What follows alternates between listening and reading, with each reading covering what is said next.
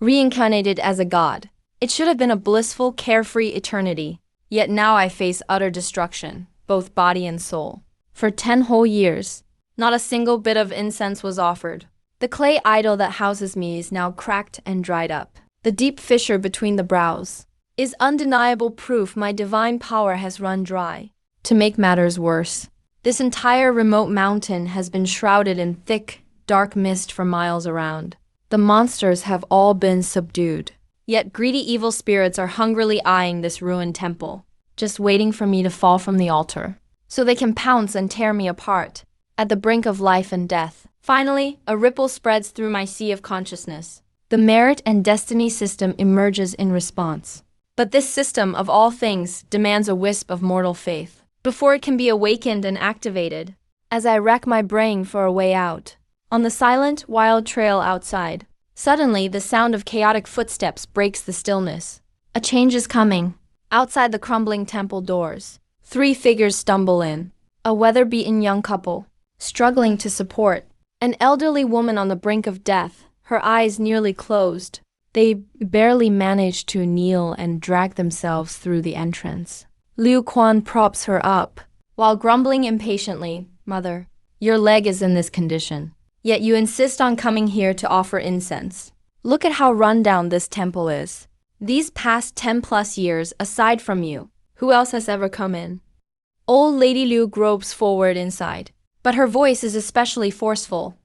"Others not worshipping Lord Zhuanyang. That's their business. But my life was saved by Lord Zhuanyang." After entering, Old Lady Liu reaches for the altar table. Her hand covered in ash, the censer toppled to the side. The whole temple feels chillingly deserted.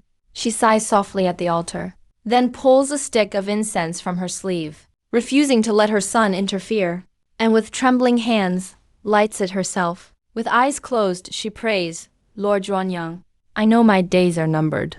Before I go, I just wanted to visit you one more time.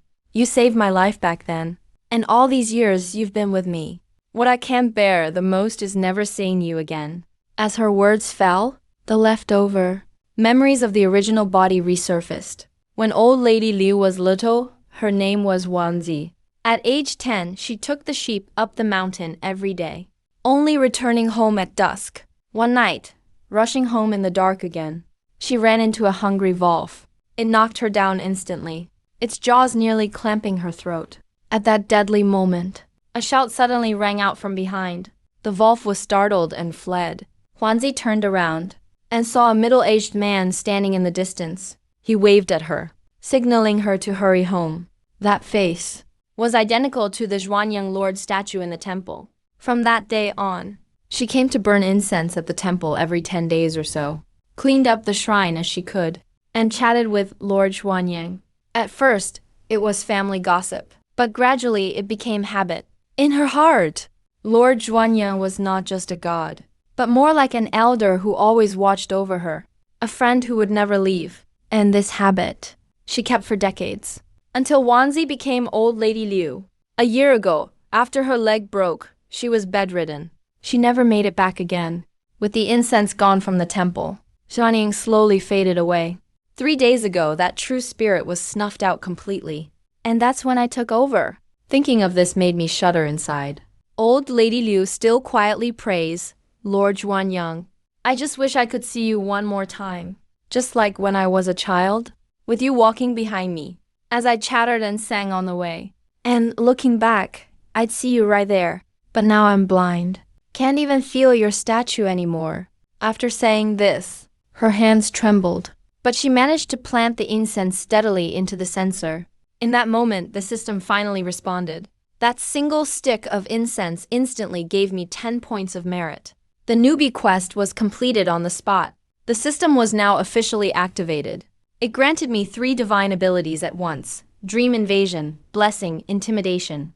Another quest popped up: Rebuild the Divine Statue, with 200 more merit awaiting upon completion. I immediately checked my stats panel. My current title was still only Zhuanyang. My divine rank the lowest possible. The territory was even sadder, barely covering a single mile. Total merit, 60 points. At least I had 3 divine abilities now, but no cultivation methods yet. And the system's assessment was even more disheartening: too few believers. Spirit lamp dimly flickering, prone to extinguish at any moment. I tried adding 5 points of merit to my rank. Sure enough, the number ticked up. The remaining merit points dropped by exactly 5. Now I had it figured out. You can directly use merit to boost your rank, but maxing this tier would take a full 100 merit. And right now I'm flat broke. Can't afford to randomly throw points around. I turned to check the 3 divine abilities. Dream Invasion lets you enter someone's dream and communicate with their soul. Blessing lets you bestow good fortune on the target, though at this stage it only works on believers. Intimidation fills the target with fear, making them dare not resist, or even compelling obedience. All 3 are quite decent, and apparently scale with level.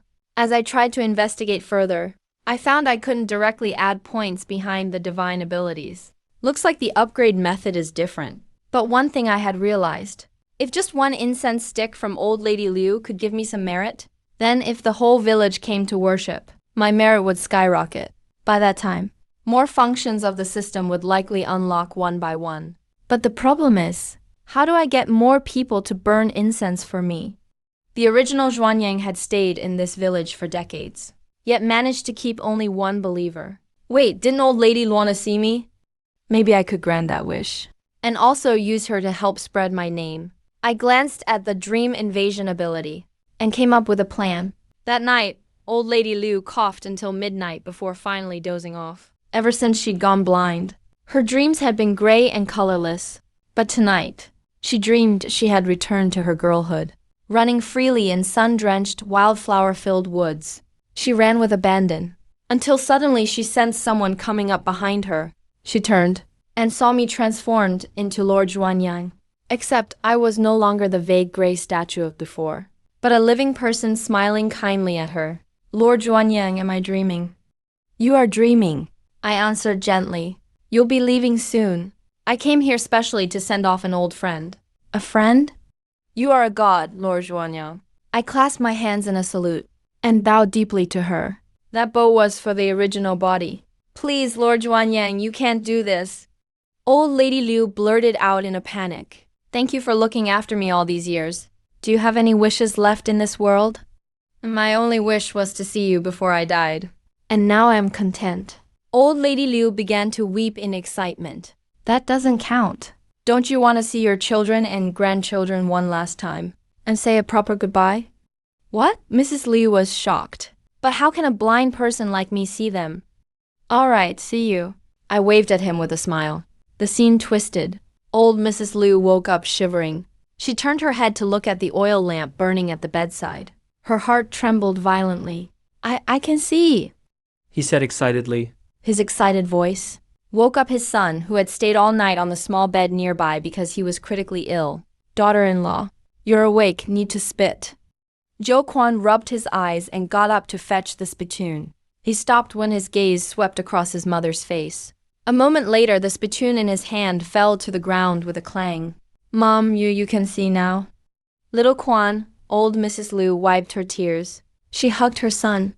Then she called her grandson and granddaughter over too. After waking up, her eyes are healed. This really is heaven opening its eyes. Liu Quan couldn't believe it. But old Mrs. Liu took his hand and shook her head. It's not heaven opening its eyes. It's the suspended goat's eye. The deity took pity on me. So before this old lady leaves, they let me see you all with my own eyes. Say goodbye. From Midder, I saw all this. Satisfied, I left. After using 2 supernatural powers and exhausting my spiritual energy, I returned to the statue to rest. The constant sounds of kowtowing woke me up. I opened my eyes to look. Below the main hall, a family of 4 in mourning attire was kneeling. They kowtowed loudly. It was Liu Quan's family. Lord Zhuanyang, my mom is gone. Liu Quan sobbed. Before she left, she told us about your miracle. We misunderstood you before when we were ignorant. We hope you can forgive us. From now on, I will take my mother's place and faithfully serve Lord Zhuanyang. After saying this, they kowtowed 3 more times. He asked his family to take turns offering incense. Merit +2, merit +2, merit +5, merit +7. How much merit is earned depends on their devotion. 7 points is from Liu Quan. 5 is from his wife. The clueless kids only give 2 points. Not as much as old Mrs. Liu's 10 points. But at least the first step has been made. If growth continues steadily, being a god in this world doesn't sound so bad. Even though it's just a small amount of divine power, the future seems promising. Sorting through my native memories, I figured out my location. Liu Family Village, Julong Town, Shiakai County, Huainan Prefecture, Qingzhou, Zhou Country. Though this world looks like ancient China, it's actually divided among warlords. And it's crawling with man-eating demons and evil spirits. Ordinary people are like leeks waiting to be cut in front of the evil spirits. Even if the authorities recruit warriors, they can barely defend against them. It really is a chaotic world. Looks like, as a little local god of this mountain village, I need to survive the early period first. I have to lay low for now. Otherwise, my life could be in danger any minute. I took a deep breath and started planning my new life seriously. Lord Zhuanyang, we're leaving now. Once the funeral's over tomorrow, I'll come fix up the main hall. Liu Quan and his wife kowtowed and left. The next evening, after the funeral, Liu Quan and his wife came to the village temple. They cleaned up. They fixed the tables and chairs. Neighbors passing by were surprised. Quan, what, you two suddenly have too much free time? Weren't you always against your mom worshipping Lord Zhuanyang? Why are you doing the same thing today? Liu Quan put down the broom and explained sincerely. Before my mom passed, Lord Zhuanyang showed his power. He healed her eyes. Lord Zhuanyang is really effective. You should come offer incense too. He'll bless you all. Everyone waved and left. This repeated countless times all morning. Even with Liu Quan sincerely trying, he couldn't get anyone to offer incense. Some even made sarcastic remarks. Looks like everyone still holds a big grudge against me. I shook my head with a bitter smile. Developing the whole village market won't be easy. Brother Zhuan Lord Zhuanyang. Is he really that effective? Ayan, wife of Liu Da, you from the village, came over with a worried face. Of course, what I just said is all true. How could I possibly joke about my own mother? Da, you left before dawn to gather herbs, and hasn't come back yet. I'm really worried. Then hurry and find the village chief. Ask him to send people into the mountains to look for him. Ayan added. But it's even worse. He went to Jupin Mountain. What? Liu Quan exclaimed. Jupin Mountain is unfathomable. A white mist appears at night, often haunted by demons. Nobody comes back. Why would you go there for herbs? My dad was injured. The doctor said he needs ginseng soup to recover. But we can't afford to buy any. So Dayu went into the mountains to search. But he searched all the nearby mountains and didn't find any. And you know my Dayu is very filial. So now he went to Jupin Mountain. He wouldn't listen no matter how I tried to stop him. Ayan burst into tears. The village chief has already taken people up there. But he doesn't dare enter the mountain at night. They can only wait at the entrance. I've got no other choice. Quan, do you think Lord Zhuanyang will help with something like this? Ayan, you married in from another village. So you probably don't know our Lord Zhuanyang well. He's never been effective. Praying to him is not as good as joining the chief and the others to worship the mountain god. The villagers nearby waved dismissively. Don't listen to them. Liu Quan glared at a few people and pulled Ayan aside. Sincerity brings miracles. Ayan, just pray sincerely. Lord Zhuanyang will definitely bring Dayu back safely. All right, I'll try. Ayan entered the temple. She looked at the broken statue and made a vow. Lord Zhuanyang, if Dayu returns safely, I am willing to rebuild your sacred statue. Merit 5. Only 5 points. But for someone only praying in an emergency, that's not bad. What he wished for just matches my mission. But for her husband, I can't do it. My system's range is only 1 mile around Liu Family Village. At best, I can reach Jupin Mountain's entrance. If Liu Dayu gets into trouble, not only will I not get the new statue, Liu Quan's loyalty will plummet. Now what? I've got a bit of a headache. Let's go check it out first. I projected my spiritual sense out of my body and flew toward Jupin Mountain, not far from the village. The air around me grew thick and heavy like sticky water. With greater resistance, the farther I went. I had to give up, just when I was out of options. A swirl of incense smoke drifted over. Where's this incense smell coming from?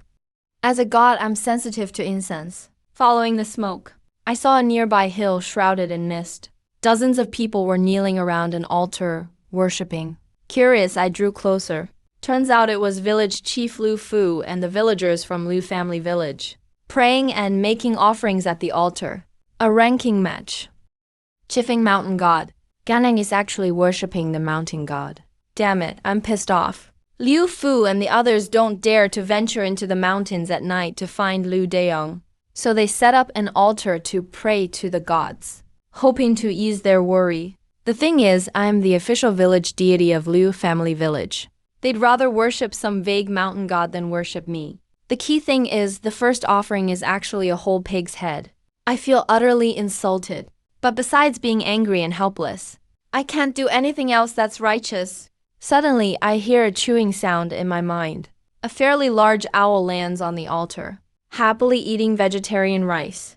Looking closely, there's a faint fiery red aura swirling around him. Turns out he's a little demon. An idea strikes me. Jupin Mountain is crawling with evil spirits. Mortals can't enter easily, but a little demon going up the mountain. Bringing someone out shouldn't be too hard. I quietly approach. The owl eating rice speaks out majestically. What are you eating? Why are you here? The owl suddenly stands up. Seeing me wrapped in golden light, he instantly goes weak in the knees from fear. As he's about to spread his wings and flee, he feels as if struck by a heavy blow. Falls straight off the offering table. Oh, what terrifying power! No wonder they say divine power is irresistible. He has no idea I used my divine intimidation technique. If he didn't possess strong demonic power, he'd probably lose his mind right then and there. I could command him at will. Using this drained most of my spiritual power. I had no strength for a second attempt. I could only bite the bullet and protect him. I am merciful. I don't wish to harm you. But if you try running away again, don't blame me for being harsh. I won't run. I'll behave. Please, great deity, spare me. The owl gets up, bows repeatedly to the deity plaque, begging for mercy using demon spiritual communication. Honorable mountain god, hoo-hoo. I didn't mean to eat your offering. You are mighty and powerful. Please spare this little demon. I'm speechless. I'm not the mountain god. I'm Xuanyang. The owl is stunned, blinks and recalls for a moment. Then his face fills with shock. He's been around this area for quite some time. Never saw Lord Xuanyang manifest. But a deity naming himself can't be lying. Sorry, Lord Xuanyang. I shouldn't have eaten your offering. The owl bows furiously. I need you to do something for me. I get straight to the point. The owl listens to my request, but furrows his brow. The person the deity spoke of. This little demon happened to come across him earlier while wandering nearby. He was lured by a yellow weasel spirit in the mountain. That yellow weasel spirit loves seducing young men and holds a wedding ceremony with human customs. Then takes the man's key to replenish its own. Drains his young energy until exhausted. The little demon isn't afraid of it, but they've always kept to themselves. If I snatch the human from it, I'm afraid he won't let go. He even dares to bargain. I snort coldly. I certainly won't make you do this for nothing. When you return, I will reward you myself. The owl is delighted. Hastily bows. Deity, you're too kind. It's an honor for this little demon to serve you. The reward doesn't matter, but a little something would be nice. However, with my little demon's reputation, that yellow demon may not be willing to release the person. If you could give me some token, so the yellow demon believes it's legitimate, and not me pretending by royal order, I'm sure he'll give face. For a token, I see an unused candle on the offering table. I casually pick one up, infuse it with remaining magic power. The owl understands, grabs the candle and flies toward Jupin Mountain. Hey, look, that bird took the candle. A young man shouts in surprise. Village Chief Lu Fu glances over, pays no attention. He turns to Liu Dayu's father, Liu Ang. Second uncle, even though we've made offerings. Whether the mountain god will help us is still unknown. We've done all we can. You should be prepared in your heart. Thank you, Chief, for your help. Liu Ang nods gloomily, putting hope in the mountain god. It's truly out of desperation. Uncle, should we invite Master Hui?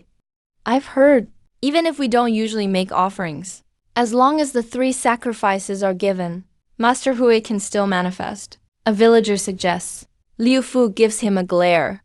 Master Hui's debt of death never gets paid off. That's not a free invitation.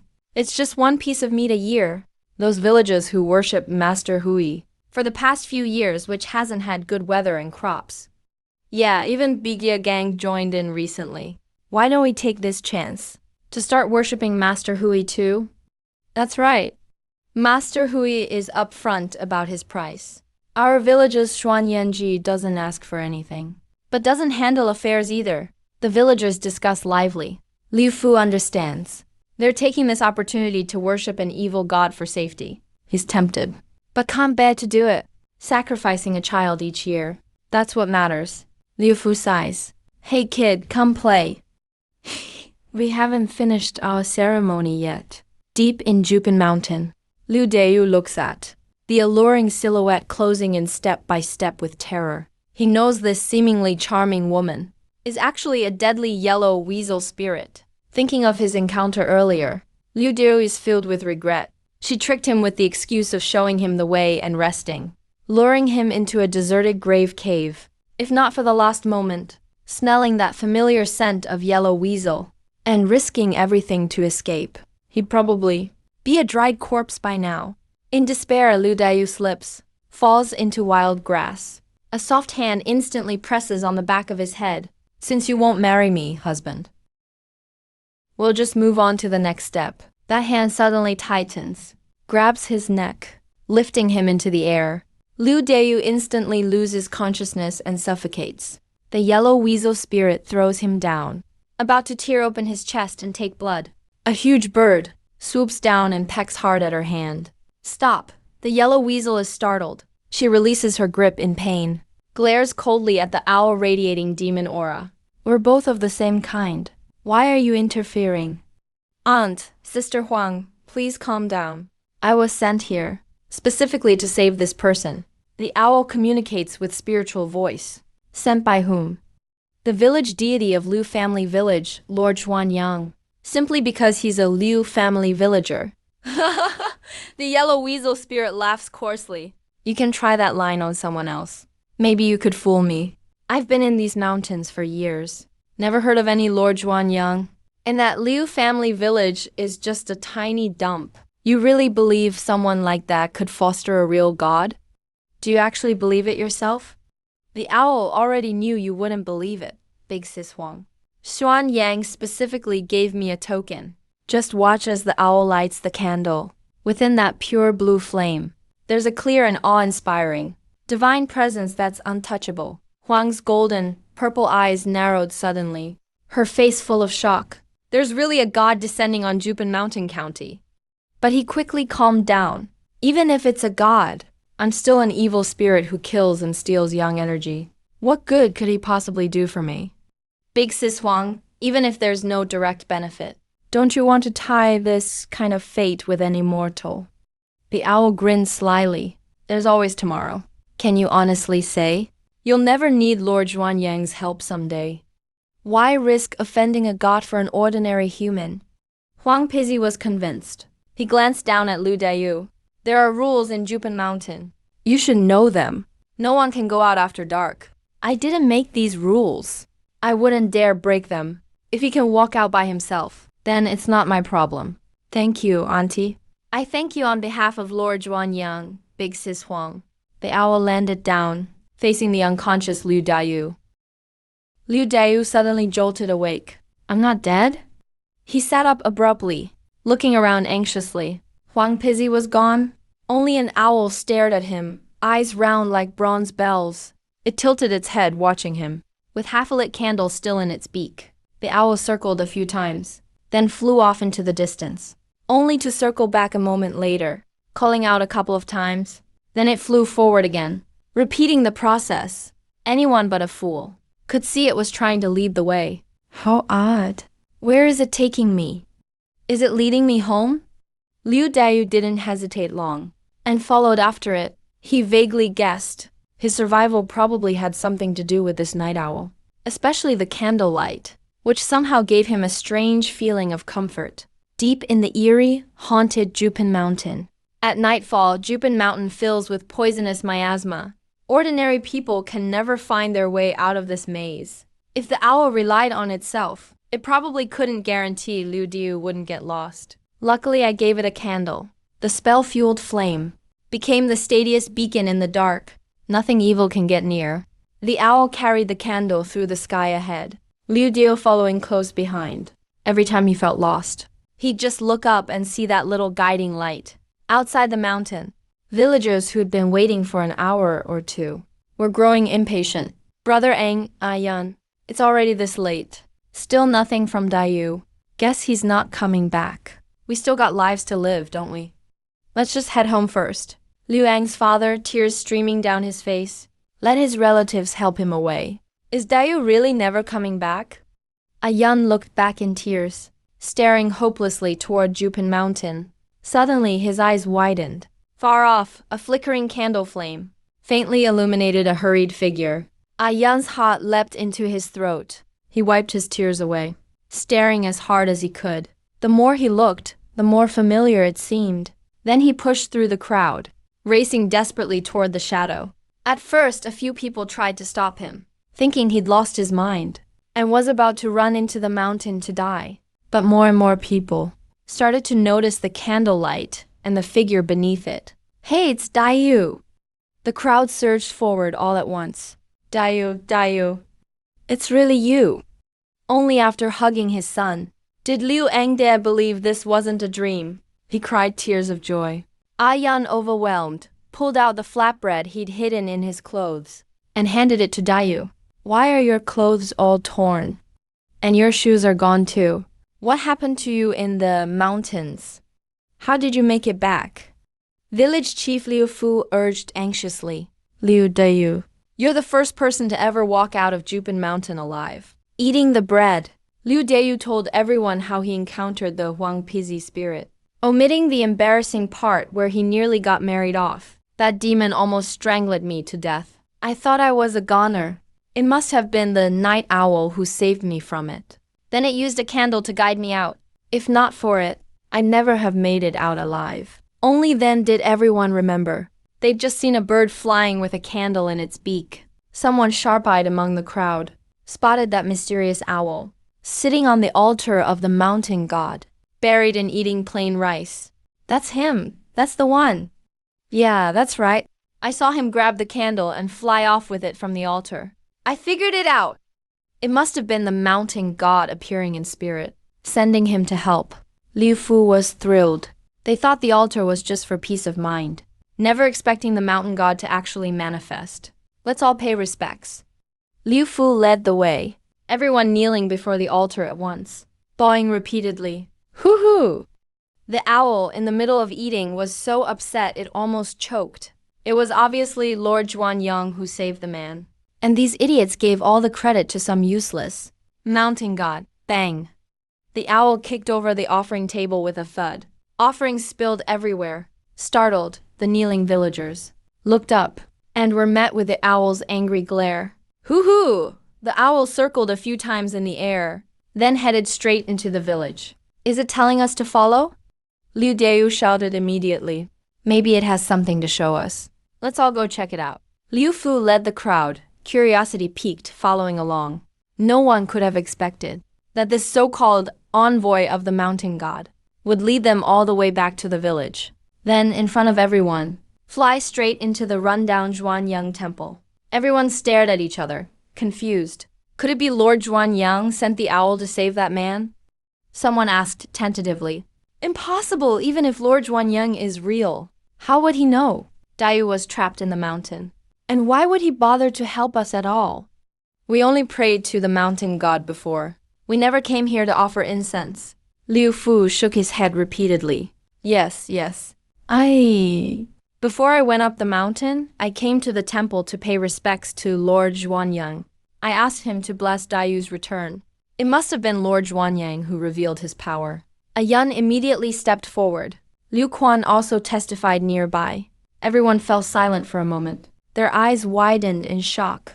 The one who saved the man wasn't the mountain god, but was actually our village's own household god that has been neglected for who knows how many years. Lord Zhuanyang looked at the old, worn-out temple. Liu Fu's face turned bright red with embarrassment. It's been over 10 years. Yet this god, forgotten by the whole village, isn't just alive. But for the sake of one ordinary villager, he even dared to snatch someone from a powerful demon. Chubby, go get the offerings prepared for the mountain god. Zhuanyang too. How can we give him someone else's leftovers? Go prepare 3 fresh sacrificial animals. Let's worship Lord Zhuanyang. Inside the Liu family village's small temple, the incense table was wiped spotless. Newly gathered offering pork head was set out. Whole chicken and whole fish too.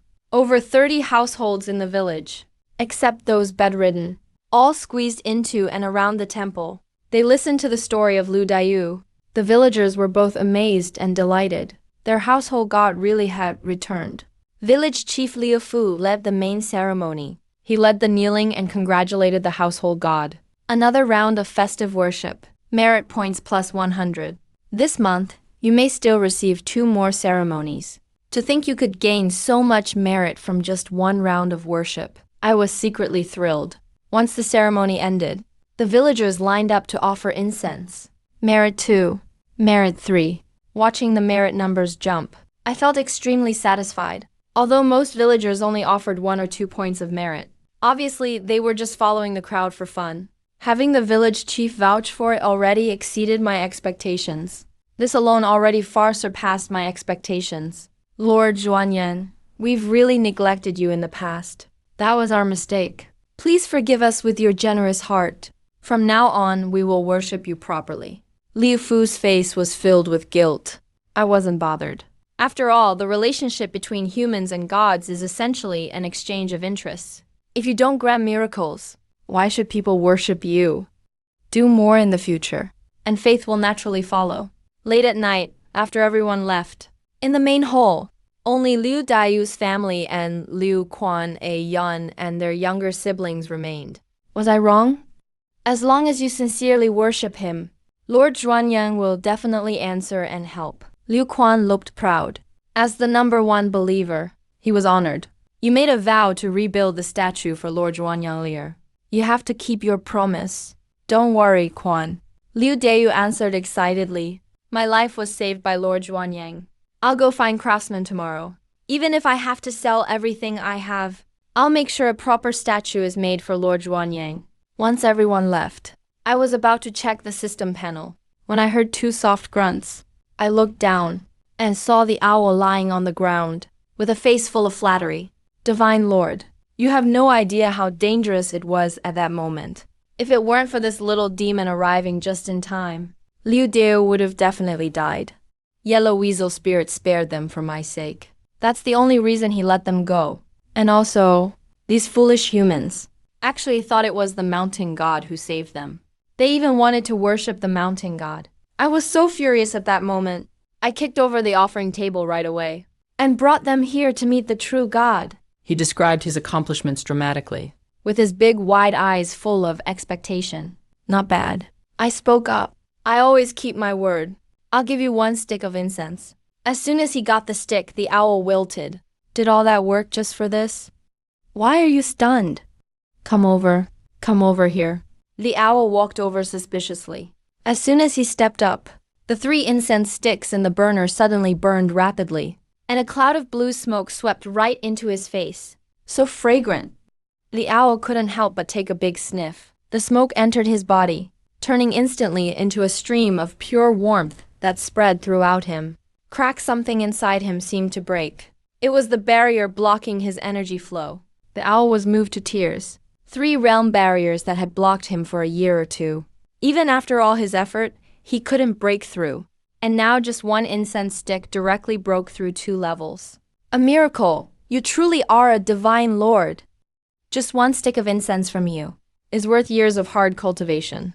As the barrier melted away, the owl's body changed as well. His body grew enormous, and dark red feathers sprouted from his wings and tail. They shone brilliantly under the candlelight. Merit points minus 20. I received a system notification for the deduction. Just now I used my blessing power and transformed 20 merit points into spiritual fortune for him. Even though I just collected a bunch, 20 points isn't exactly little. But since I hired someone, of course I can't be stingy. How does that feel? I asked the owl, who just opened his eyes again. I, little demon, am about to break through to a new level. Thank you, Divine Lord. The owl was so excited he bowed his head. May the Lord have 10,000 years of longevity, and many descendants and blessings. I was speechless. What children can a god like me have? By the way, why do you now have red feathers? What's that about? I was curious. The change in feathers probably means I'm preparing to take human form. But normally the new feathers are the original color. How come mine are fire red? The owl looked down at himself, muttering to himself, could I be the 1 in a million bird king? This little guy's narcissism is almost a match for mine. From now on, visit me often. As long as you complete the tasks I give you, I won't treat you poorly. Go ahead. I was eager to check the system and sent him off. Thank you, Divine Lord.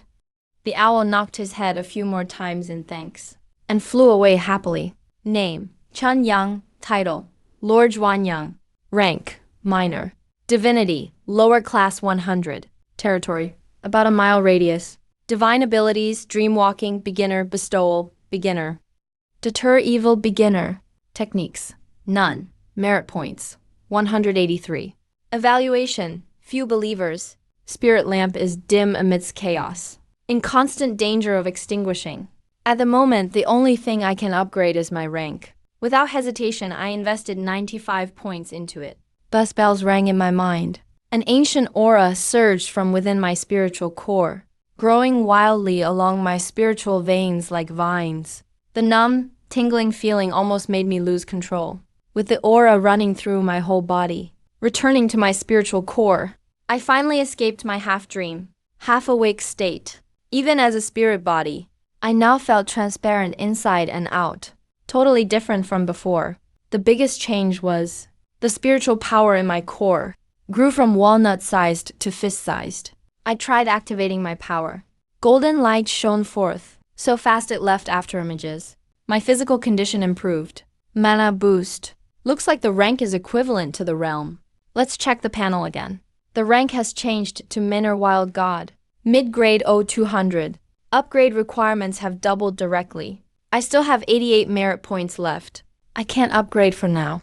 I'll keep checking further. I found there's a store added at the very bottom. I knew it. How could a golden finger system not have a store? I excitedly opened it, but my expression froze instantly. There are only 2 items. Thunder Art, Yellow Tier Technique. Can enhance unarmed attack types. Exchange for 300 merit points. True Essence Pill, D Tier Medicine Function. Can provide a chance to advance rank. Exchange for 50,000. How many merit points? I counted 3 times. Made sure I wasn't wrong 0. This system must be nuts. I'm a poor god who can't even scrounge up 200 merit points. Yet it shows me a product worth 50,000. Only 2 slots total, and one is just wasted. As for the other Thunder Art for 300 merit points, that's not too expensive. And it's exactly the combat skill I urgently need. Too bad I'm still way short. There are a few prompts at the bottom of the interface. Congratulations, host. Mall system activated. Special ability granted. Celestial phenomena. The number of items on sale in the mall is related to your title rank. The mall refreshes on the first day of each month. Please exchange your desired items in time. Refreshes on the first day of each month. Still a dozen or so days left. Shouldn't be hard to rack up 300 for Thunder Art. I then checked out the new divine power, Heavenly Phenomena. Can change the weather to either rain or wind. Effect depends on level. A low-end version of calling wind and rain. Looks like special abilities are mainly used to benefit followers. Techniques are the real combat skills. Early next morning, Liu Deu's family came to offer incense. I eagerly waited for merit points to be credited, but the incense burned down completely, and nothing happened. Opened the panel and saw. Turns out, when the same person offers incense multiple times in a month, only the first time generates merit points. Makes sense. Otherwise, I could just send visions making followers pray daily. Wouldn't that mean infinite point farming? But with this rule, it's a big problem. Liu village only has about 100 people. Even if all citizens become followers, that's just a few hundred merit points a month. That 50,000 true essence pill, I'd have to save up till who knows when. I have to find a way to expand the follower base. Developing into neighboring villages is the only way. This world is extremely superstitious. Once a village god is established, it won't change for hundreds of years. Unless there's an extremely strong reason. Otherwise, it's hard for other villages to change allegiance. Forget it, just focus on managing Liu village well first. I pondered to myself. Last night everyone followed the chief and paid their respects. How long the enthusiasm lasts is still uncertain. I need an opportunity so they feel they can't do without me. Just as I was thinking, Liu Deyu brought a man before the statue. Lord Zhuanyang. This is Master Niu the carpenter I invited from Niu village. He's here to restore the statue for you. Brother Niu, since you're already here, go ahead and offer a stick of incense to our Lord Zhuanyang. Niu the carpenter curled his lip and said, if you ask me, since you're so sincere about restoring the statue, why not worship Old Gray, like we do? Guarantees you good weather every year. Niu, how dare you slander Lord Zhuanyang in front of us? Forget it, we don't need your services. Let's go, said Liu Dayu angrily. All right, I was just talking nonsense. I apologize to Lord Zhuanyang. Niu the carpenter half-heartedly slapped his mouth, picked up the incense and prayed casually. Merit points gained. 0. Even children get at least a little from offering incense. This jerk gave me nothing at all. Really looks down on my Old Gray. That's the evil spirit that demands a young boy every year. I sneered to myself. Got a good look at him. Making such a big statue costs 3 taels of silver. Delivery in half a month. Niu the carpenter finished measuring and said, 3 taels. Liu Deyu looked troubled. My family will have to sell everything just to scrape up 2 brother Niu. Please charge less. I can charge less. But can you pay less? Reshaping the statue for a god. No bargaining allowed. Give me the 2 now. After you harvest your wheat, settle the rest.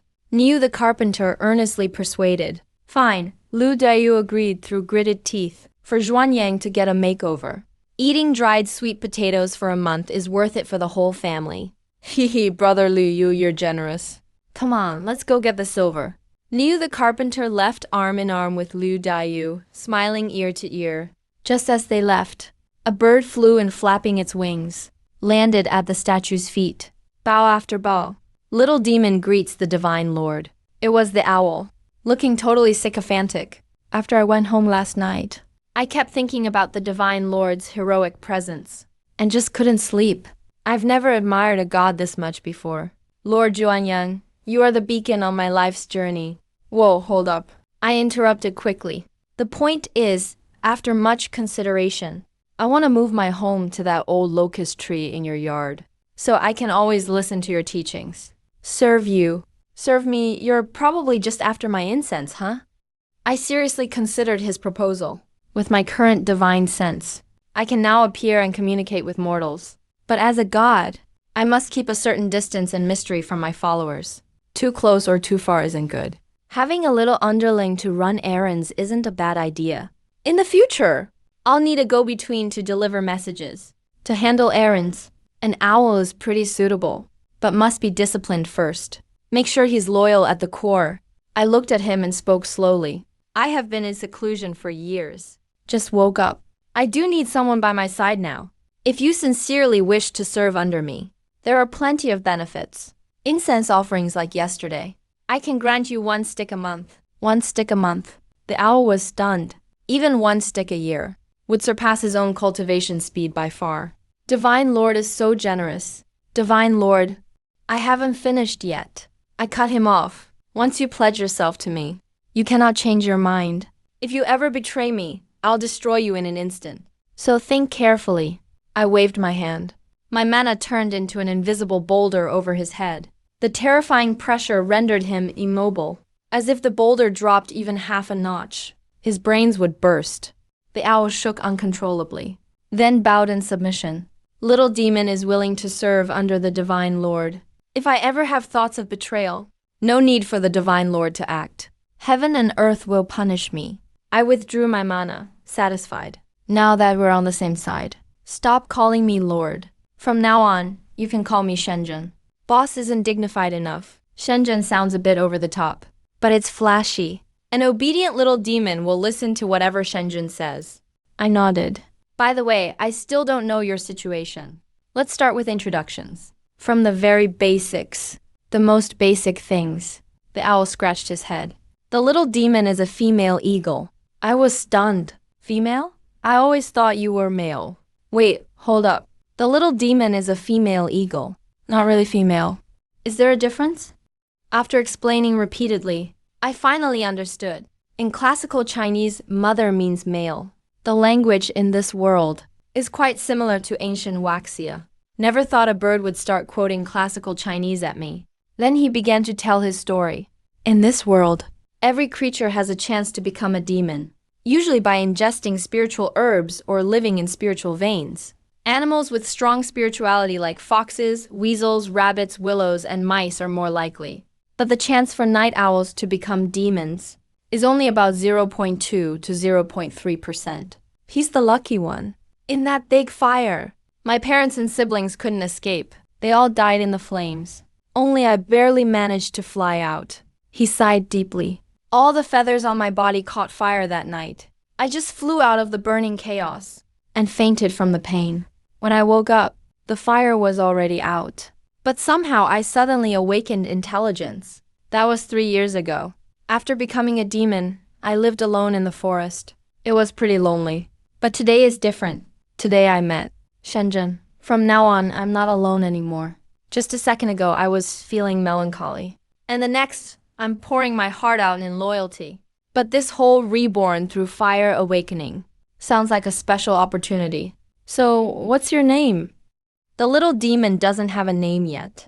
Please, Shenzhen, give me one. He looked at me with eyes full of hope. Your eyes are so big. Let's just call you Big Eyes. How's that? Sounds good, right?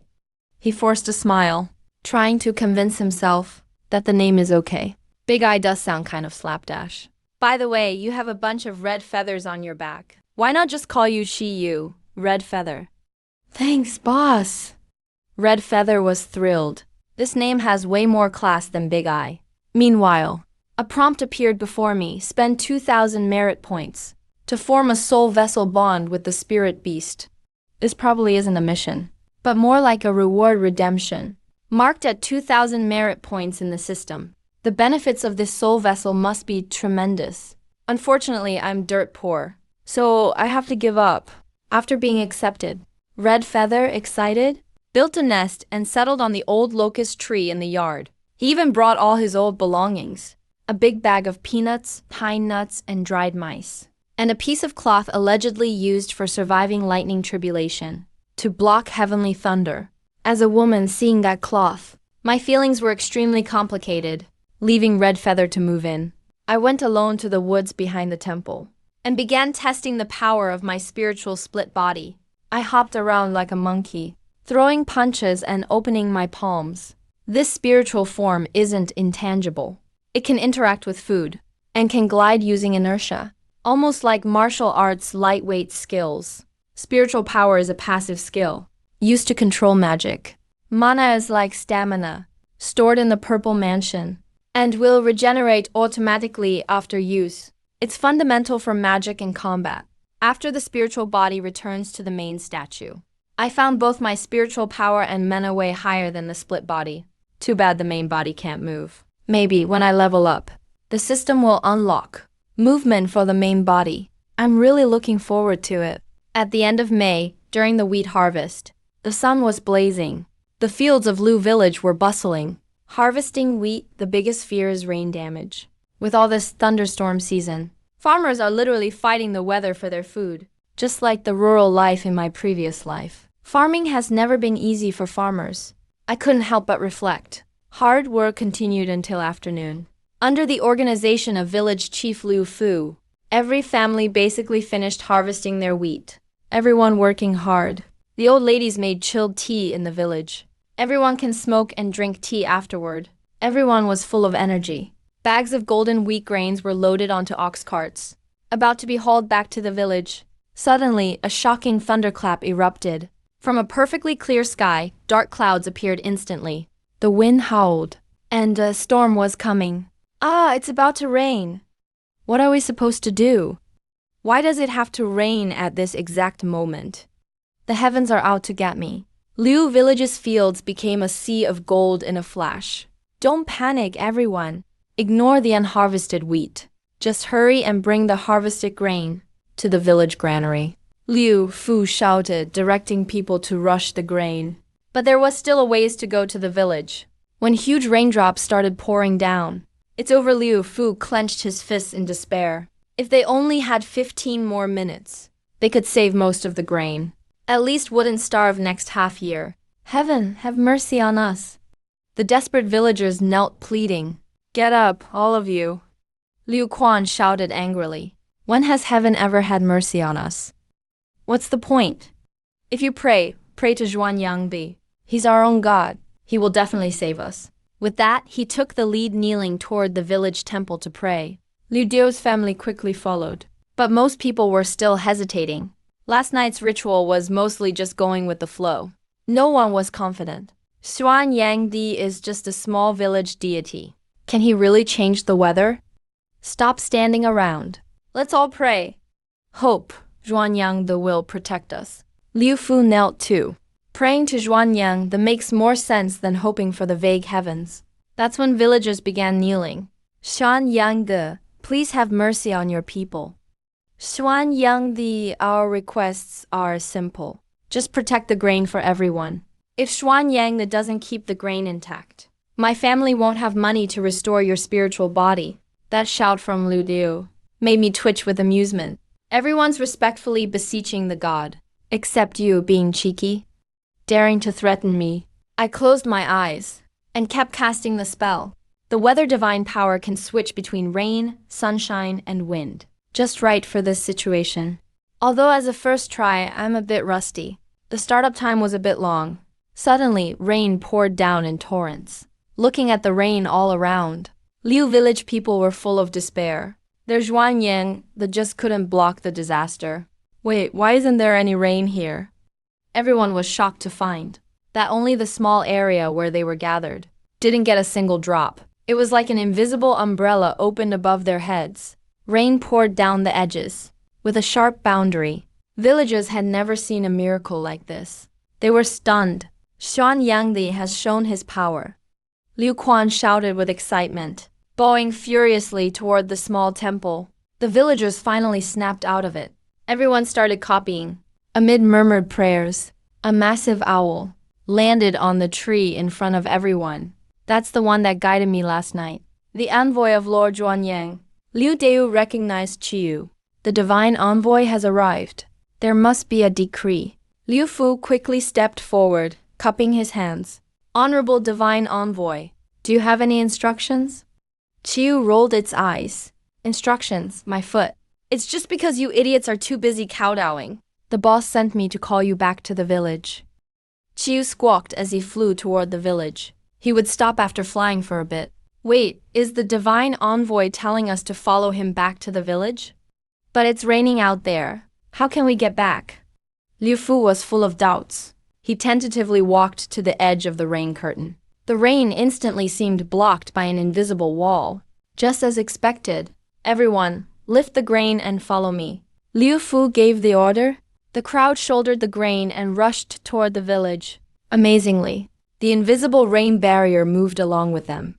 Not a single drop leaked through. Lord Zhuanyang is so considerate. He must be worried that if we stay here too long, the groundwater will soak the wheat grains. So he sent an envoy to hurry us back to the village. Listening to the villagers' praise, I rolled my eyes from afar. Consider it my ass. My spiritual energy is almost depleted. With my current strength, I can only maintain the weather phenomenon for half an hour at most. If the rain doesn't stop, all my efforts will be wasted. So I had to send Qiyu to drive people away. Under my protection, the grain was finally all taken to the warehouse.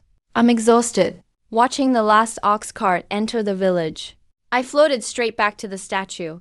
About to rest, the system pop-up appeared. Congratulations, host. Task completed. Villagers' wish mission. Pacify Huangji. Reward, 100 merit points. Note, this task can be triggered repeatedly. Not only can I earn merit, I can trigger it again and again. This system is pretty decent. I'm really too tired. So I fell asleep without thinking much. No idea how much time passed. The sound of gongs woke me. I saw Liu Fu himself beating the gong, leading the whole village, young and old, toward the temple. Pig heads, sheep heads, ox heads. The 3 big sacrifices were respectfully placed on the altar. For this poor mountain village, this is already a huge effort, like selling everything they own. But compared to the food they reclaimed, it's nothing. Thank you, Lord Zhuanyang. Liu Fu knelt down. Before he finished speaking, he was already sobbing. Villagers behind him also started crying. Food is life's foundation. Lord Zhuanyang helped them keep their lifeline and made them realize something else. Lord Zhuanyang favors Liu village to receive real divine protection during chaotic times. How lucky they are. As for why Lord Zhuanyang ignored them for decades, Liu Fu and the others came up with a reason. It must be that previous generations did something that deeply disappointed Lord Zhuanyang. Now, seeing their hardship, he couldn't bear it anymore. So he revealed his spirit again. After 3 kowtows, Liu Fu stood up and loudly announced to the whole village, in front of Lord Zhuanyang, as the village chief and Liu family head, I declare a new rule. From today on, worshipping Lord Zhuanyang is the top priority of the village. On the first day of every month, except for children and bedridden elders, everyone must come to burn incense. Anyone who is disrespectful or blasphemous will be severely punished by clan rules. The same mistake must never be made twice. If we anger the gods again, Liu village will be doomed. Agreed, everyone responded in unison. From within the statue, I was very satisfied. This effort was worth it. My status in Liu village is now rock solid. Congratulations, host. Enjoy 300 merit points for today's worship. This month, you can also enjoy another big sacrifice. Only then will it count as a medium-scale event. So the worship level has nothing to do with the offerings, but depends on the number of followers and their devotion. After the ceremony, villagers burned incense one by one. Merit points +7. Merit points +8. The villagers' devotion surged. Each incense offering was now worth over 6 points. A far cry from the mere 2 or 3 points last night. I happily watched my balance skyrocket. Suddenly, a merit points +2 popped up, really glaring. Who is being so disrespectful to me? I looked closely and was stunned. It was Liu Quan. Strange, repeated incense offerings within a month weren't supposed to grant merit, right? Until Yu Deu and his wife burned incense. Each got a point. Then I realized, while they can't farm points repeatedly, if followers' devotion increases, the system will make up the difference. Liu Quan's 2 points were added on top of the previous 7. The system is calculated very precisely. Night fell and the ceremony ended. The crowd dispersed. Liu Quan's taxes for this year? Your household doesn't have to pay them. Outside the temple, Liu Fu stopped Liu Quan. The village's collection of the 11 taxes isn't a small sum. Why, chief? Liu Quan's eyes went wide. We've discussed it. Lord Zhuanyang's return is probably because your mother has worshipped sincerely for decades, which moved him. Liu Fu sighed. Your family's taxes this year will be covered by the village's work-field income. Other than future temple renovations, we plan to set up a memorial for your mother in the side hall, so she can also receive incense offerings. What? How could we deserve this? Liu Quan's voice trembled with excitement. She totally deserves it. Keep an eye on temple matters from now on. Of course. Liu Quan patted his chest and promised, Mom, I won't let you down. I will certainly serve Lord Zhuanyang well from now on. I didn't know about what happened outside. The crowd had left. I immediately opened my panel. Merit points, 685. I decisively spent 300 points to redeem the 5 Thunder technique. Strange information surged in like a tide. Spiritual sense, gestures, mana flow, casting essentials instantly clicked together. It felt like I'd practiced for years. First stage of 5 Thunder technique. Mastered. I saw a plus sign after the technique. I clicked to check. It asked, do you want to spend 300 merit points to upgrade 5 Thunder technique to the second stage? Turns out you can level up with points directly. I checked my remaining balance. I had enough, so I maxed it out. Congratulations, host. 5 Thunder technique raised to stage 2. The panel turned yellow. 5 Thunder Technique 2/9, yellow grade. Looks like the techniques are graded as heaven, earth, mysterious, and yellow. If I level up further, maybe the technique's grade can be boosted to the mysterious level. I couldn't wait to test its power. Came to the courtyard, followed the 5 Thunder Technique guidelines, formed a spell gesture with my right hand, and spiritual energy surged wildly into my palm. The distant rumble of thunder echoed in the air. Ah, it's thundering. Is it coming after me? On the old locust tree, Chiyu, terrified, grabbed the horse blanket as a shield from the lightning and held it over his head. Listened, but the thunder sounded like it was coming from below. He poked his head out to take a look, only to see me wielding thunder in my hand, and slammed my palm down on the abandoned stone roller in the yard. With a crack, that bull-sized stone roller instantly exploded into flying debris. What divine strength, mighty God. Chiyu was dumbfounded, then landed at my feet, and started praising me frantically from the heart. Hugging this big leg is way too straightforward. I ruffled his hair, also shocked deep down. And this is only the second level. There are 9 levels in total. If I cultivate it to perfection, what kind of world-shattering power would that be? Of course, the amount of merit points needed must be astronomical. I opened my panel. Notice the plus sign behind the 5 Thunder Technique had turned gray. This technique has reached the current grade limit. Please upgrade your grade to continue leveling up. So, technique and grade are tied together, which proves once again that grade equals realm. I glanced at my panel again. Grade, low-ranking wild god. Mid-grade 02 of 100 merit points, 85. Only this much left? I slightly regret not upgrading my grade first. This month, almost everyone in Liu Village has already made offerings. Their piety has also reached the maximum. Before the first day of next month, there's likely no more income. Counting the days. It's only the 21st today. 9 days to go. Feels just like before, when I'd spent all my salary. Counting the days waiting for payday. Wait, there's still one more ritual I haven't benefited from. But this month, Liu Village has already held 2 rituals. We can't just keep milking them. Besides, the grain has already been gathered. There aren't any big events worthy of another village-wide offering. Can I bring in people from other villages to make offerings? As soon as I had that thought, I extinguished it. Getting outsiders to change their surname is extremely hard.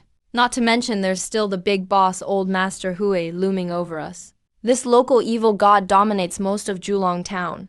He's the most effective deity in the eyes of the locals. If I want to expand beyond Liu Village, sooner or later I'll have to face him. But for now I can't even leave Liu Village. Thinking too far ahead. Better to keep a low profile and work on my development. Next day at Julong town's market. During previous wheat harvests, the county grain shops would send people to the town to buy grain. The price would be a little lower, but there would be some perks, so villagers usually chose to sell here. But this year, the torrential rain wiped out the grain buyers. Wheat harvest failed completely. People barely have enough to eat themselves. No surplus grain to sell. But for the grain merchants, it was a massive opportunity. They immediately brought out old stock from the storehouses, stopped buying and started selling instead, and raised prices on the spot. This is the last load of grain. Register now if you want to buy. If you're late, there's none left. The grain merchant's helper shouted. Bran, 50 wen a bag. White flour, 300 wen a bag. So expensive? Just now white flour was 270. It went up 30 wen in an instant. Villagers exclaimed in shock. If you think it's expensive, go home and wait. The boss waved impatiently. After the heavy rain, aside from these few big grain shops, there's basically no grain for sale in the market. Not buying now. Once supplies run out, it'll cost even more. The grain merchants are just looking to offload low-quality old stock at high prices. Villagers knew exactly what was going on and silently cursed the profiteers, but could only empty their savings and buy, ordering their villagers to come buy. Our Liu Village's grain, still at the old price. White flour, 130 wen a bag. Suddenly, a loud voice rang out from the corner of the market. At first, everyone thought it was a joke. The whole town suffered a disaster. Where would you find extra grain? Following the sound, sure enough, A dozen cartloads of grain arrived. A crowd instantly swarmed over. They're really folks from Liu village. Where did you get this grain? Liu Fu said with a smile. Of course it came from our fields, but everyone's crops were ruined by the rain. How did your villages come out all right? Our village's hanging sheep totem manifested. It shielded us from the rain, so our wheat survived. Liu Fu gave a respectful salute toward the village. Everyone looked at each other. A god shielding from rain. Sounds like pure fiction. Impossible, even in villages protected by old Master Hui. All they got was an advance warning of a day, so they could rush harvest the half-ripe wheat and recover half the loss at best. And you say your village with just a wild god is even more effective than old Master Hui? Someone immediately voiced their skepticism. Liu village folks weren't having that. Just as they were about to argue, Liu Fu pulled them back. My friend, it's fine if you don't believe, but please don't speak disrespectfully. Today we're selling at fair prices, because we don't want everyone being exploited by profiteers. Anyone who wants to buy needs to understand. This is thanks to Lord Zhuanyang. These 10 or so cartloads of grain are from Liu village's communal fields. After paying the grain tax, we brought the rest to sell for cash. When we arrived, we found out all the other villages lost their crops, and the city was full of greedy merchants. Liu Fu talked it over with the villagers. Instead of selling to the merchants and aiding their dirty trade, it's better to sell at a fair price to our fellow countrymen and spread the name of Lord Zhuanyang. Making a little less profit doesn't matter. Gaining incense for Lord Zhuanyang is what counts. Liu folk, thank you so much. No need, thank Lord Zhuanyang. This grain is a lifesaver. We must go to Liu village ourselves and offer incense to Lord Zhuanyang. Listening to all these compliments, the folks of Liu village were bursting with joy. Doesn't matter if it's genuine or not. At least Zhuanyang's name is spreading. Don't crowd. There's plenty of grain. If it's not enough, just buy more in the village. Our village had a bumper harvest this year. Every household has surplus grain. Not far away, the grain shop owner was grinding his teeth in anger. Go to Niu village and fetch Niu Hai for me. One boss called over his helper and whispered quietly. Great Lord Zhuanyang above. I'm Huang Zumin from Wang village.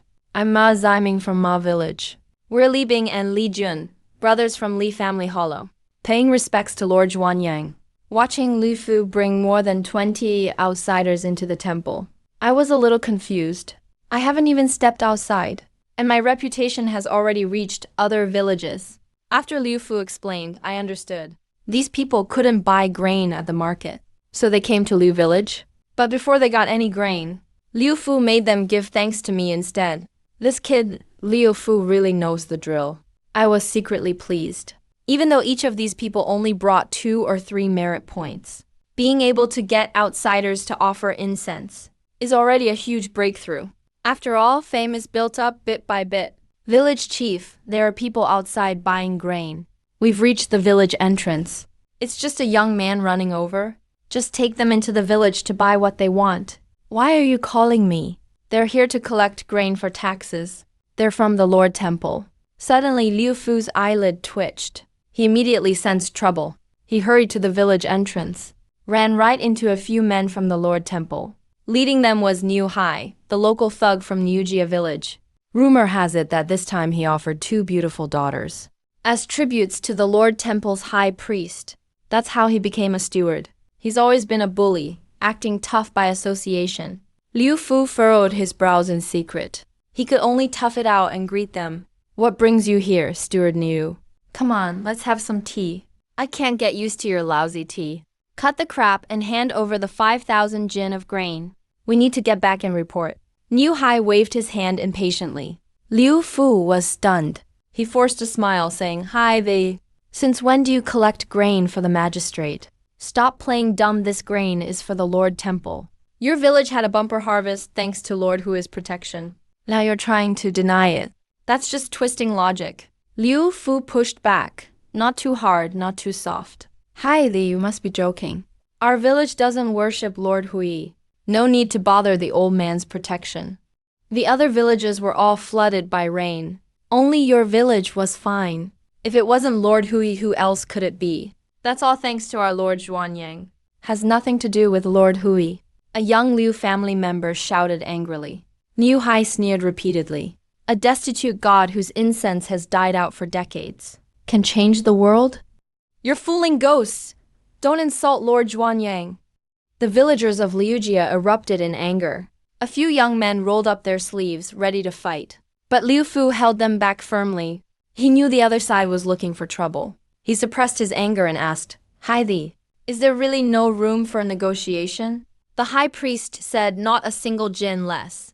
If you refuse, I'll have the high priest come talk to you himself. The moment the high priest was mentioned, the villagers exchanged worried looks. Their spirit dampened at once.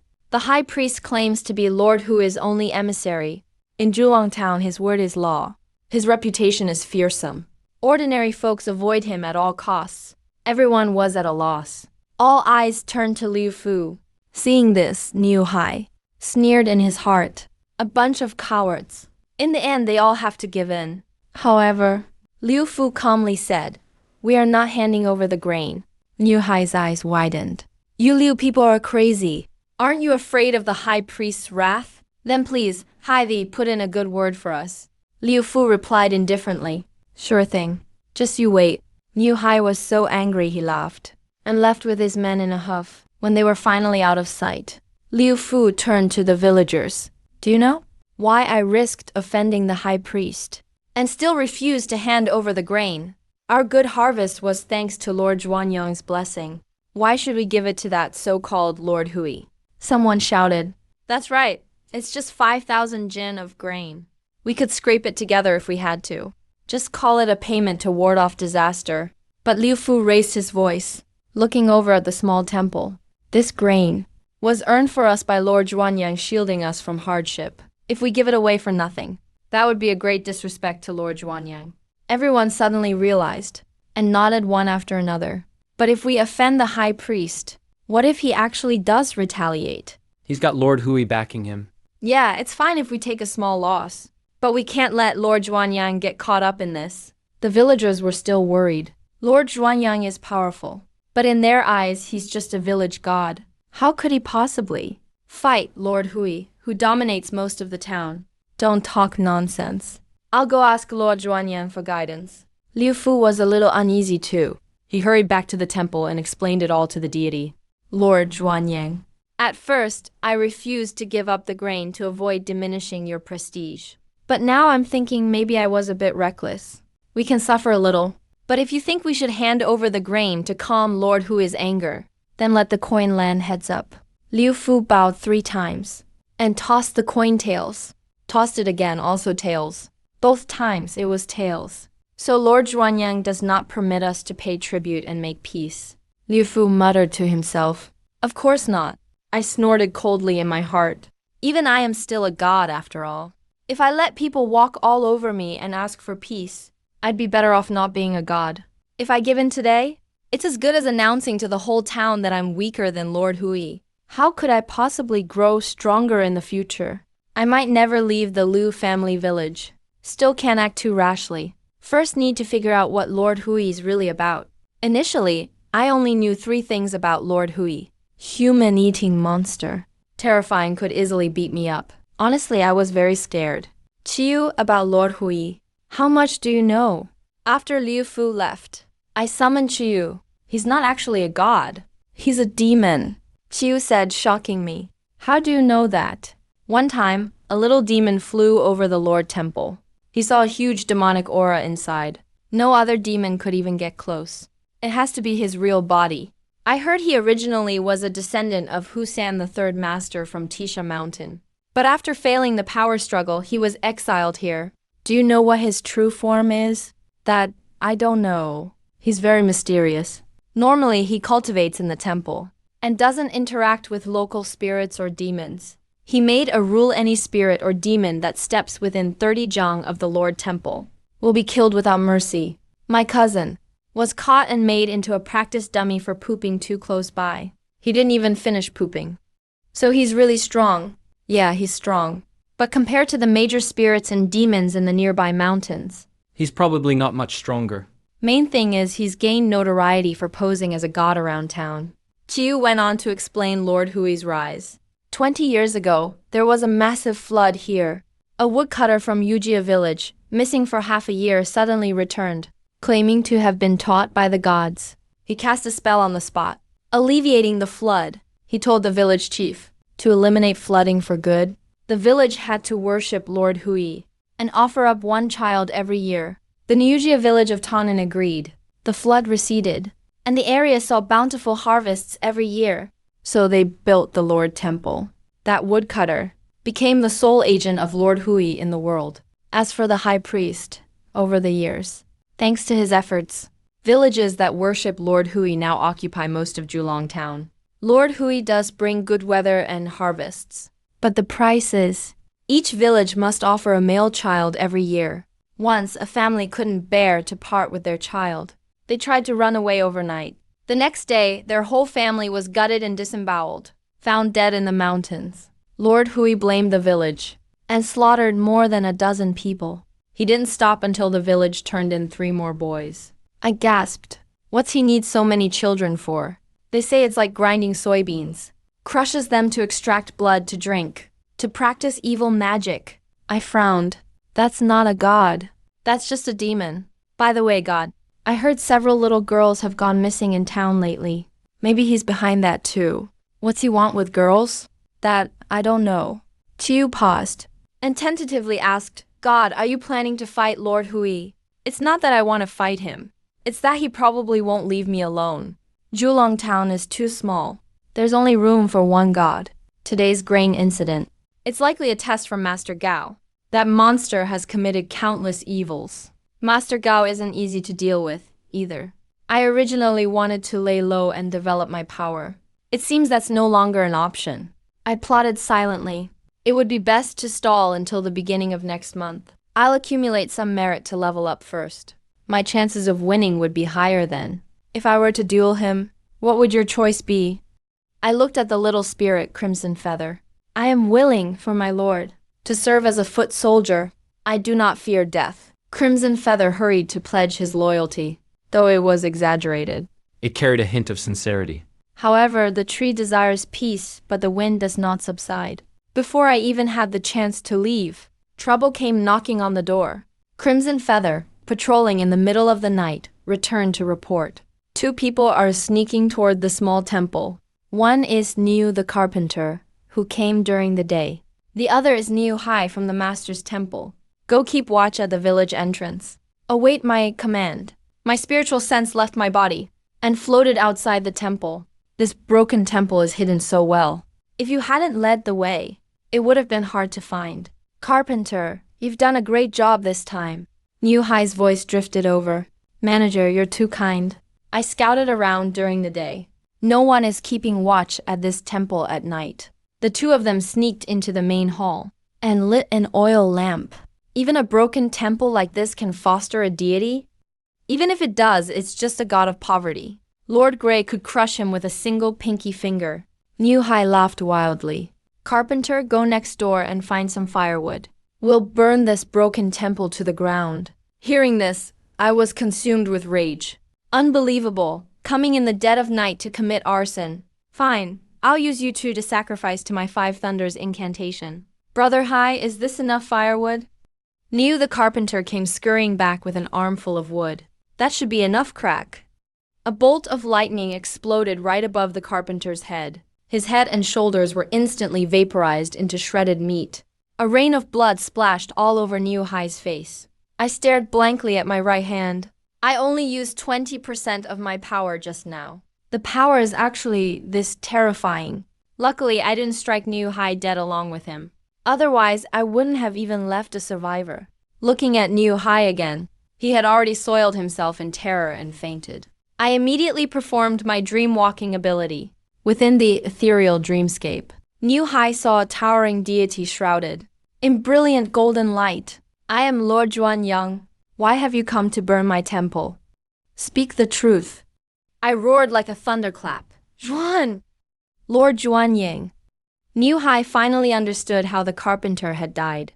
Lord Zhuanyang, have mercy. I'm just a lowly errand boy. Master Gao sent me here.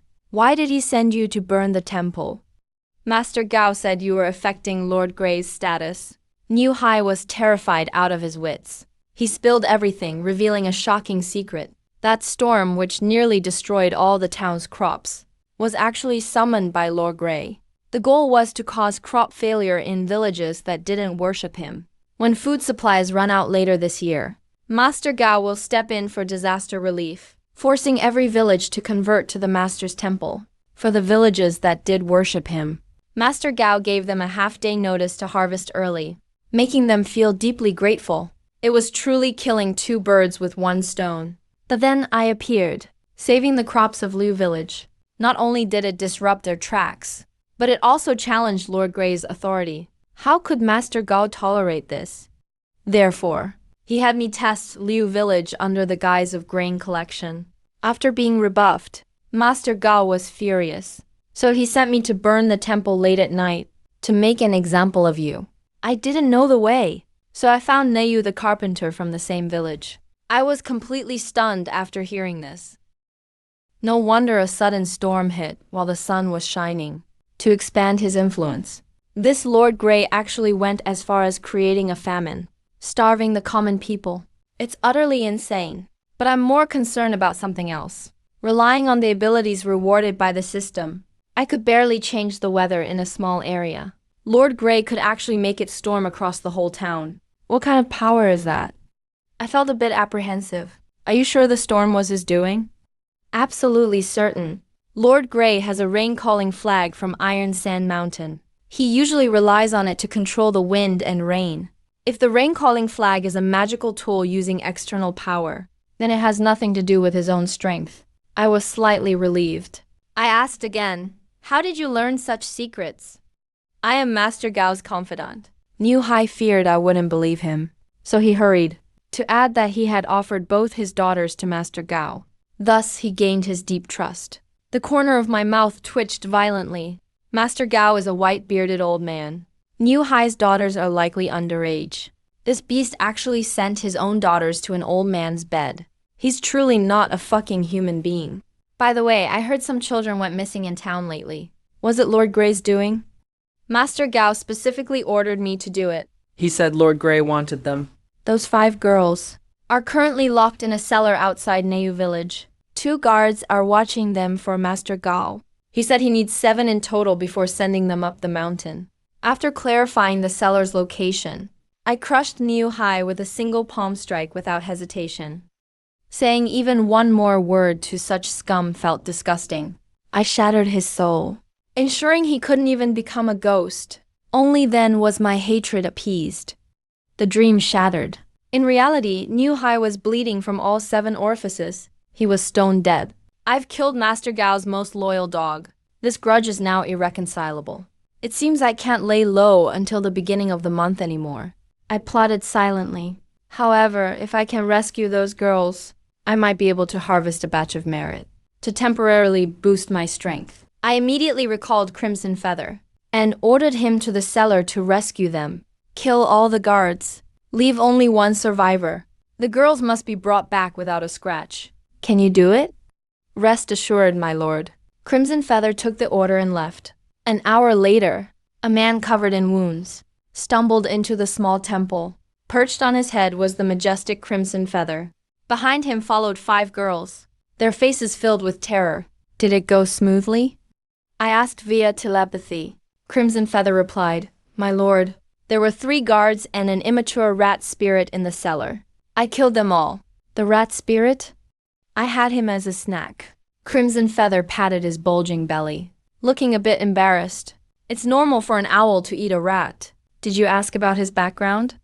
I did. He said Lord Grey sent him to guard the girls. I wanted to ask more, but he dared to ambush me.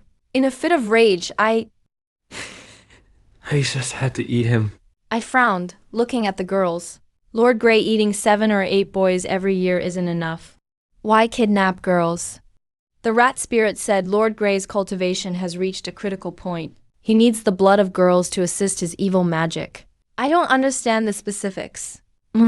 Well done. I used my spiritual sense to rub Crimson Feather's head from afar. Crimson Feather was filled with pride, though it felt a bit uncomfortable being petted against the feathers. but he didn't dare make a sound. Watch over them for now.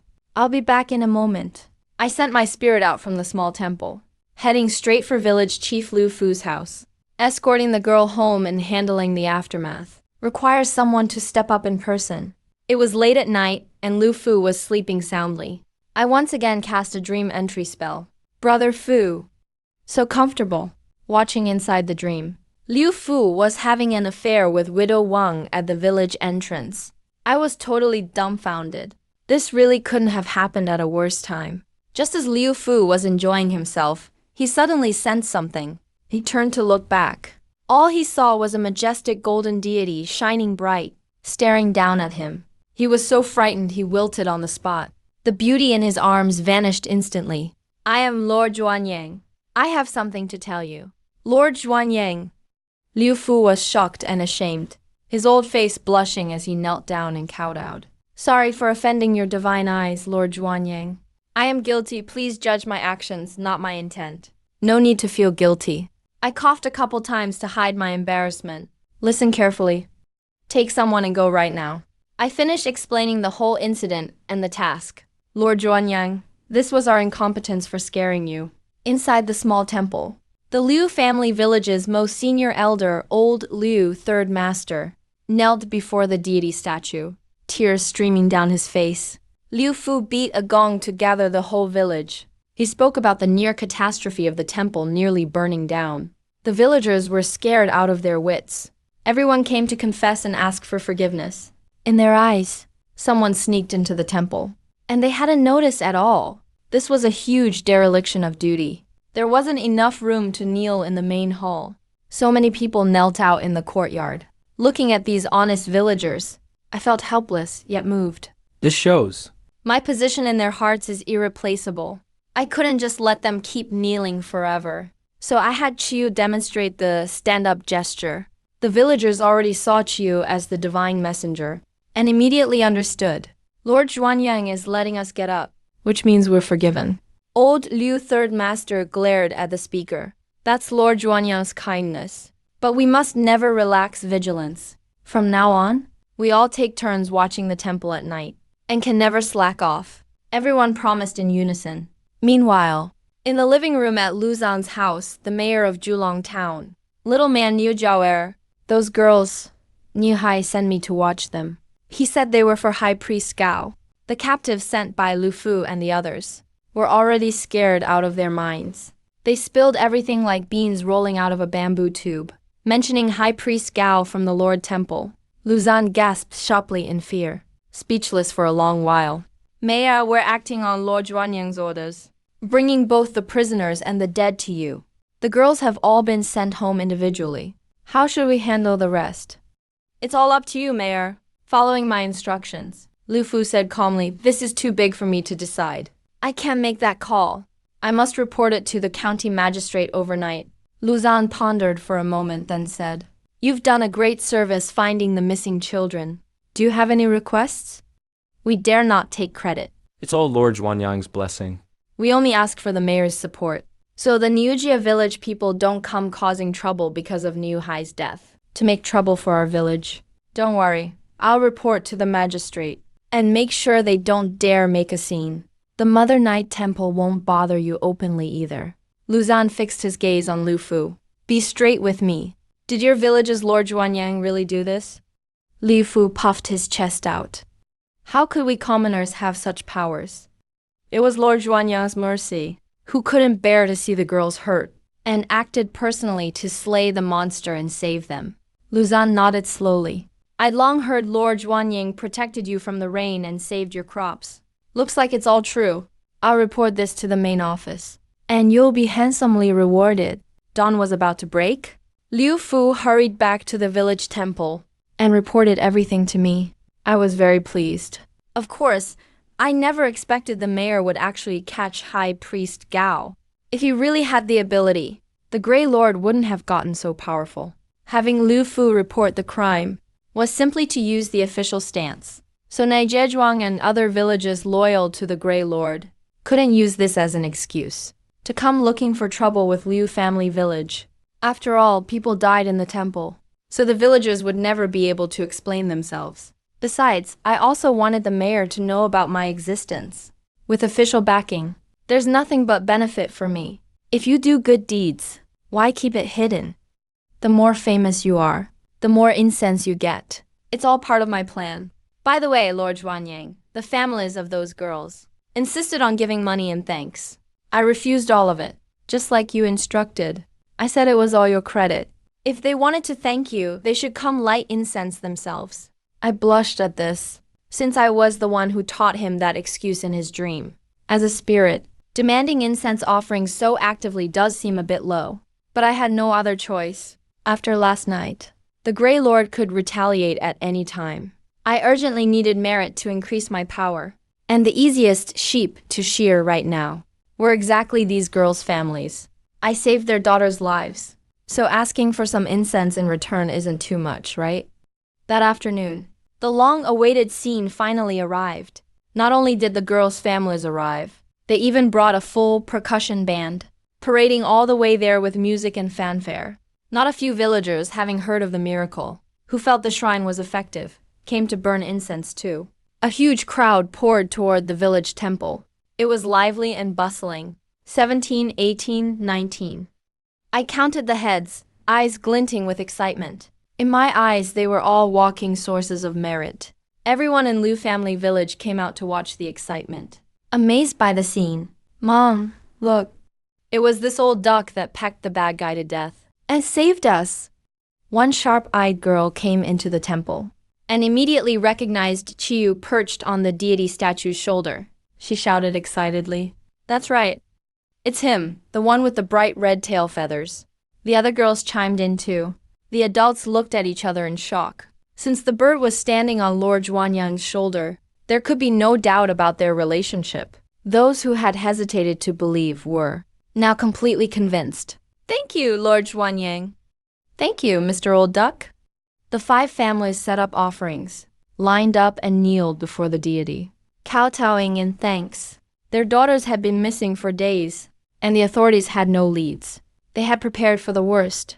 Never did they expect a divine rescue. If they hadn't seen it with their own eyes, who could believe a miracle this huge would happen to them? The little girl didn't understand. Why can't you adults see this? Old Duck, your whole family are old ducks. Chiu was so angry he started cursing loudly, but to everyone else it sounded just like quacks.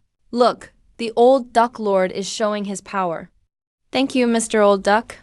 Seeing their sincere gratitude, "I'll let it go this time. It feels great to be respected." Chiu secretly straightened his chest. Who would have thought a little mountain demon like me would ever be worshipped by others one day? All of this is thanks to the Divine Lord. He stole a glance at the deity statue, burning this kindness into his heart. "Congratulations, host. Gained 300 virtue points from this worship ceremony. You have 0 worship sessions left this month." Looking at the notification, I smiled in satisfaction. I've used up this month's final worship quota perfectly. And not only that, the crowd's offerings brought in a ton of virtue. Virtue points +8, virtue points +9. Heard Master Zhuanyang is so effective. Let's make an offering too. Even the Sorna players couldn't resist joining in the fun. After offering their incense, seeing so many outsiders respectfully worshipping the deity, the people of Liu family village were beaming with excitement and pride. "The mayor is here," someone shouted out loud. They saw Mayor Lu Zhang quickly walking over with his attendants. Liu Fu hurried to greet him. "Mr. Mayor, you're..." Lu Zhang smiled. "I just returned from the county." The county magistrate heard about this and spoke highly of Master Zhuanyang. He originally wanted to come offer incense himself, but is overwhelmed with official duties, so he asked me to do so on his behalf. "Thank you for your trouble. Mayor, please come in." Liu Fu was flattered and surprised. Everyone quickly made way in the main hall. Lu Zhan raised his head, examining the deity statue. This wood-carved statue is severely worn out. The facial features are all blurred. It's just a shabby clay figure. Could a real deity really possess such a thing? He was still doubting when, suddenly a golden light burst from the top of the statue's head. A dignified and holy aura instantly filled the whole place. Lu Zhan was dazzled. By the time he looked again, The golden light had gone into the statue's eyes. The deity sensed my doubt and showed a miracle on purpose. Luzan gasped. All his suspicions vanished, replaced by deep awe. Master Zhuanyang, I was rude. Thank you for saving the girl and bringing peace to our region. Your humble servant, Luzan, gives thanks. The mayor respectfully knelt on the prayer mat. I'm very satisfied. Just now, the mayor's eyes showed doubt. Plus, he's acting as the official representative. Of course, I had to show some sign of divine power. What an amazing atmosphere. The mayor just kneeled to Master Zhuanyang. The Liu villagers outside could hardly believe their eyes. In their eyes, the mayor is a big deal. What's a mayor compared to us? Our Zhuanyang is also extremely powerful. Even if the county magistrate came, he'd have to bow. This kneeling by the mayor instantly filled the villagers with pride. Without Master Zhuanyang, how could this poor little village ever be so glorious? Virtue points plus 30. Looking at the pop-up message, I'm kind of stunned. The mayor's offering gave 30 points. That definitely exceeds the 10-point piety limit. Could it be that the extra virtue comes from his official rank? Looks like I should start getting more from the officials in the future. Let's test this. Why is Master Zhuanyang's statue in such disrepair? Luzan asked with a frown after standing up. Liu Fu was at a loss for words. Liu Deyu quickly jumped in to reply to the mayor. My family planned to rebuild the statue, and we hired Carpenter Niu yesterday. Who knew he was actually an arsonist sent by Lord Hui's temple? He was struck dead by lightning last night. I basically let a wolf into the house. I haven't had time to beg Master Zhuanyang for forgiveness yet, so that's how it is. You can never be too careful. No wonder Lusan tried to comfort them. But the statue of Master Zhuanyang can't be neglected. Since we're rebuilding it, let's not use wood again. I'll hire a skilled stone mason next time. The town will pay to have a tall stone statue made for Master Zhuanyang. Thank you, Mayor. Liu Fu was flushed with excitement. The town funding the statue is basically official recognition of Master Zhuanyang. Now he'll be the official deity of Julong Town. Who in town would dare not believe? But now, things might get tricky with Lord Hui. He and I had the same thought. But I was thinking even deeper. If the mayor is supporting me so openly, isn't he afraid of offending Lord Hui? Or is he purposely putting me in the hot seat, hoping to lure Lord Hui out to fight me? He wants me to win. After all, I don't oppose the government, and I don't hurt people. But a little town mayor probably isn't this crafty. Nor can he take this responsibility. He said he's representing the county magistrate. Suddenly, it all made sense. This is the magistrate using someone else to do his dirty work. Lord Hui has become a huge problem. A real local tumor. The magistrate is powerless against this evil god. But seeing me rise out of nowhere. He wants to support me in fighting Lord Hui. Thinking it through, I wasn't too happy about it. It's not a great feeling to be used as someone else's weapon. But after last night's killing of Niu Hai, Lord Hui and I are already mortal enemies. Even without the magistrate stirring things up, this fight can't be avoided. At least today was a huge win. I'm ready to power up again.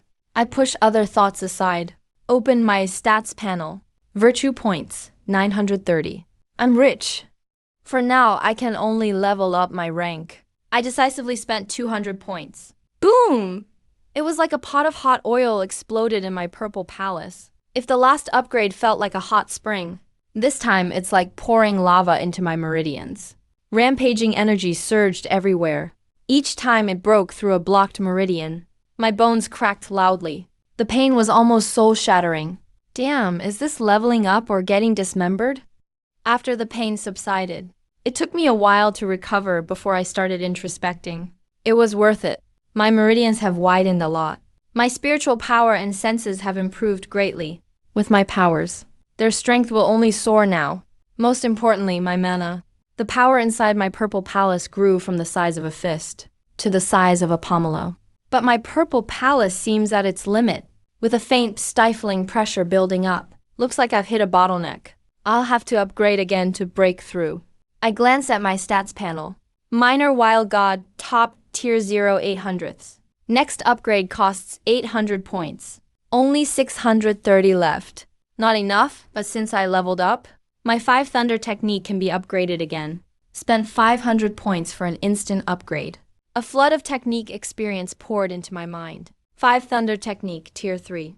Excited, I rushed to the courtyard and slammed a palm toward the ground, releasing wild lightning.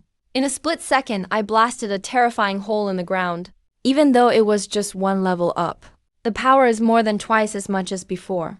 Congratulations, Divine Lord. Your technique has achieved great progress. Chiu was so scared he trembled on the ground. Demons are naturally afraid of thunder and lightning. He couldn't figure out why the Divine Lord's power keeps skyrocketing, even without intensive training. But thinking it through, gods should be mysterious and profound like this. How could a minor demon like him ever comprehend it? Almost forgot to reward you. Come with me to my chamber. Back at the main hall, I directly infused 50 virtue points into the incense flames and bestowed it to Chiu for his merit in saving lives last night. This price is well deserved, thank you. Thank you, Divine Lord. Chiu took a deep breath and found the incense flame was several times richer than the last time. Overwhelmed with emotion, he was about to bow in thanks. But with a thump, he fainted straight over. Huh? I stepped closer to check, seeing Chiu's body surging with intense demon energy. The red feathers originally only at his wing roots and tail feathers, rapidly spreading all over the body. For shedding everywhere, body grew a size. After one incense stick burns, demonic aura recedes. Chiu slowly wakes up. The moment he saw me, he knelt down in excitement. Thank you, Divine Lord, for fulfilling my wish. Fulfilling what? I suddenly realized. He spoke without using telepathy, but spoke out loud directly. You can speak human language now. Yes, yes. Chiu wept with joy, thanks to the incense bestowed by Divine Lord. I, a little demon, finally broke through the lost barrier and refined the ancient demon within me. I thought I'd have to cultivate for another 20 years to reach this stage, and the spiritual energy from that incense. He only refined half and already broke through. The remaining half is still inside me. What's your cultivation stage now? I'm at the shape-shifting stage, but I still need to reach its pinnacle. To fully attain human form, I need to perfect my cultivation at this stage. Demon cultivation really is exhausting, I said with emotion. Keep working hard for your next breakthrough. I'll give you another hand. Divine Lord Chiu teared up. I had already lost all hope of transforming, but with just your words, suddenly my future looked so bright. Holding on to this big shot so worth it. Divine Lord, is there anything you need? I'll do anything for you, even if it costs my life. Nothing for now. Keep a close eye on the village outskirts. If anyone suspicious enters, report immediately. Lord Hui will definitely come looking for trouble. We must prepare ahead of time. After sending Chiu off, I glanced at my panel. Only 80 merit points left. I can't do anything. Just about to log off. But I found that behind some divine powers, a plus sign appeared. Can these powers be upgraded directly? Scrolled to the panel's bottom. That's when I saw the notice. Congratulations, host. Your merit points have surpassed 1,000. You are rewarded with 1 free divine power upgrade. So that's it. Turns out you have to figure out the rewards on your own in this system. Deterrence, blessing, dream invasion, heavenly phenomena. I can only pick one. After agonizing for a while, I finally chose Dream Invasion. But it's definitely not because I can peek at people's secrets. It's just more exciting, purely for practical combat needs. My divine sense trembled slightly. Congratulations, host. Your Dream Invasion skill has leveled up from basic to advanced. Ability expanded to daytime use. You can now pull someone into a dream even while they're awake. Force them into a dream. Forcibly enter their dream. This skill is seriously up. Looking back at my panel again. Rank, Minor Wild Deity. High Level, Dream Invasion, Advanced. Blessing, Basic. Deterrence, Basic. Heavenly Phenomena, Basic. Techniques, Thunder Arts Level 3 Knights. It's only been half a month since I crossed over. This panel is pretty impressive. If Master Hui weren't pressing so hard, I could have developed slowly. In the side room of the county office, Luzan was just half sitting on the chair, reporting to the county magistrate everything he saw at Liu Family Village Temple. The magistrate, puffing on his pipe, said, just as you described. So Master Zhuanyang not only really exists, but is also a true deity. That golden light is definitely not evil. You dare fake this in front of an official? I'll stake my life on it. The magistrate frowned, but the town spirit division said before, there's no true deity in Shiahai County. And Lord Hui is just... He abruptly stopped speaking. Whether it's a true deity, we'll talk about it later. The magistrate waved his hand. You promised to fund the repair of Liu family village's idol. That was a great move. Go to the accounting room and handle it at once. Lu Zan took the order, then probed Master. Aren't you worried about offending Lord Hui by supporting Master Zhuanyang openly? The magistrate sneered. Do you know why Lord Hui suddenly started arresting young girls? To practice forbidden sorcery. He's just one step away from breaking through. So he threw rules aside in his desperation. If he succeeds, the entire Shiahai County will become his hunting ground. Lu Zan was horrified. So Master, you're funding the idol to provoke a fight between Master Zhuanyang and Lord Hui. Lu Zan made a slashing gesture across his neck. The magistrate laughed. Lord Hui is from Iron Sand Mountain, after all, and does whatever he likes in Julong Town. How could a country deity like Zhuanyang go up against him? But I saw him dare to kill Lord Hui's temple people. So he has some skills. I want to use him as a pawn to delay Lord Hui and buy some time. Buy time for what? I've already reported to the prefecture's spirit division to request a divine official for suppression. But with all the chaos, the soonest a divine official arrives is 10 days or half a month. At least a month. Lu Zan suddenly understood. So that's what the magistrate is planning. Just then a bailiff rushed in. News from Taiyi, the high priest of Lord Hui's temple, took several village chiefs to Liu family village. So fast?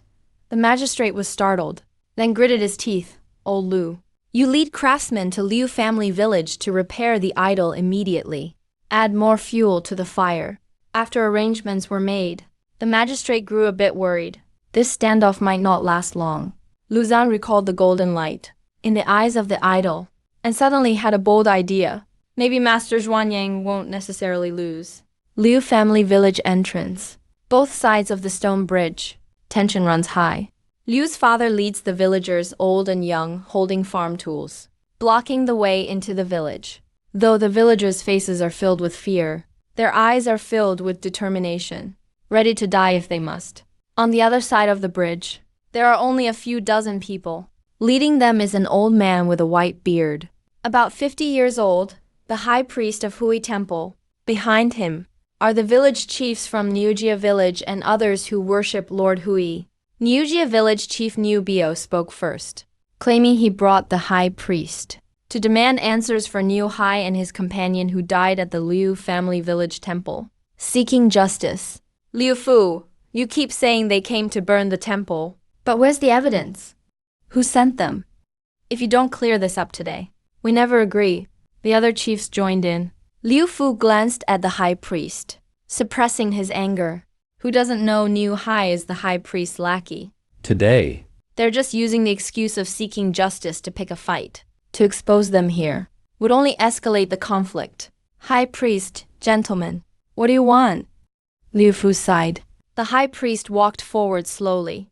His voice thundered. Yesterday, Master Zhuanyang shielded you from the rain. He was just currying favor. He isn't a god at all. He's a demon. I, the high priest, have investigated. Sent Niu Hai to burn the temple, to break his bewitchment. But that demon is vicious, and killed Niu Hai. Today I am here in person, to exorcise this demon. If you block my way, are you rebelling? The high priest's presence was overwhelming. The villagers didn't dare look up. But even so, not a single person took a step back, for the protection Zhuanyang gave them. They understood clearly. They would never believe the slander of this evil priest. He is a true deity. Yet the high priest keeps calling him a demon. Is there any proof? Liu Fu braced himself and responded. If it were any other time, Liu Fu would never dare talk back to Master Gao. But Guan Zhuanyang also. He had to step up and present evidence. Master Gao didn't expect Liu Fu to dare face him sternly. In all of Shiahai County, only Lord Hui is a god. The rest are all evil spirits. Now there's only one path before you all. Burn the idol of that evil god. Have the whole village kneel for a while. I've brought Lord Hui's idol with me. An attendant dragged out a god statue covered with a black cloth. What a domineering demand. The villagers of Liu family village looked angry. Liu Fu gritted his teeth and said, I refuse. We will never betray Lord Zhuanyang. Master Gao's face was frosty. Anyone who dares to block Lord Hui will be killed without mercy, then kill us all. If you want to touch Lord Zhuanyang, step over our dead bodies. Master Gao swept his eyes over the crowd. These lowly folk actually dared meet his gaze. Every one of them united against a common enemy. At this point, the god must be removed. But to slaughter a whole village in public, he didn't have the guts. Sir, we've caught 2 sneaky fellows. The attendants dragged 2 men forward. Terrified, the 2 fell to their knees and begged for mercy. Spare us, master. We're here by the mayor's order to repair the idol for Liu family village. The masons couldn't get into the village, so we wandered here. Sent by the mayor? It's probably the county magistrate's idea. Good. Help me deliver a message to the county magistrate. Master Gao pointed a finger at each of their foreheads. 2 bloody holes instantly gushed out blood and brain matter. The masons died with their eyes open. Killing the chicken to scare the monkeys? This was his answer to the county magistrate. And also a demonstration for a Liu family village?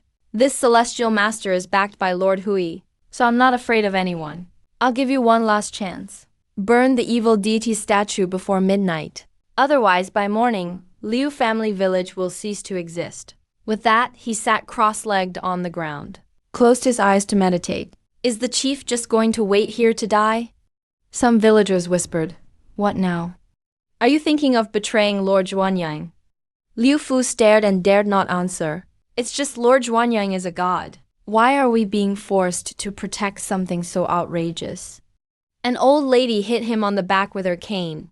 Lord Zhuanyang has protected us day after day. If we abandon him in his time of need, what kind of people are we? That's right, we'll just hold out here.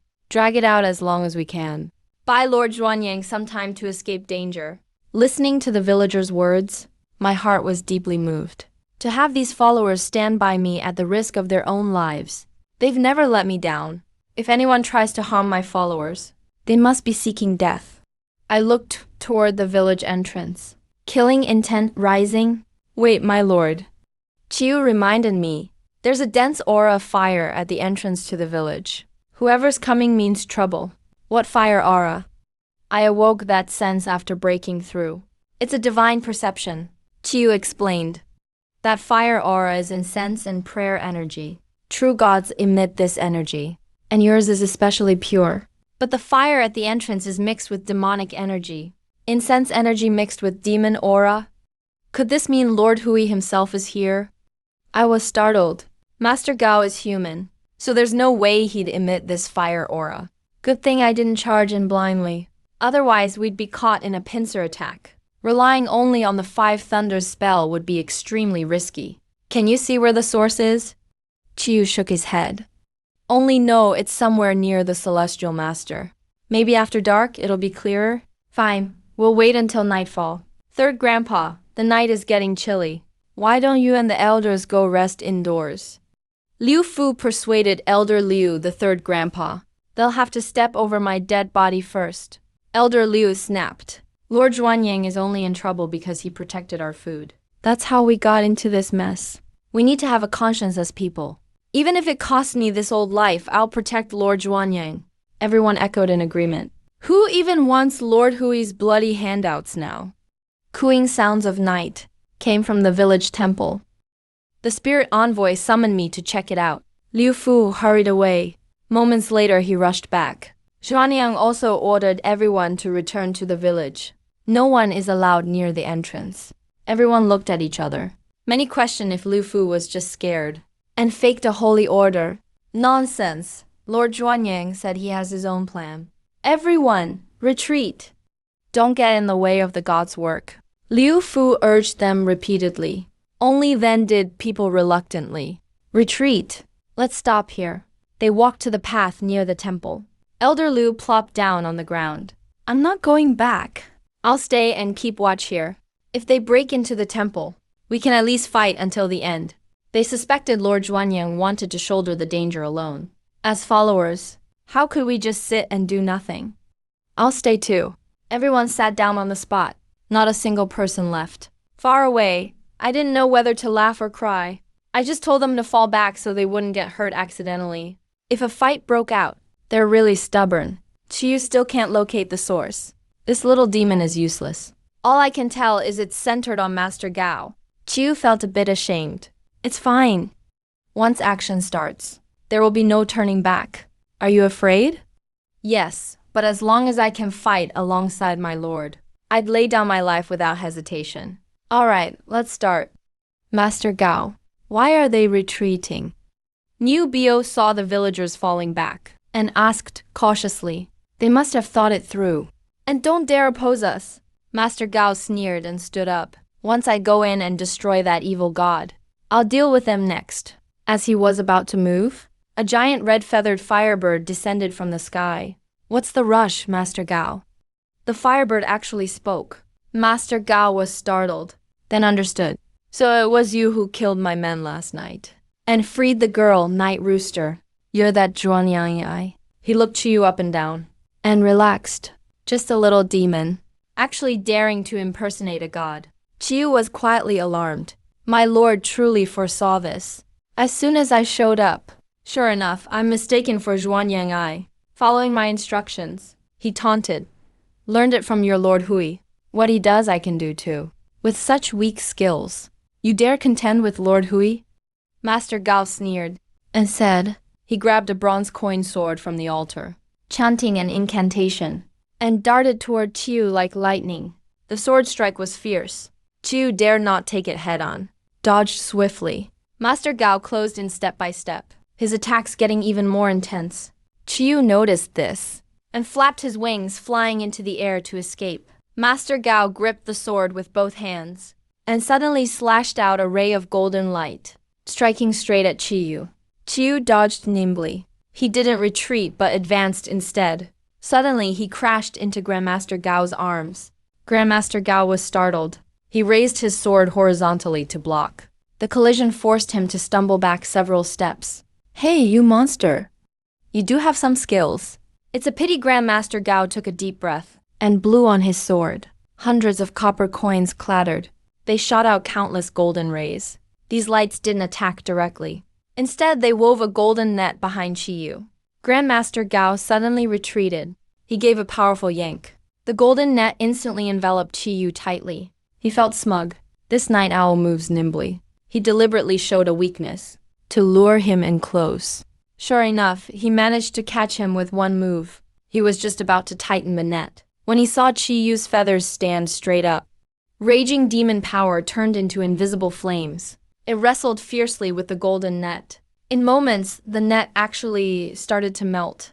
The flames rebounded, trapping Grandmaster Gao in the center. The scorching heat made Grandmaster Gao cry out in pain over and over. You're clearly only at the second realm stage. How can you have such demon power? Those at the old lord's shrine saw this and hurried forward to help. Chiyu shook his wings, splitting off several streams of raging fire, and instantly sent them flying. You worthless fools can't handle this either. Chiyu pushed his flames with all his might. Grandmaster Gao's power was decimated. His skin was scorched, And he screamed like a slaughtered pig. Save me, old lord. He grabbed at his stomach with both hands. With a ripping sound, he tore open a huge gash, flesh and clothing both. A dark, living creature crawled out from his belly and spat a spicy black gas at Chiyu. Chiyu was startled. He dodged quickly. As the black gas dispersed, a thin figure stood before Grandmaster Gao, looking like an aged, immortal star god, yet with an indescribably evil look, white hair and a child's face. It was old Lord Hui. Chiyu suddenly understood.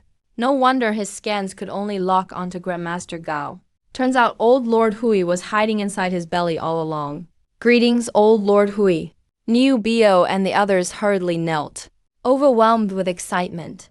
The true old Lord Hui has arrived. Those night owls and Zhuanyangs will all perish. Old Lord Hui didn't even glance at them. He sneered coldly at Chiyu. Had enough fun? he lifted his robe. And drew out a long whip behind him. He lashed out fiercely. A flash of flame and cold light. The whip instantly wrapped tightly around Chiyu. Old Lord Hui yanked hard. Chi Yu's eyes filled with blood. He struggled desperately, but simply had no strength to resist. Boy, being a god isn't easy. Let Old Lord teach you some pain. Old Lord Hui grinned wickedly. He was about to lower the whip. A sudden thunderclap exploded overhead. A fierce lightning bolt crashed down. Old Lord Hui was shocked. There was nowhere to hide. He could only retract his whip and pointed upward. The whip straightened like a spear instantly and managed to withstand the lightning. But that was only for a split second. Boom! The lightning struck the ground, blasting a pit several feet deep. There was no sign of the old man at the bottom. All that remained was a giant rat in rags, still gripping the whip tightly. That whip was its tail. So it was a big rat after all? No wonder they called him Old Lord Hui. I stood hands behind my back at the edge of the pit, looking down coldly at the lone golden willow. Hui Immortal really is a rat. You're the real evil god? Old Lord Hui stared intensely at me. He instantly realized he'd been caught. This is the true Zhuan Yang master. I admit defeat. From now on, I'll stay out of your way. How about that boom? Another thunderclap answered him. Having all the advantages, why waste words with you? I'm not crazy. I paused only because the Five Thunders spell needs a casting delay. Old Lord Hui had no strength left to resist. He could only raise his arms and take it head on. The lightning ravaged everything. His withered arms were instantly charred. Ah, my arms! That old rat is ruthless enough. He tore off his arms outright. The wounds sprayed thick black mist, instantly becoming hundreds of black-furred rats, taking his broken body and burrowing underground. The ground swelled with several mounds. They all scattered in every direction. The earth dragon turned over.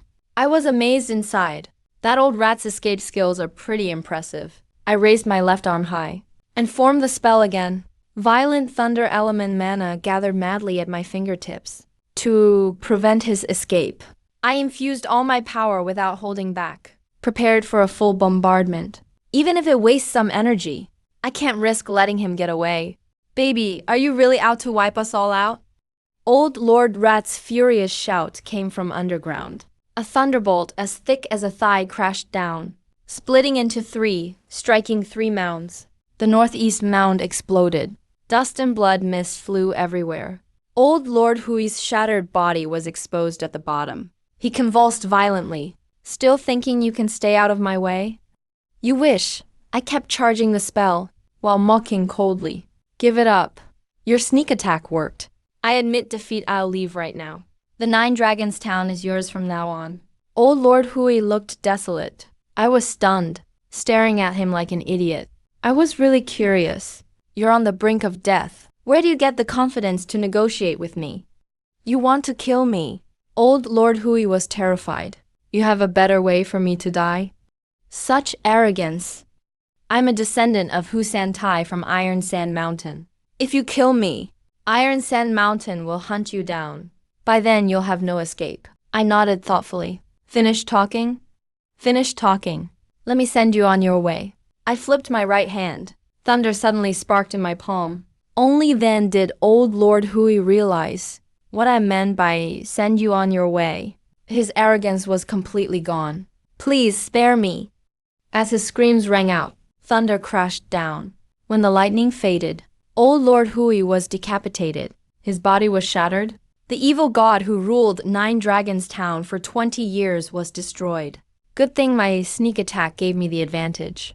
Otherwise, he would have been tough to beat. I shook my right hand, numbed from the mana shock. Secretly grateful the old rat withstood 3 strikes of my 5 Thunders spell, and nearly escaped. He really was powerful. If it had been a head-on duel, I could win, but it would have been a tough fight. Sneak attacks are still the best. Since Chi Yu couldn't locate Old Lord Hui precisely, I devised a plan. Lure the snake out of its hole. I had Chi Yu face Grandmaster Gao first. As soon as Grandmaster Gao was doomed, the hidden Old Lord Hui would be forced to act. Once he exposed himself, I could ambush him. The only variable was whether Chi Yu could defeat Grandmaster Gao, to make sure nothing went wrong. Before the fight, I used blessing magic to boost his cultivation by 20%. This is a new technique I've discovered. As it turns out, the plan was perfect. God Lord, you actually killed old Lord Hui? Chi, you stared blankly at the remains on the ground. His eyes were full of disbelief. He thought the best outcome would be a bitter victory. He was even ready to die for his master. But old Lord Hui lasted less than a stick of incense before the God Lord blasted him to pieces. It wasn't that old Lord Hui was weak. It was God Lord was just too strong. After coming to his senses, Chi Yu leapt into the pit and started searching among old Lord Hui's remains, finding. Chu dug out a marble-sized orb from the flesh. Inside, there seemed to be a pale green bead with some liquid flowing. He wiped it on the wild grass. Then, as if presenting a treasure, he held it out to me. God Lord, look. This is the old rat's core pellet. All its cultivation is stored inside. I took the core pellet. I tried to inject a hint of divine power. A surge of pure demonic energy poured out immediately. But it was instantly repelled by my godly power. Seems like divine power and demonic energy are incompatible. I don't feel bad about it. With my system in hand, there's no need to waste time or energy refining it. Can you refine demonic energy? I asked Chiu. Yeah, but the extraction loss is huge. I can only absorb about 70%. And it'll take a year or so. Even 70% is an enormous amount of cultivation. I casually tossed the pellet back to him. It's yours. Chiu stared at me in disbelief. That's a priceless treasure among the demon clans. God Lord really just gifted it away. God Lord, this is way too precious. I can't accept it. I don't need it. I said it plainly. But Chiu thought I was being considerate. She was moved to tears. God Lord is so good to me. I'll follow you for life. Seeing him confess with teary eyes, I froze up. Isn't this bird male? Is there something wrong with his bloodline? Chiu put away the core pellet. Noticed Master Gao nearby, stunned. God Lord, how should we deal with him? That guy was just showing off in front of the villagers. Now he's staring at the pile of meat that once was Old Gray. He's totally dumbfounded. Go fetch the villagers, so they won't be worried. I'll interrogate this man. After sending Chiu away, I directly used dream-casting divine powers on Master Gao. Dragged him into a waking nightmare. But this guy was stubborn as hell. Refused to say a word, so I had to use an array technique. I must say, this divine power is just perfect for interrogation. It penetrates straight through someone's mental defenses, leaving only fear. Master Gao instantly collapsed. He slumped like mud onto the ground. The giant ripped wound on his abdomen opened up. Inside, shockingly, nothing at all. No organs whatsoever. Master Gao isn't alive at all. What exactly is he? I'm a corpse servant raised by Old Gray. Master Gao confessed blankly. A corpse servant is an entry-level zombie. Looks like a living person, but is basically dead. Old Gray transformed him into a corpse servant. Filled his belly with snake bones and other sinister stuff, as a low-key means for Old Gray to cultivate safely. As for Old Gray's background, he's a descendant of Husan Tai from Iron Sand Mountain. How do you know he's not lying? I asked Old Gray. Collected offerings, kept only half for himself. The rest went to Pill, refining, and as tribute. Every 3 years, Iron Sand Mountain sends an emissary to collect it. Old Gray treats the emissaries as superiors too. Last one came about 2 years ago. 2 years ago, so in a year the Iron Sand Mountain envoy will arrive. If they find Old Gray was killed by me, they'll definitely retaliate. They have an entire immortal demon clan backing them. No wonder he dared threaten me before dying. I sucked in a breath, feeling it was troublesome. But even if I got another chance, I'd still have to kill him, letting a tiger back to the mountain. I'm not that stupid. Since I can't avoid it, I'll spend this year power leveling like crazy. Who kills whom is still undecided. What about you? What's your story? I asked the little guy. I was just a woodcutter. Came across Old Gray while climbing the mountain. He took a liking to me. Dragged me away by force, taught me the ways of Taoism, made me his trusted aide. Turns out Master Gao was trained by Old Gray. By leveraging some connections between Iron Sand Mountain and Taoism. He established the persona of a Taoist master. Used it for scams and schemes. You say Old Gray favored you, the intimate kind? I finally couldn't hold back and asked. Old Gray was attracted to men, under intimidation. Master Gao shamelessly admitted it. I painfully covered my face. Are demon circles really that messy? Unconsciously, I glanced at the direction Chiyu left. He was kidnapping little girls. Really, for cultivation. Old Gray was just one step from the fourth realm. Used to eat boys. Too much young. Needed yin energy to balance it. Enough. Don't disgust me. I cut him off. Besides you, how many lackeys did he have? I learned he's got only a few dozen unripened rat demons at the temple. Just dozens of rat demons not strong enough yet. I was totally relieved. Thanks for clearing things up. I clasped my hands in a gesture of thanks. Master Gao instinctively returned the gesture. No sooner had he spoken. A bloody hole appeared at the back of his head. Foul-smelling corpse blood sprayed everywhere.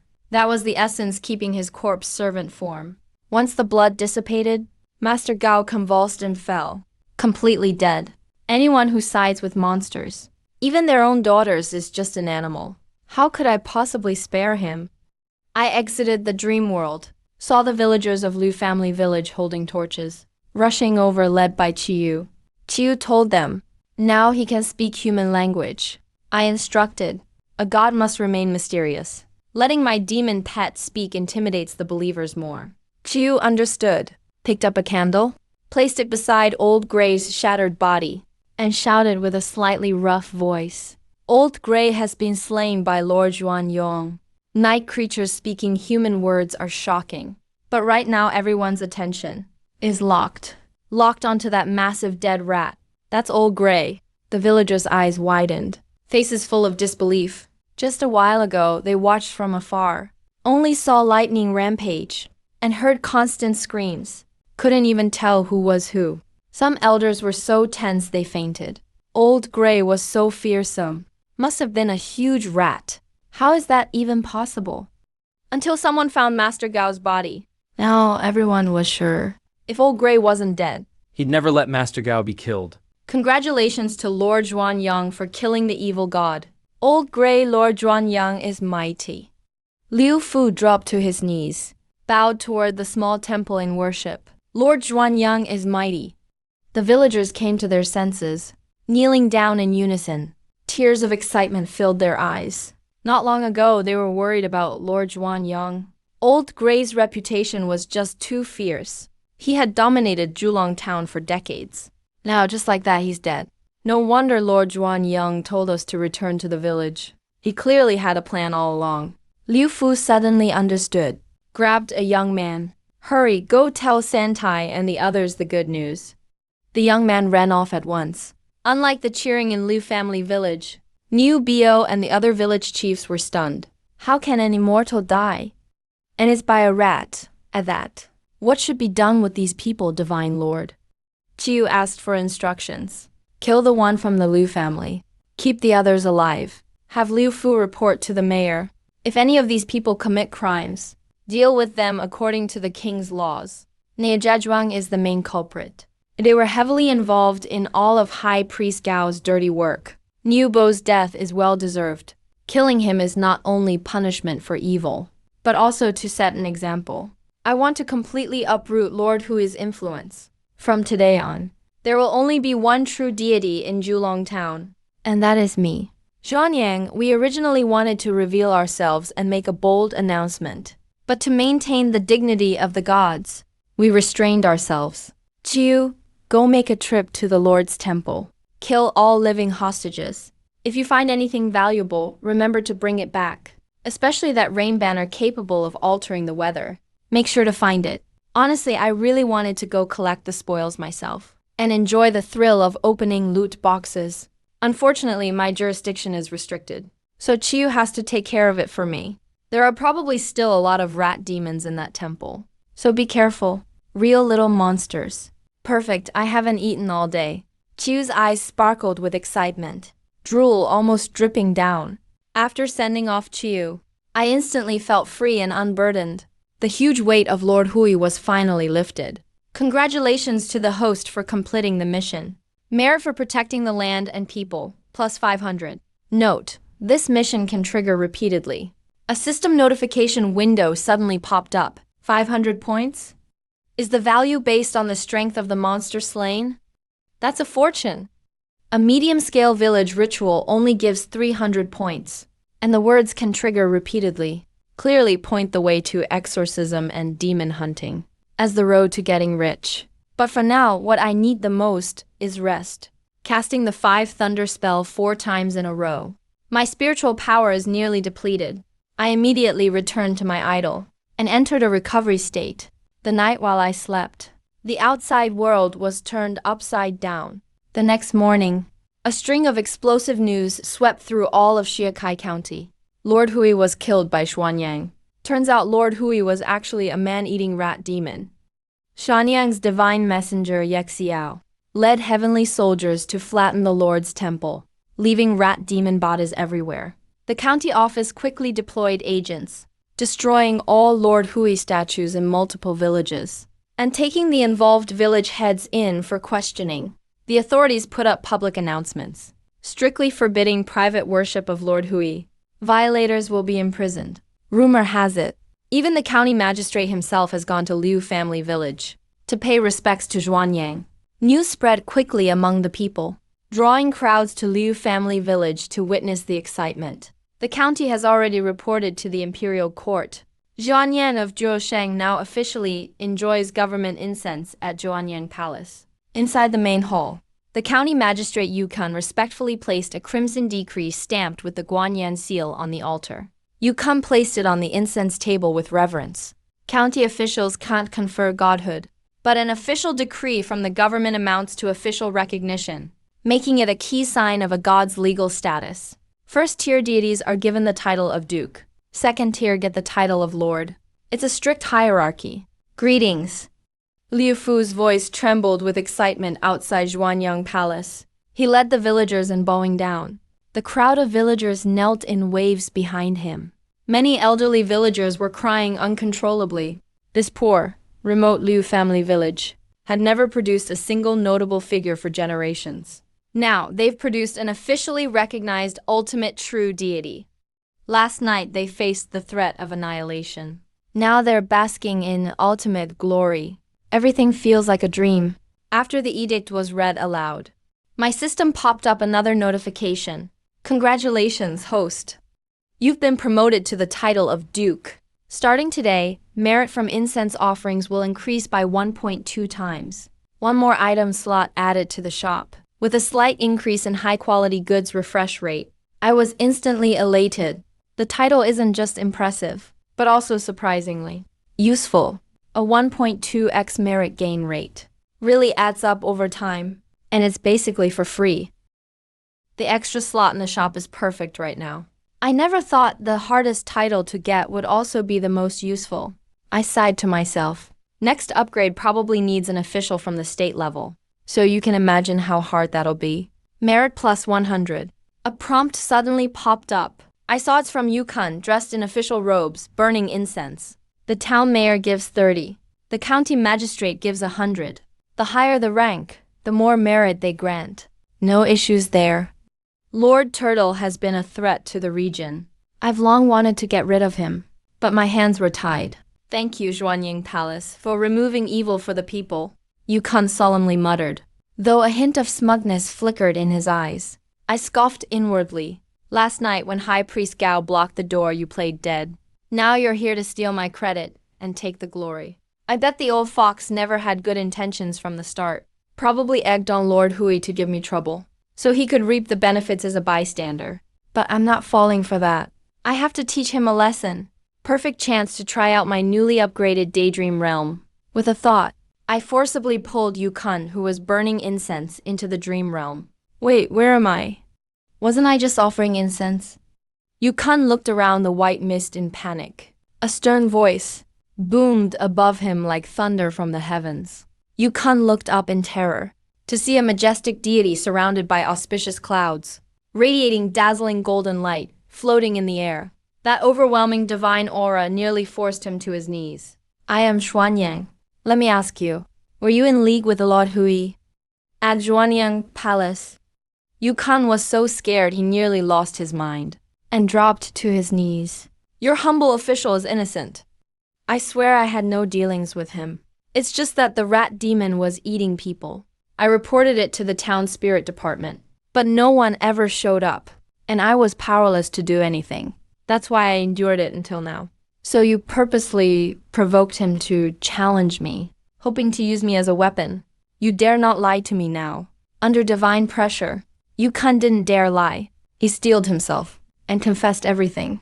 I really thought Zhuanyang Palace would lose against him. Just wanted to stall for time until the spirit department showed up. But your power was overwhelming, and you finished him off yourself. Wow, I thought I was being used. But in his eyes, I'm just cannon fodder to delay things. All I saw was a flash of thunder, the pressure of the 5 thunder spell bearing down on Yukon. You really thought this through, thinking that just by giving me the Duke title afterward, I'd just let it go? Or do you think I don't dare kill a government official like you? Please, Xuanying Palace, have mercy. I admit my guilt. I only did it to rid the people of evil. Yukon felt the raging thunder overhead. Scared, he frantically kowtowed and begged for mercy. The lightning stopped a few inches above his head. Considering your original intention was for the local peace and order, I shall spare your life. From now on, you know what to do. Yes, from now on, your humble official, will follow your lead, Immortal. Yukon felt as if he had been granted a great pardon. He repeatedly expressed his loyalty. Oh, by the way, my lord, those village chiefs in the capital who were coerced by Master Gao, they've come to seek an audience, begging the Immortal for forgiveness. And they offered to change the surname of their entire village. Immortal, your humble official, was thinking, should we order all villages to build temples and offer worship to you? If all villages believe in me, wouldn't the merit points just explode? Wait, I suddenly realized. Merit points are linked to piety. The county magistrate forcing people to change their surnames through administrative orders cannot earn genuine faith. It might even cause resentment. Offering incense without true devotion wouldn't generate any merit points. Wouldn't that be a waste of effort? Moreover, if I truly became the patron deity of a county, and there were more evil spirits harming people in the county, would I intervene or not? Intervening might cost me my life. Not intervening, a deity, would lose all prestige. Of course, I want to be a top-tier patron deity, but I must wait until my strength matches. I absolutely cannot try to rush things. Faith must come from the heart. I am not old Master Gray. I do not like to force things. Let's drop this matter. But I appreciate your sentiment. I refused with a calm tone. My gravitas was maximized. Yukon was stunned. He thought flattering the deity would please him. But he was rejected in the end. A true deity's perspective is indeed different. Yukon suddenly understood. The Zhuanyang Palace and Old Master Gray were not deities of the same path at all. If he could cling to this powerful patron, he immediately declared, Immortal, your righteousness is profound. From now on, with you presiding over Shatsai County, it will surely be peaceful. My lord, if you have any commands, I, your humble official, will brave any danger. It's easy to say, but I fear the Immortal will find me dull, and not give me any tasks. I got goosebumps. Sure enough, no matter where you are, sycophancy is a required course for officials. The dream shattered. Yukon suddenly awoke. He looked up at the statue of the deity. His eyes were filled with humility and fervor. Bang! He knelt on both knees and reverently lit an incense stick. Look, the county magistrate really knelt down to Zhuanyang Palace. The villagers of Liu family village, watching the commotion outside the temple, instantly erupted. Who said last night that even the county magistrate would have to kneel? That's a true deity. Old Master Gray was so fierce. But wasn't he struck dead by the heavenly lightning of Xuanyang Palace? The village had never been so lively. Not only the county magistrate and town head came. Even the village chiefs who came with Master Gao last night to cause trouble were now obediently kneeling outside the temple gate, begging for forgiveness. They didn't even dare to cross the threshold. Not to mention the common people who had suffered at the hands of Old Master Gray. Hearing that the evil god had been executed, they traveled long distances to offer incense and give thanks. The queue stretched from the temple entrance all the way to the village entrance. Liu Fu organized the village women to boil water and brew tea, to treat the pilgrims for free. Villagers also brought out their own sunflower seeds and peanuts to entertain guests. Everyone's face was beaming with the pride of ownership. The glory of Xuanyang Palace was the glory of Liu family village. This main hall is too dilapidated. The Xuanyang Palace may not mind. But we, your devotees, cannot stand by and watch. Town Head Lu, aren't you going to recast a golden effigy for Zhuanyang Palace? In front of the divine statue, the town office and county yamen will allocate special funds to rebuild the temple. This matter will be overseen by village chief Liu. How about it? Yukon said loudly. Forcing people to change their surnames? The deity disagreed.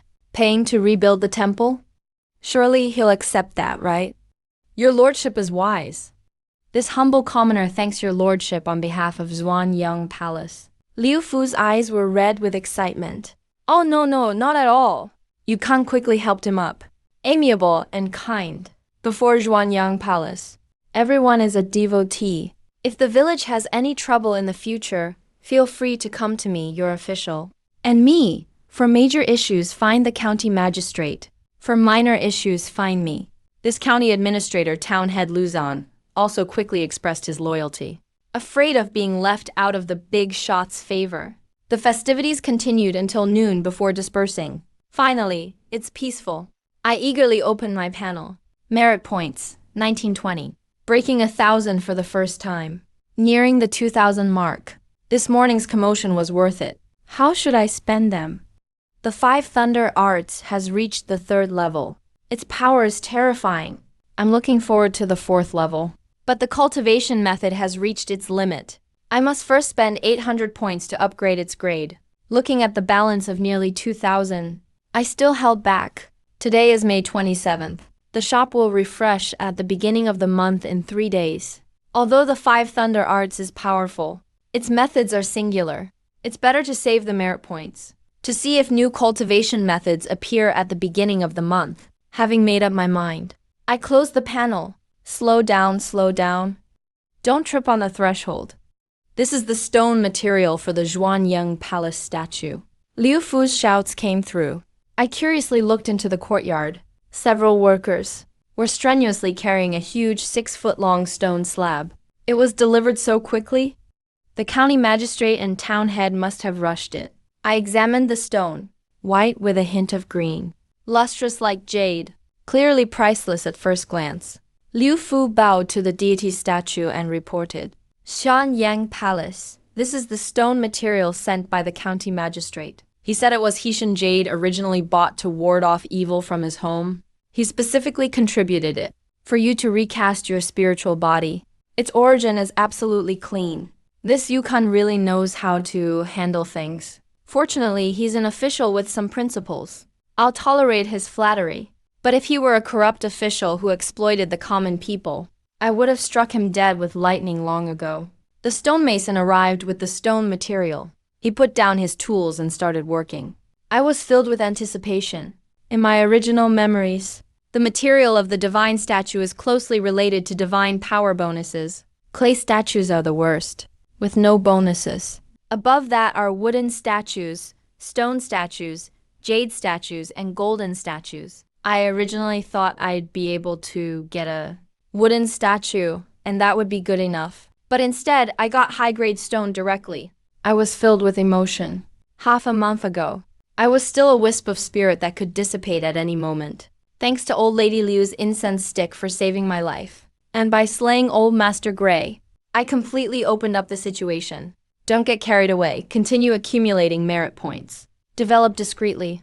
I secretly cautioned myself. Suddenly, I sensed a demonic aura fluctuation above my head. Looking up, a red light flashed on the old tree.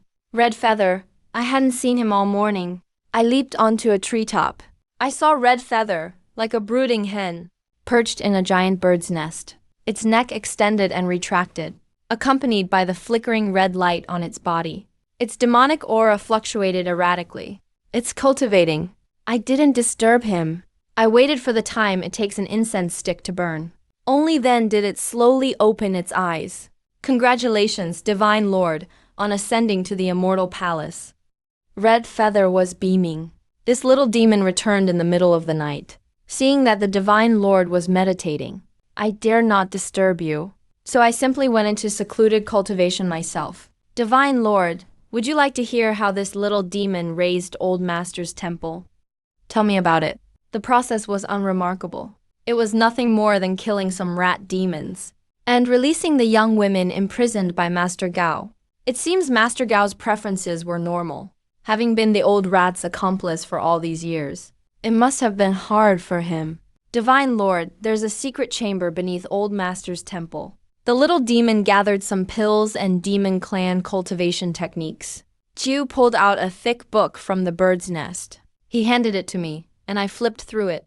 Inside, it recorded techniques like wind control and earth escape, as well as demon spells like astral projection and cultivation insights. They were of no real use to me, so I gave it back to him. Pick something suitable for yourself to practice. But remember, evil cultivation methods that require harming others to progress aren't to be touched at all. Chiu nodded repeatedly. Understood, Master. By the way, what kind of pills were you talking about? They're evil pills made with the blood of virgin boys and girls, along with some disgusting ingredients. They do more harm than good for a righteous cultivator like me. I burned them all. Well done. If you keep performing well, I'll make sure to guide you in your future cultivation. I nodded approvingly. Did you find the rain summoning banner? God Monarch, please take a look. Chiu dug out from the nest a light yellow triangular silk banner with strange runes drawn in cinnabar on it. This is the rain summoning banner. I played around with it, but couldn't figure it out. Then a prompt suddenly appeared before me. Congratulations, host, you have obtained your first grade yellow magical artifact. Exchange system unlocked in the shop. Grade yellow spiritual tool rain summoning banner can be exchanged for 200 virtue points. Exchange now? I froze. This lousy system actually takes back used equipment. I already have celestial phenomena divine power. This junk banner is useless to me. I exchanged it without hesitation and watched it vanish. 200 virtue points received. Though the price was a ripoff, at least it was free loot. From now on, I can trade gear dropped from monsters for money. This system is basically encouraging me to slay more demons and evil creatures. My heart burned with excitement. I looked at Chiu. You played a huge part last night. Come with me. I'll reward you with another incense stick. Back in the main hall, I directly infused the newly acquired 200 virtue points into the incense, granting this as a small reward. Compared to his contributions and retrieving the rain summoning banner, it's really not much. Chiu took a long time to absorb it all. Just as he was about to kneel and thank me, he suddenly swayed and collapsed to the floor. What's wrong? I asked, watching him. His eyes were glazed, like someone getting energized after a drink. The divine power in this incense is too overwhelming. A little demon like me gets dizzy off it. I need some time to recover. Chiu was extremely shaken inside. This incense had several times the divine power as the last one. Not only did it help him stabilize his transformation stage, it might even be enough to push him to perfection in that stage. That's something he might never achieve even with hundreds of years of dedicated cultivation. Chiu was so moved he almost choked up. God Monarch, if not for being different species and gender mismatch, he'd probably want to devote himself to you. Alright, that's enough mushy talk. Tell me, how do you demons cultivate? I've been wanting to understand this world's cultivation system. I was too busy handling Grey Lord's pressure before. Now's a good time to catch up, since demon slaying is going to be my main job from now on. Chiu began explaining. Demon cultivation is split into righteous and evil paths. Righteous demons absorb the spiritual energy of heaven and earth. It's safe but very slow and depends heavily on talent. Someone like Chiu, born lucky and works hard, still needs great effort. Those with less talent who want shortcuts end up as evil cultivators. Evil cultivation comes in many forms, but at its core, it's all about taking from others, be it essence, blood, life force, or vitality. It's like the difference between honest work and robbery. Robbery is quick money, but the authorities like the Spirit Suppression Department and exorcists from the Buddhist and Taoist orders will be after you.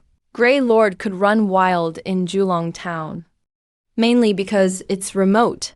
And because so many demons have been causing chaos everywhere recently, the Spirit Suppression Department is understaffed. Plus, to the authorities, someone at Grey Lord's level doesn't even make the list.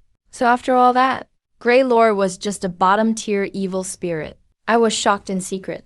Looks like I've got a long way ahead of me. What about cultivation stages then?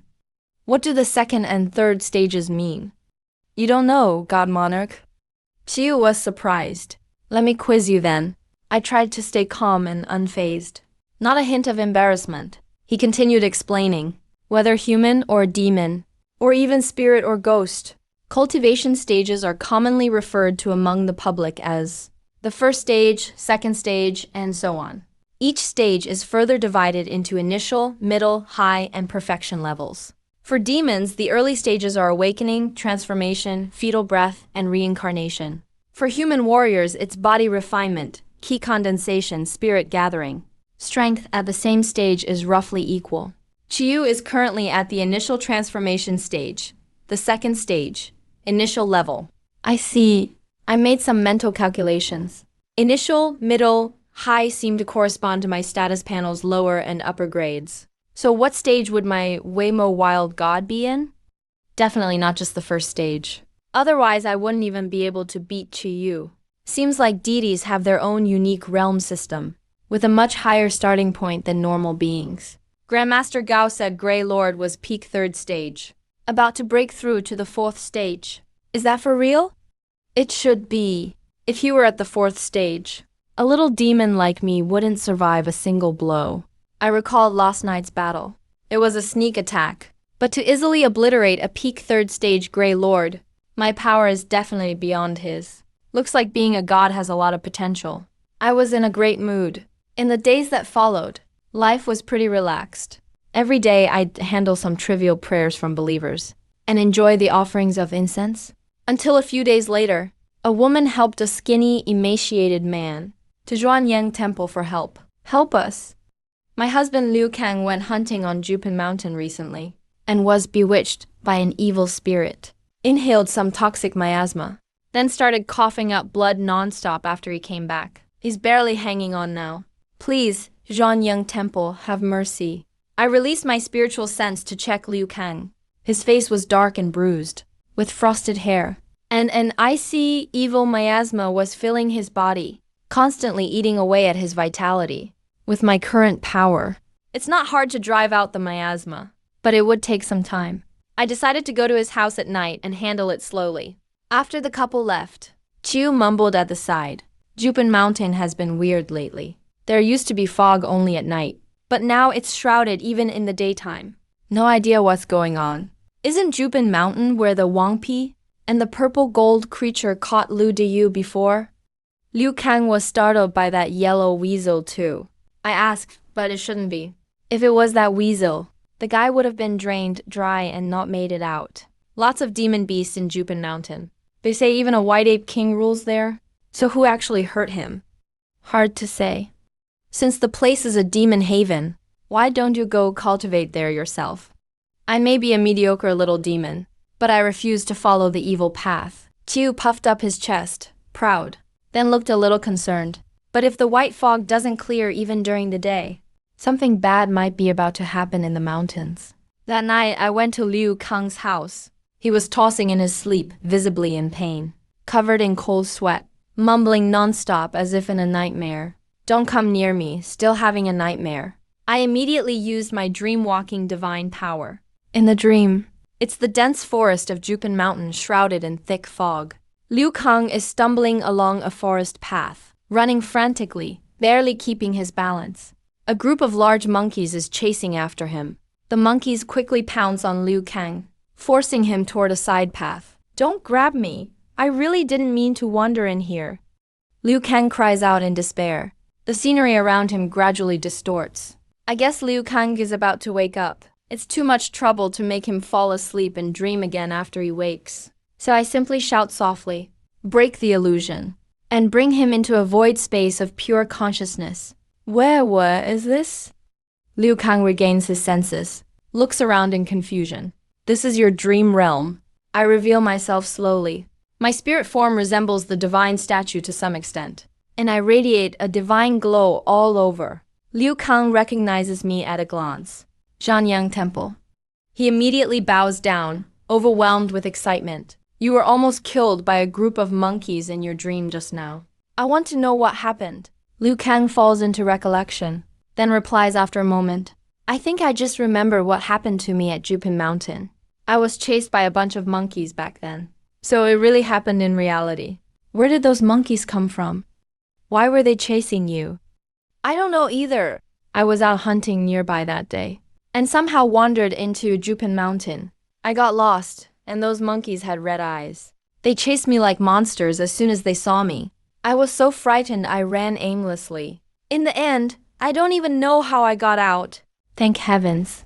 Once I exited the mountain pass, they stopped chasing me. Wandered into the mountain by accident, and then somehow wandered out. Who would believe that nonsense? Who would buy such a story? I watch his eyes flicker. He's definitely hiding something important. Nothing else to say? No, that's all. Liu Kang doesn't dare look up. Fine, since he doesn't want to talk. I'm not bothered to keep asking. If it weren't for his wife crying and begging earlier today, I wouldn't bother with someone this half-hearted. Gods offer blessings to their followers, but you only get what you truly believe in.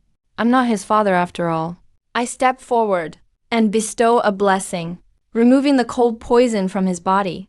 Without any extra words, I exit the dream directly, back at the temple. I'm so excited I rub my hands together, waiting for midnight to arrive. Today is May 30th. Once it's midnight, it'll be the first day of the next month. The store will refresh. No disasters occurred in my area this month, so I get 300 merit points. Just before midnight, a system pop-up appears. There's actually an end-of-month bonus. I check my balance 2,280, with over 200 of it, coming from offerings made by visitors from other villages these days. As soon as the time arrives, I can't wait to open the store. Bodyguard key, yellow rank, defense skill. Costs 300 merit points to exchange. Root bone pill, yellow rank effect. Enhances root bone. Only effective for living beings with bodies. Costs 300 merit points to exchange. Chaotic blade technique. Profound rank. Attack skill. Available for blade-type weapons. Costs 1,000 merit points to exchange. There's indeed an extra product slot now. An attack and a defense skill exactly what I need. As for that root bone pill, the note clearly says it's for beings with flesh. Maybe I can grant it to someone else. It's only 300 points anyway. I'll give it to Chiu later and see if it works. If it does, I'll treat it as a reward. I also decisively take the other two skills. In the blink of an eye, my whopping 2,280 points are down to just 680. Money just slips through my fingers.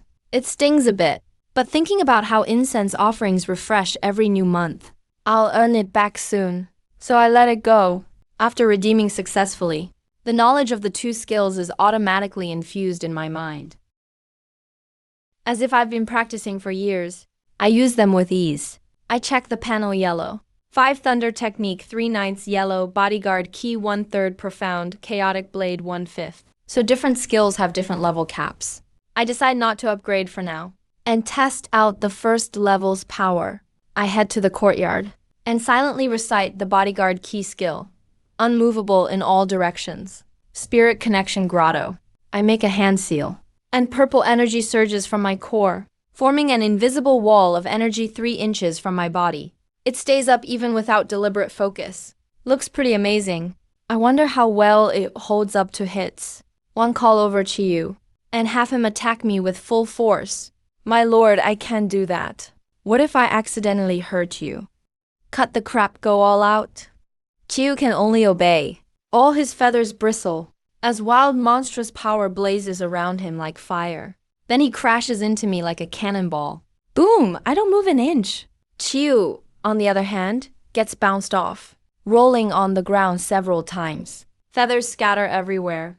My lord, this new skill of yours is incredible. It felt like crashing into an iron wall. Chiyu looks stunned.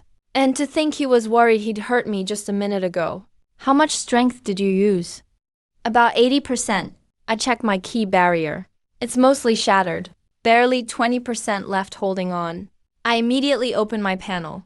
Spend 300 points to upgrade Bodyguard Key to the 2nd level. If the first level was like 10 years of hard training, the 2nd level is 20 years of cultivation. I project the key barrier again, and have Chiyu hit me with the same force. Yes, my lord. Boom. After the impact this time, I check the barrier, and find it still has half of its strength, meaning, if I take the same hit again, I can still withstand it. Just one level difference. Yet my defense is doubled.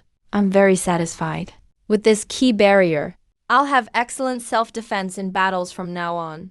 Level 3 needs 500 points. I'm short on balance. I'll pause for now. Time to test the chaotic blade technique's power. I eagerly recall the key points of the chaotic blade technique, then suddenly freeze. Damn, I need an actual blade to practice. And there seem to be specific requirements for the blade's size and strength. Forget about strength for now. I'll just find any blade that works. Chiyu, go get me a blade. I give him the size specifics and tell him to meet me in the grove behind the temple. Soon, Chiyu flies back holding a hatchet in his beak. Where did you find this? I take the blade. It's fairly sharp. Borrowed well, stolen from a villager's woodshed. My lord, will this blade work? Let's see, the size is right. I close my eyes slightly, and following the key points of the technique, channel my energy into the blade, forming a blade aura. At first I'm a little clumsy, but after a few tries, it comes naturally. If I were training on my own, I'd need at least 8 to 10 years to reach this level. The system's direct download is so satisfying. As the power of the blade kept rising, the machete shone with intense brilliance, like a freshly made branding iron. The scorching heat forced Chiyu to keep backing away, eyes full of anticipation. I shouted loudly, holding the machete charged with full momentum high above my head. I brought it down fiercely on a huge boulder in front of me. With a crisp cracking sound, the giant stone was actually split in two, not shattered, but cut with a line as smooth as a mirror, almost like cutting tofu with a knife. This is the terror of true blade force, concentrating strength to the limit. Nothing is unbreakable. No wonder it's a secret mystical technique. It's awesome, but pretty hard on the blades. I looked at the cast iron machete in my hands, now snapped into several pieces, and sighed helplessly. God Lord, your blade technique is just too powerful. Chiyu scratched her head and began to explain. Spiritual weapons are forged from special materials, or born with spirit due to rare chances, and are extremely tough. Some even have special attributes. US fairies rarely use spiritual weapons, mainly because we can't get any. For humans, even among martial artists, only major sects can forge them. Chiyu added, God Lord, this blade technique needs a spiritual weapon. I see, but where am I supposed to get a spirit blade? It's not like I know any martial arts sects. Maybe the store will have one for sale next month. Without a spirit blade, this mystical blade technique is basically half useless. If I'd known, I wouldn't have switched. The system didn't even give me a warning. I grumbled to myself, just as I was feeling frustrated. Chiyu suddenly leaped to her feet excitedly. I just remembered. There actually is a spirit blade in Liu Village, full of evil energy. Definitely worthy of your technique. I was quite surprised. A place this remote actually has a spiritual blade.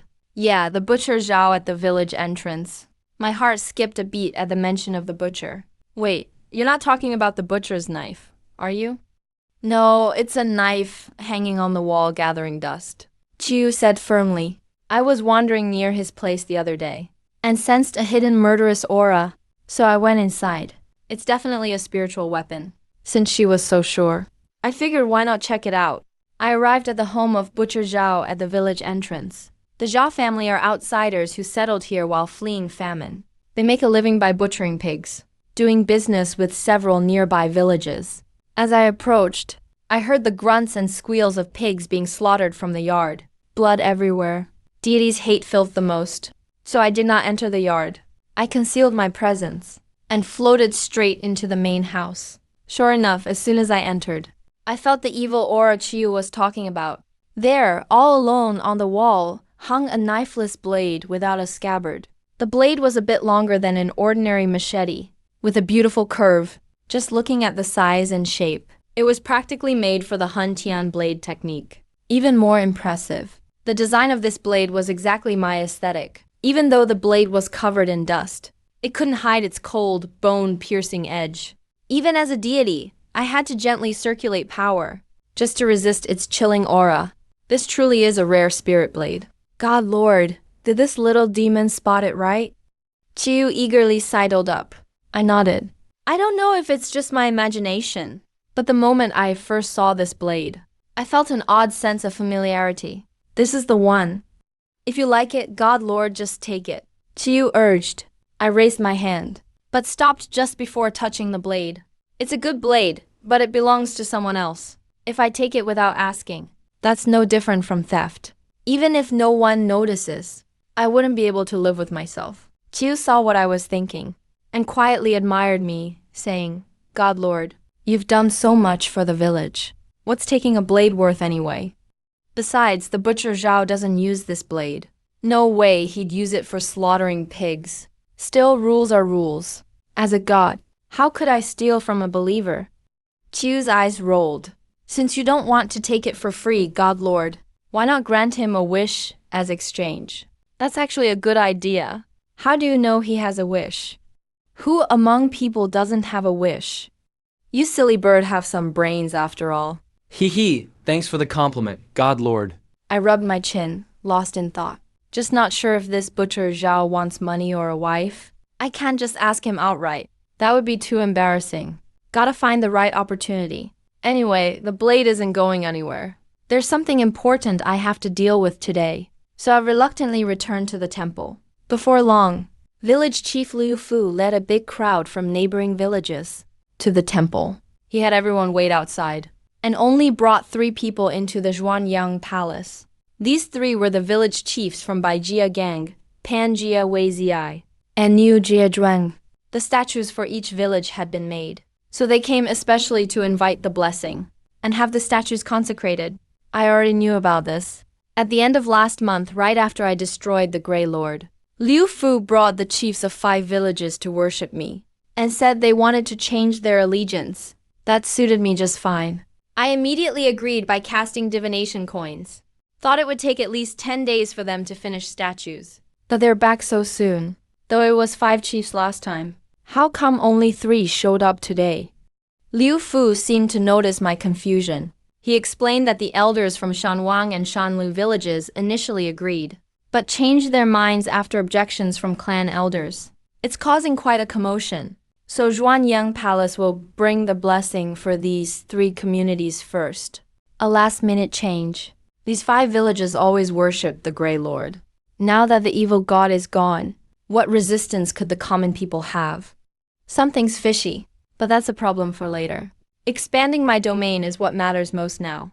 By custom, a star god must take an incense stick from the ancestral temple and insert it in their own censer to consecrate a new statue.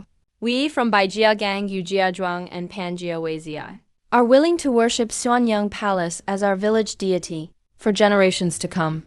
If we break this vow, may we be struck down by heaven and see our villages destroyed. The 3 village chiefs swore a vicious oath in public. The people from Lu village watched in shock. Why such a heavy oath just to switch gods? Thank goodness the old lord didn't demand this back then. Old Liu, the senior clan elder, saw right through it. They're just showing loyalty, abandoning their ancestral gods. And then the Grey Lord. It's perhaps understandable, but they'll get a reputation for being disloyal. Only with such a vicious oath can they win the trust of Xuanyang Palace. Everyone realized, and things went smoothly. The 3 village chiefs each took an incense stick and respectfully returned to their villages. I waited eagerly, when suddenly a rush of unfamiliar information flooded my mind. It was from new statues, and there were 3 of them. I tried locking onto one with my divine sense, and the outline of the statue immediately appeared clearly. As I willed, my spiritual sense traveled through instantly. Arriving in the void, suddenly my vision cleared. The house was crowded with people. I recognized the man standing at the front as Baijia Gang's village chief, Bai Daily. I looked down and examined. I discovered that the spiritual thought had completely merged with this wooden statue. Its power is far greater than a simple spiritual thought alone. It's probably about 70% as strong as the original body. This wooden statue is like my substitute. I can teleport instantly between several statues. I took an inner look. It felt very novel. But the teleportation just now used up nearly 1/5 of my mana. Turns out, instant movement costs MP. Makes sense. If you could fly endlessly without any cost, that'd basically be exploiting a bug. I surveyed my new home. It's larger than the temple in Liu family village. All the ritual items are brand new. As for why they used a wooden statue instead of a stone one, they consulted about it beforehand. They dared not surpass Liu family village's ancestral temple. Everyone has arrived. Follow me to offer incense. Bai Daily was about to preside over the ceremony. An elder shakily stood out. Wait, I have something to say to Zhuan Gong. Ning, the auspicious time is here. Let's talk about it later. The elder ignored him. He kneeled at the statue. He knocked his head 3 times loudly. Zhuan Gong, I feel ashamed to say this. You are the 3rd deity of our village. Outsiders might think we keep changing faith, but that's not the case. Our village originally worshipped Ascension 4 generations. We never neglected him, but he never showed his power. Later, Master Gao forced us to change our surname and worship the evil god that eats people in Loalin. We refused, so he took ruthless measures. For the sake of survival, we had no choice but to submit. The elder's voice trembled. Tears streamed down his face. Though afterward the harvest improved, it was exchanged for the lives of our children. This is our village's greatest humiliation. The sound of suppressed crying came from the wealthy in the crowd. Many people were moved to tears. Zhuan Gong, I want you to know, we are people with backbone. Today we sincerely worship you. This is from the bottom of our hearts. Nothing comes easy. After finishing his speech, he banged his head on the ground again and again. I was deeply moved. Honestly, I used to dislike these villages that kept switching sides. I didn't have a good impression. Accepting them was purely about expanding my territory and collecting merits. But after hearing their blood-stained story, seeing the sorrowful faces of the villagers, I realized my prejudice ran too deep. Living beings are like water, flowing with the current. When guided by good people, they will naturally show their pure faith and sincerity. At this moment, I truly accepted them. Here's a welcome gift for you. With a thought, I cast a blessing spell over the whole crowd. Waves of peaceful golden light scattered like spring rain over everyone. Group casting doesn't have a strong effect, but it's enough to clear away the gloom in their hearts. Hey, why do I feel so much lighter inside? Me too, it feels like a warm current is flowing through my body. The villagers exchanged their amazement. It's a miracle. Zhuan Gong revealed his power. He has accepted us. The crowd was full of excitement. Many broke into joyful tears. Because of the past, their biggest fear was being ignored by the deity. Now they finally put this worry to rest. Afterward, I descended separately on Panjawezi and Nayujazhuang. I displayed my divine presence using magic. The consecration ceremonies for all 3 villages were completed successfully. Congratulations to the host for expanding your domain to a radius of 5 miles. Reward: 500 merit points. Congratulations to the host for gaining over 500 followers. Reward: divine skill, vitality, double happiness. Check the new divine skill, vitality. Can examine the deep state of the target's body, such as shadow images, illusions, and so on. This skill is practical. Shadow images are easy to understand. Are illusions the eye of truth? Check panel, rank, minor wild god, superior, 0800. Domain, 5 miles radius. Divine skill, dream infiltration. Upgraded blessing, shock, celestial phenomena, vitality, all are entry-level skills. Huang Thunder Art 3/9. Huang Defense Aura 2/3. Shan Soul Heavenly Blade, Part 1. Merit points, 2,890. The bulk of the funding comes from the 3 new villages and today's medium-scale sacrifices. Although villagers' sincerity is not high, each only provides 3 or 4 points. The total is still considerable. If I can raise their sincerity in the future, my fixed monthly income will be 3,000 or 4,000 merit points. The future looks bright. I left the Panjawezi statue. I happily patrolled my newly expanded territory, now several times larger, climbed the highest hill, and looked around. A sense of achievement welled up in me. There are more than 10 villages in Julong town.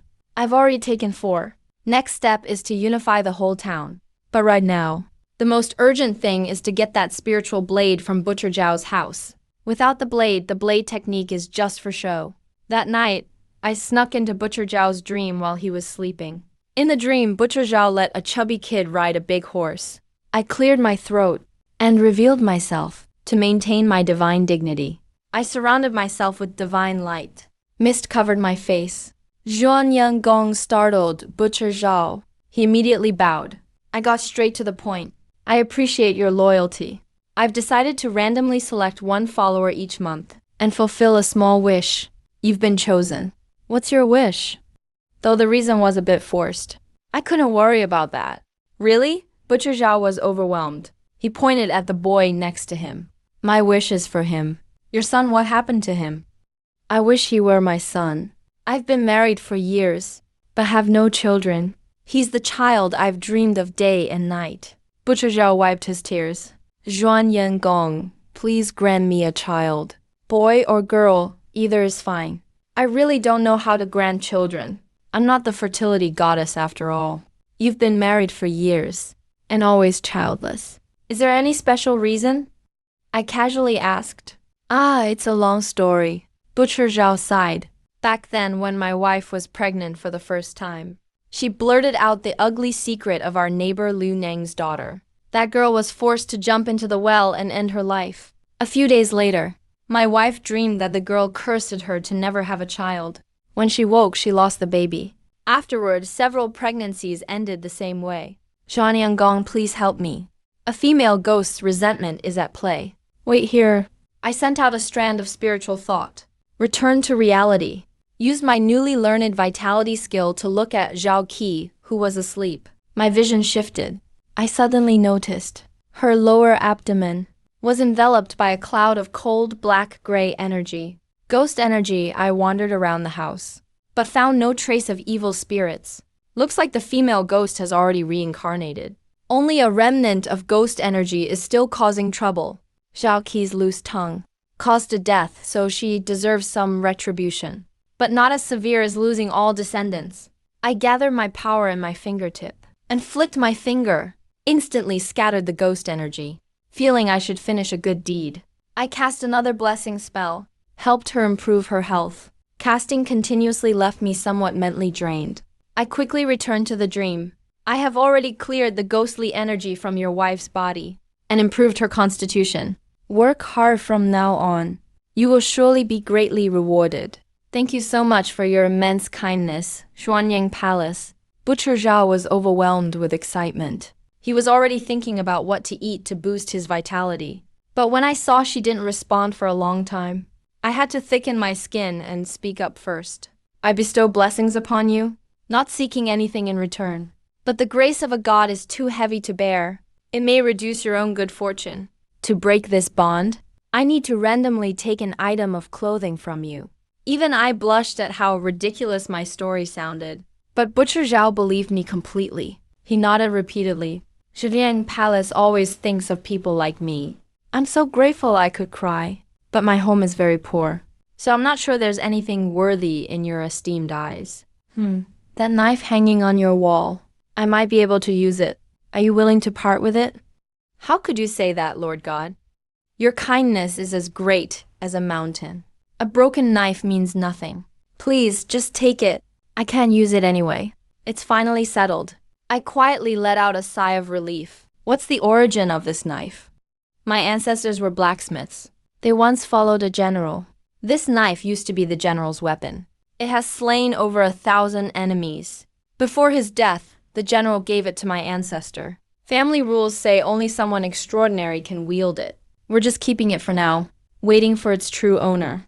Now it seems you are the true owner, Lord God. Butcher Zhao was full of anticipation. First, to repay a favor. Second, having a family heirloom noticed by a god is the greatest honor. By the end, he was practically begging me to accept it. Since that's the case, I'll take it. If you need anything in the future, come burn incense at the front of the temple. I didn't hesitate anymore. After leaving the dream, I went straight to his house to get the knife. When I returned to the temple, what a fine blade. By the oil lamp's light, I examined it closely. The blade was silvery white, without any blemishes. Even the phrase cuts hair at a touch can't describe how sharp it is. More importantly, the blade contained a fierce and unyielding spirit. That's the key to its mystical power. But this aura seemed to be suppressed by something, with obvious impurities. I gripped the hilt, slowly channeling my power into it. The impurities became even clearer. It must be from killing and absorbing too much blood, building up residual blood energy. Luckily, it was just on the surface. I used my power to cleanse it away. The true energy of the sword instantly awakened, like a fierce beast recovering from a deadly illness. It started madly devouring my power. As it consumed, I established a strange connection with the blade, and sensed its past. This is a murderous weapon forged solely for slaughter. It must constantly drink blood to maintain its spirit. Once off the battlefield, it could only survive on traces of old blood energy. If it hadn't met me, it would have become plain iron long ago. Just as I was sensing this, suddenly a loud boom erupted in my mind. A ray of golden light exploded in my consciousness, turning into a gigantic tongue. The tongue floated in front of me, 2 rows of razor-sharp fangs nearly touching my face. Crimson snake eyes radiated extreme danger. Hissed the giant snake let out a heart-wrenching scream. A chilling, soul-piercing cold spread instantly, almost shattering my consciousness. I quickly steadied my mind and fought back with all my strength. This monster was the spirit of the blade.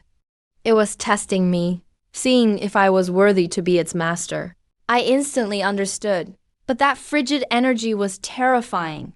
I don't know how long I held on, but my will started to collapse. Was I going to have to give up? No, wait, I'm not willing. In a desperate moment, I suddenly had an idea. No idea if my intimidation spell would work on the blade spirit. Might as well give it a shot. I locked my gaze onto the snake's head and focused all my strength. Intimidate.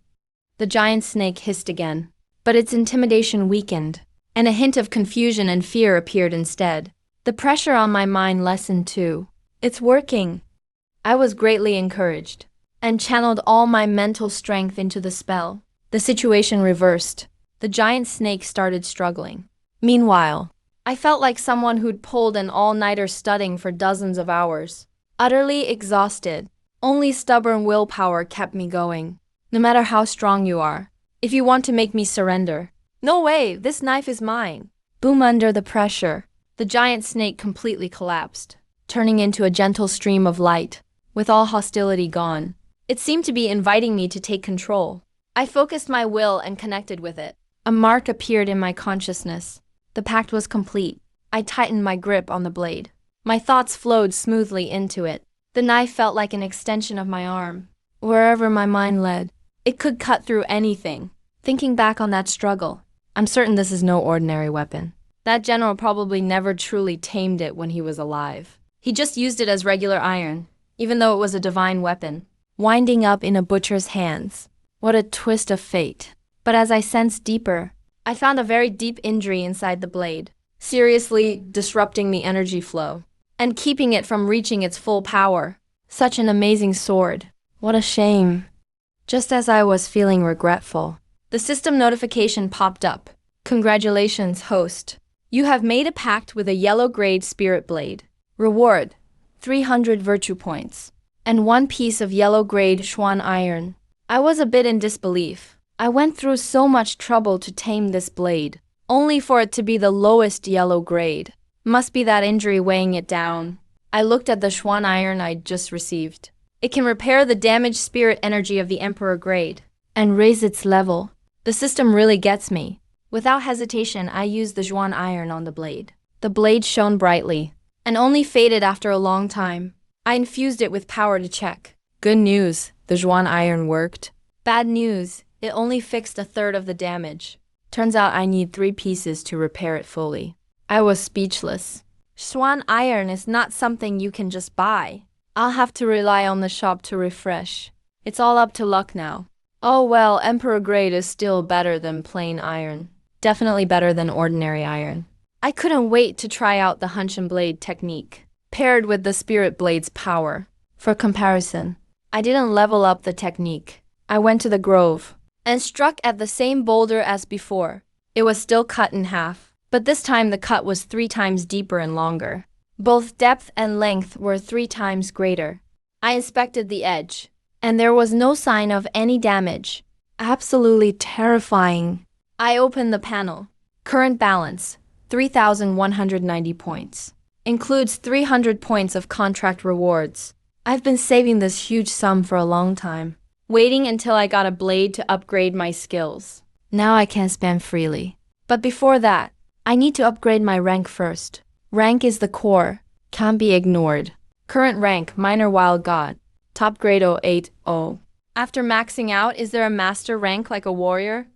Or is it a direct leap to a higher realm? We'll find out soon. I dump 800 points to max out. Buzz. A wave of scorching, violent energy bursts from the stone sea, wildly crashing into the meridians. The remaining color, just like last time.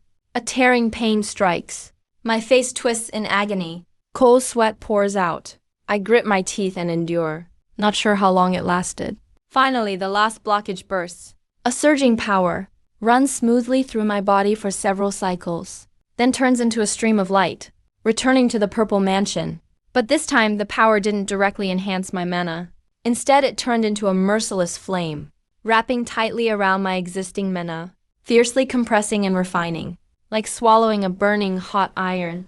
After a stick of incense, the torment finally ends. I exhale a long, impure breath, as if sparks are carried out. That's the purple mansion. My mana, once the size of a pomelo, has been condensed.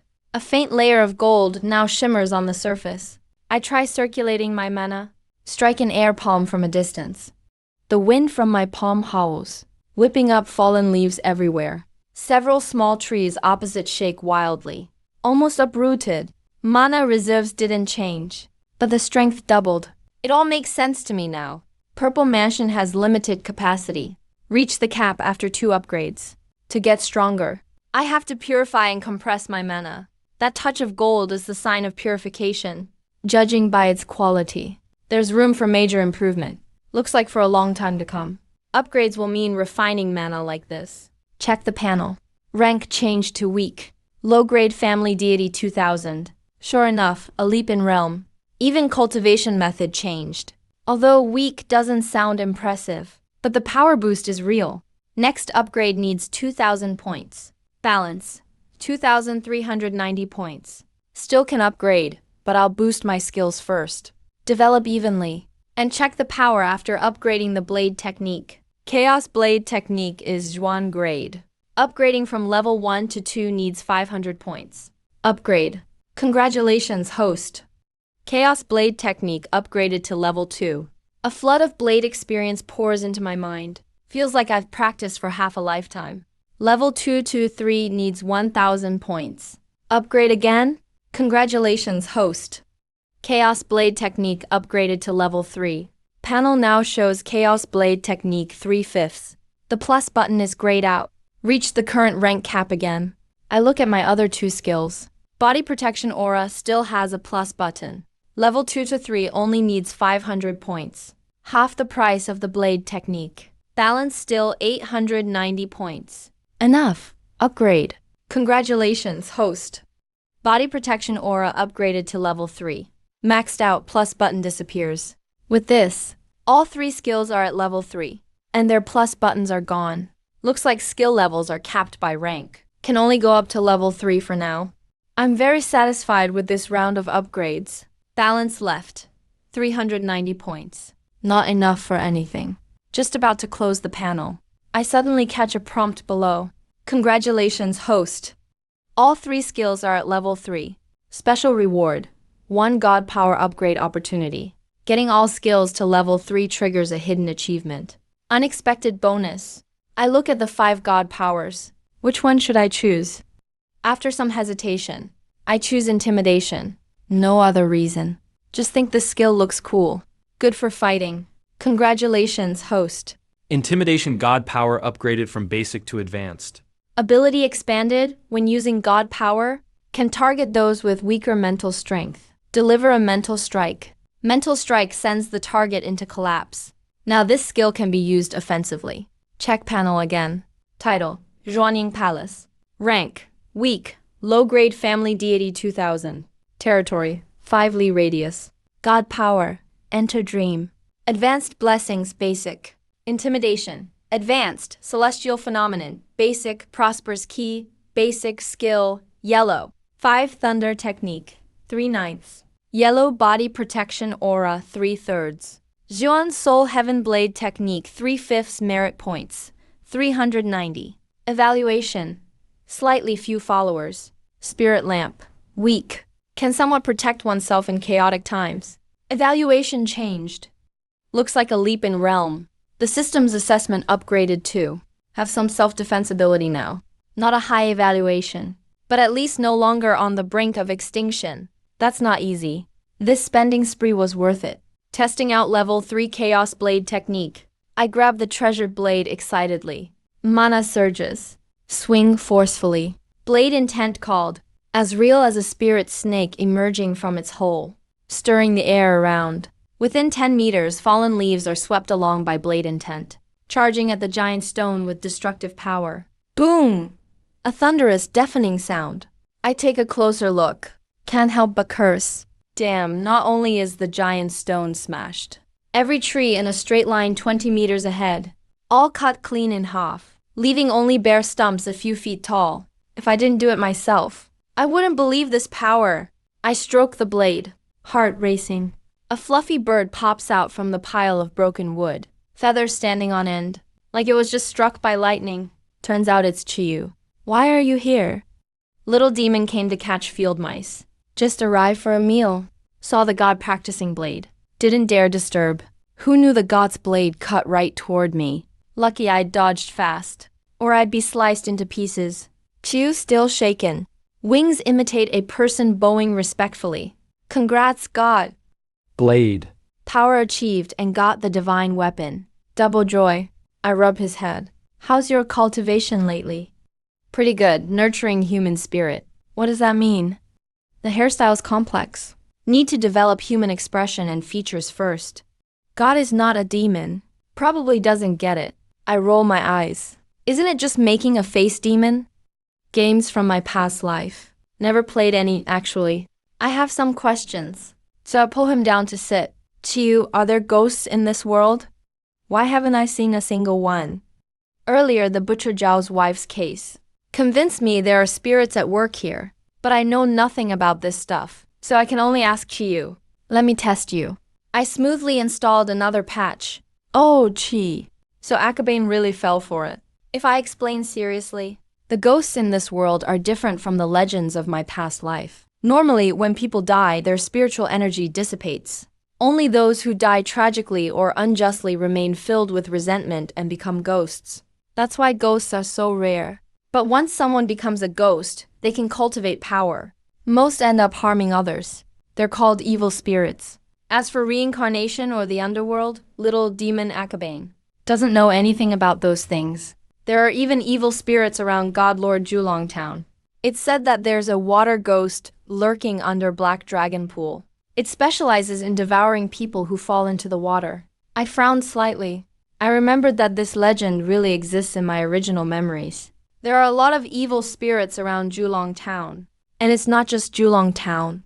All of Lower Tsai County is filled with evil spirits. Supposedly, it's far more than elsewhere. Why is that? Some say it's because this area is so remote. The town spirit department doesn't have any jurisdiction here. Others claim it's due to strong spiritual energy here, which is good for cultivation. This little demon has never traveled far, so he doesn't really know. Akabane stared enviously at the spiritual blade in my hand. His eyes were full of longing. God Lord, can you let me touch it? I nodded in agreement. Akabane flew onto the blade. He gently stroked it with his wings. Such a good blade. Has God Lord given it a name? Not yet, but it's certainly a divine weapon. How can it not have a flashy name? The trinibu in my bones started to burn. Do you have any suggestions? I asked, and Akabane thought for a moment. It needs a powerful and impressive name. Something like Godslayer or Invincible or whatever. What is it? I looked at him with a half smile. Akabane suddenly realized, and was so startled his feathers puffed up. God Lord, please. I was just talking nonsense. I absolutely didn't mean that. In the end, out of a bunch of choices, I decided on Lingshu. No special reason. It just sounds elegant. From now on, it's called the Lingshu Blade. Just as I finished speaking, a system prompt popped up. Congratulations, host, for completing the naming contract divine weapon task. Your resonance with the divine weapon increased by 1. Now it's 1 out of 10. I was stunned. Just naming the blade can trigger a mission? I tried swinging the Lingshu blade a few times. Maybe it was just psychological, but it really felt a little more powerful. Looks like I need to use this blade more to raise the resonance. For the next mission, I fished out that pitch-black genbone pill from my pocket and handed it to my roommate. That was the reason I got it for him in the first place. I'd been busy dealing with incense tributes and forgot. God Lord, is this a genbone pill? I crafted it myself. It can strengthen your foundation bones.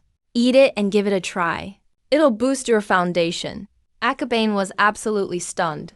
Everyone knows foundation bones are innate and can't be changed after birth. How could this pitch-black pill possibly have such a miraculous effect? Only a true deity like God Lord could ever make a celestial pill like this. Akabane didn't hesitate anymore and swallowed it in one gulp. How do you feel? It doesn't seem to be doing anything. Don't tell me the system sold me fake medicine.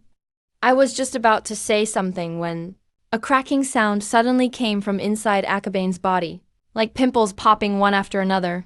That's the sound of bones breaking. His bones are breaking. It hurts! Akabane collapsed in agony, flopping around madly like a chicken with its head cut off. Eventually, he stopped moving completely, except for heavy bull-like gasps. After a long time, he finally managed to climb up, then bowed deeply to me. Thank you, God Lord, for granting me a new life. So, little demon, how are you now? About 30 or 40% of my bones broke and regrew, and my foundation bone strength skyrocketed. Akabane was shaking with excitement. Incense power could help him break through realms, but this gen bone pill actually raised his overall cultivation limit. It was basically a miracle that changed his destiny. That evening, at Lower Tsai County Government Office, Yukon was having tea and taking a break when two men in black uniforms, with cold, arrogant expressions, burst in. Are you the county magistrate? We're spiritual officials Fang Yu and Wang Mang from Wang Commandery's Town Spirit Division. Wang Mang is here by order to exterminate evil spirits of the Great Han. Wang Mang tossed his jade token over arrogantly. Yukon smiled awkwardly. You two are too late. The evil spirit's already been destroyed. What? Who did it? Both were stunned. It was Lord Zhuanyang, the true god of Liu family village. A true god. Wang Mang laughed loudly. No way a true deity could emerge within Huayan territory in just 60 years. That Zhuanyang must be a fake god, just some evil deity pretending. Don't talk nonsense. I saw Lord Zhuanyang perform miracles with my own eyes. Yukon said angrily. You're just a mortal. What would you know? Take. Me there now catch these gods. Wang Mang strode away. At Liu family village's temple, worshippers flowed in non-stop. The prayers were all kinds of weird requests. Wives cheating, roosters crowing early, babies needing names. I couldn't help rolling my eyes. I'm a god, not the head of the neighborhood committee. Akabane, go handle the cases about cheating and the rooster. Working overtime today. I'll give you half a stick more of incense. Seeing the incense, it's worth it. Akabane braced himself and went off. Let Yukon and Wang Mang lead the way for releasing the fish. They strode into the temple.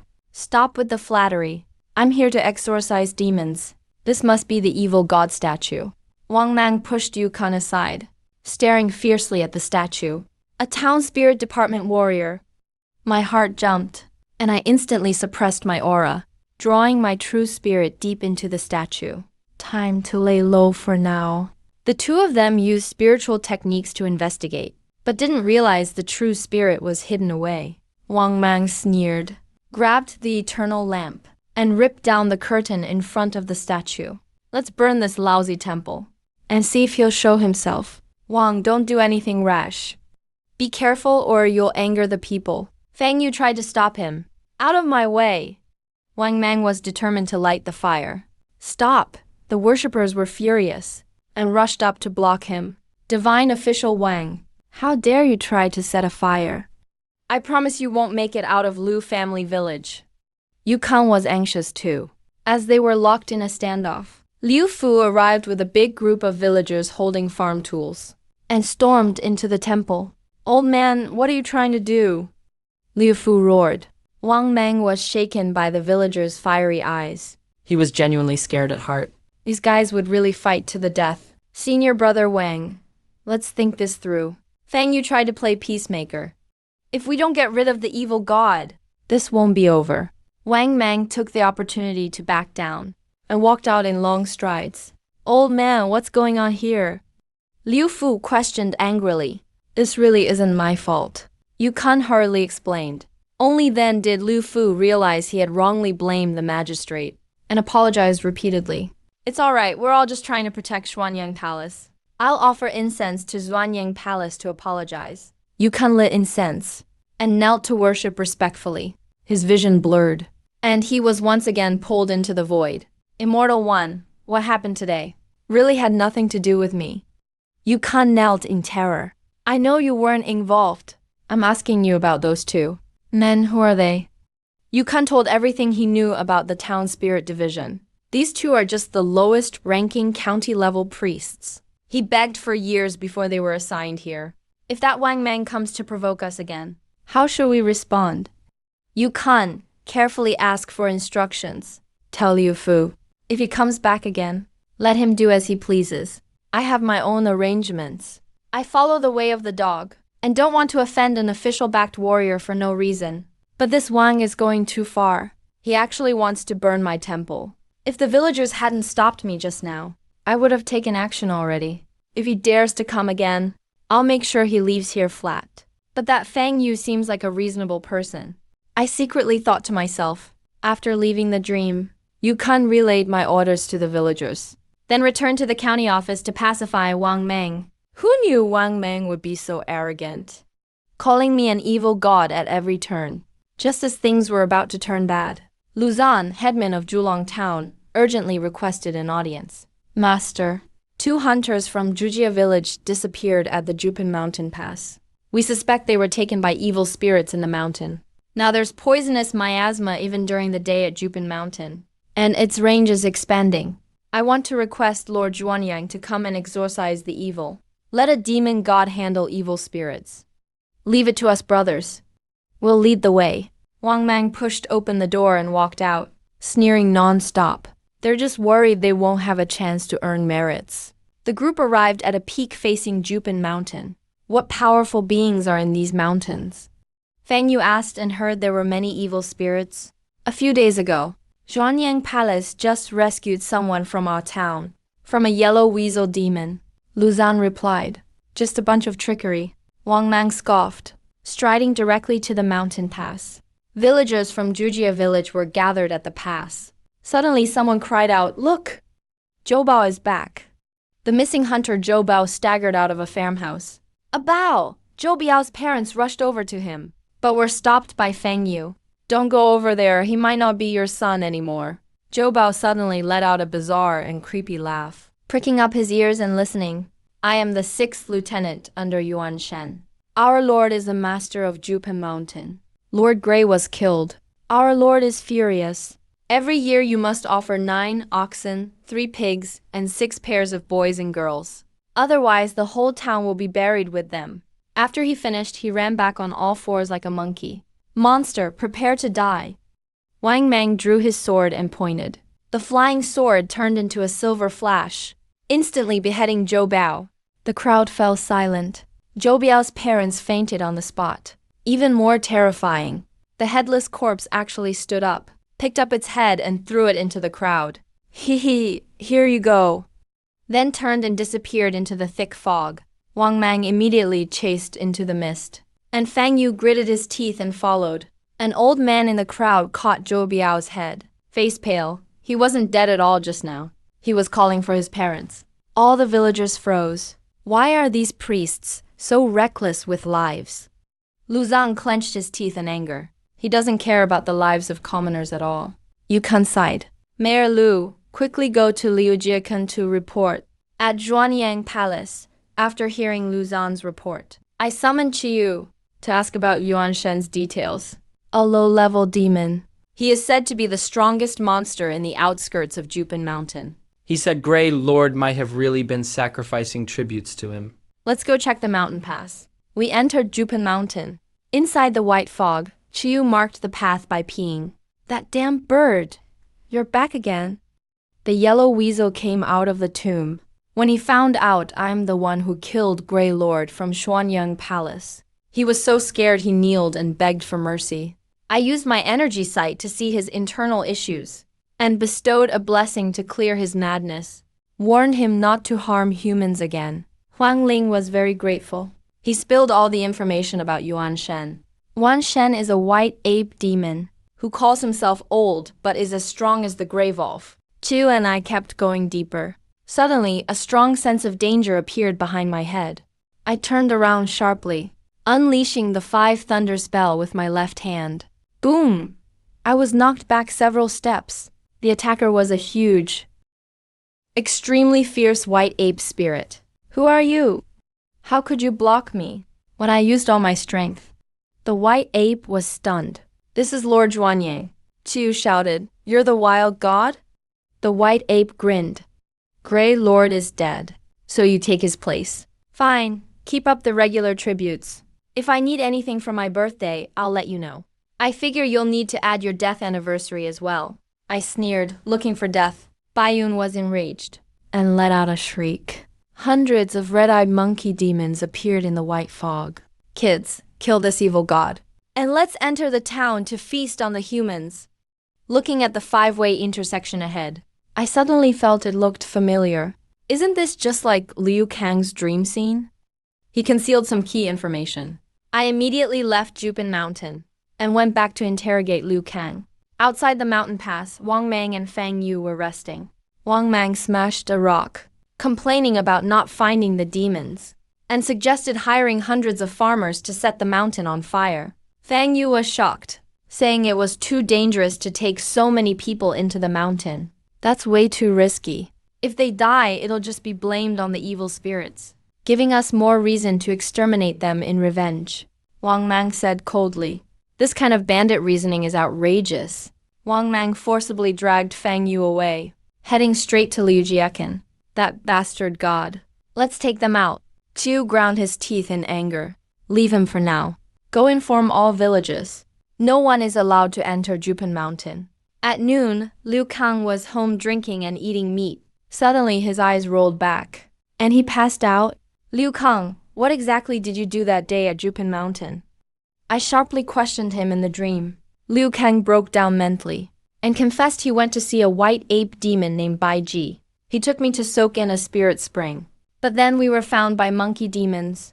I ran all the way back and got poisoned by the miasma. Still dare to lie? I sneered and pointed a finger at him. Look around you. The dream shifted, showing the real lair of the white ape. In a giant bird's nest atop a towering tree hung strings of dried human corpses. Liu Kang was so terrified he couldn't speak. This is the last thing you remember. I exposed his lie. It wasn't Bai Ji who took you. It was you dragging him to go. Liu Kang called out desperately, admitting his grave mistakes. I don't care about your private matters. But if you can recall the exact path you took into the mountain, I'll spare your life. I bestowed a blessing to strengthen his mental powers and had him close his eyes to recall the dream. The scenes kept changing, and the paths in Jupin Mountain became increasingly clear. Meanwhile, Wang Mang seized all the sulfur from the firecracker workshop and went to Bijiagang to recruit more laborers. As a result, the villagers strictly followed my decree. They would rather die than enter the mountain. Wang Mang, furious and frustrated, barged into the Liu family village with Fang Yu. Swinging torches, they injured several villagers and forced their way into the village temple. They locked the doors from the inside, smashed the statue of the deity. Let's see if they dare defy orders again. When Liu Fu heard the news, he led a large group of villagers to break open the temple door. But the scene before them left everyone stunned.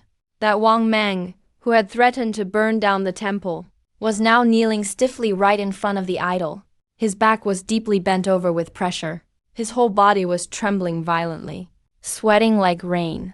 It's a divine punishment from Xuanyang Palace. The villagers shouted excitedly. Look, he's about to be crushed to the ground.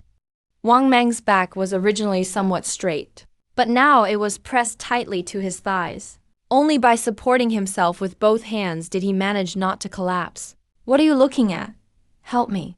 Wang Mang spotted Fang Yu in the crowd and squeezed out a plea for help through clenched teeth. Fang Yu pushed his way forward and silently recited an incantation, casting the art of insight. What he saw made him gasp in shock. Right in front of Wang Meng stood a tall, imposing man, with his right hand pressing down on the back of Wang Meng's head. This man's face bore a strong resemblance to the statue.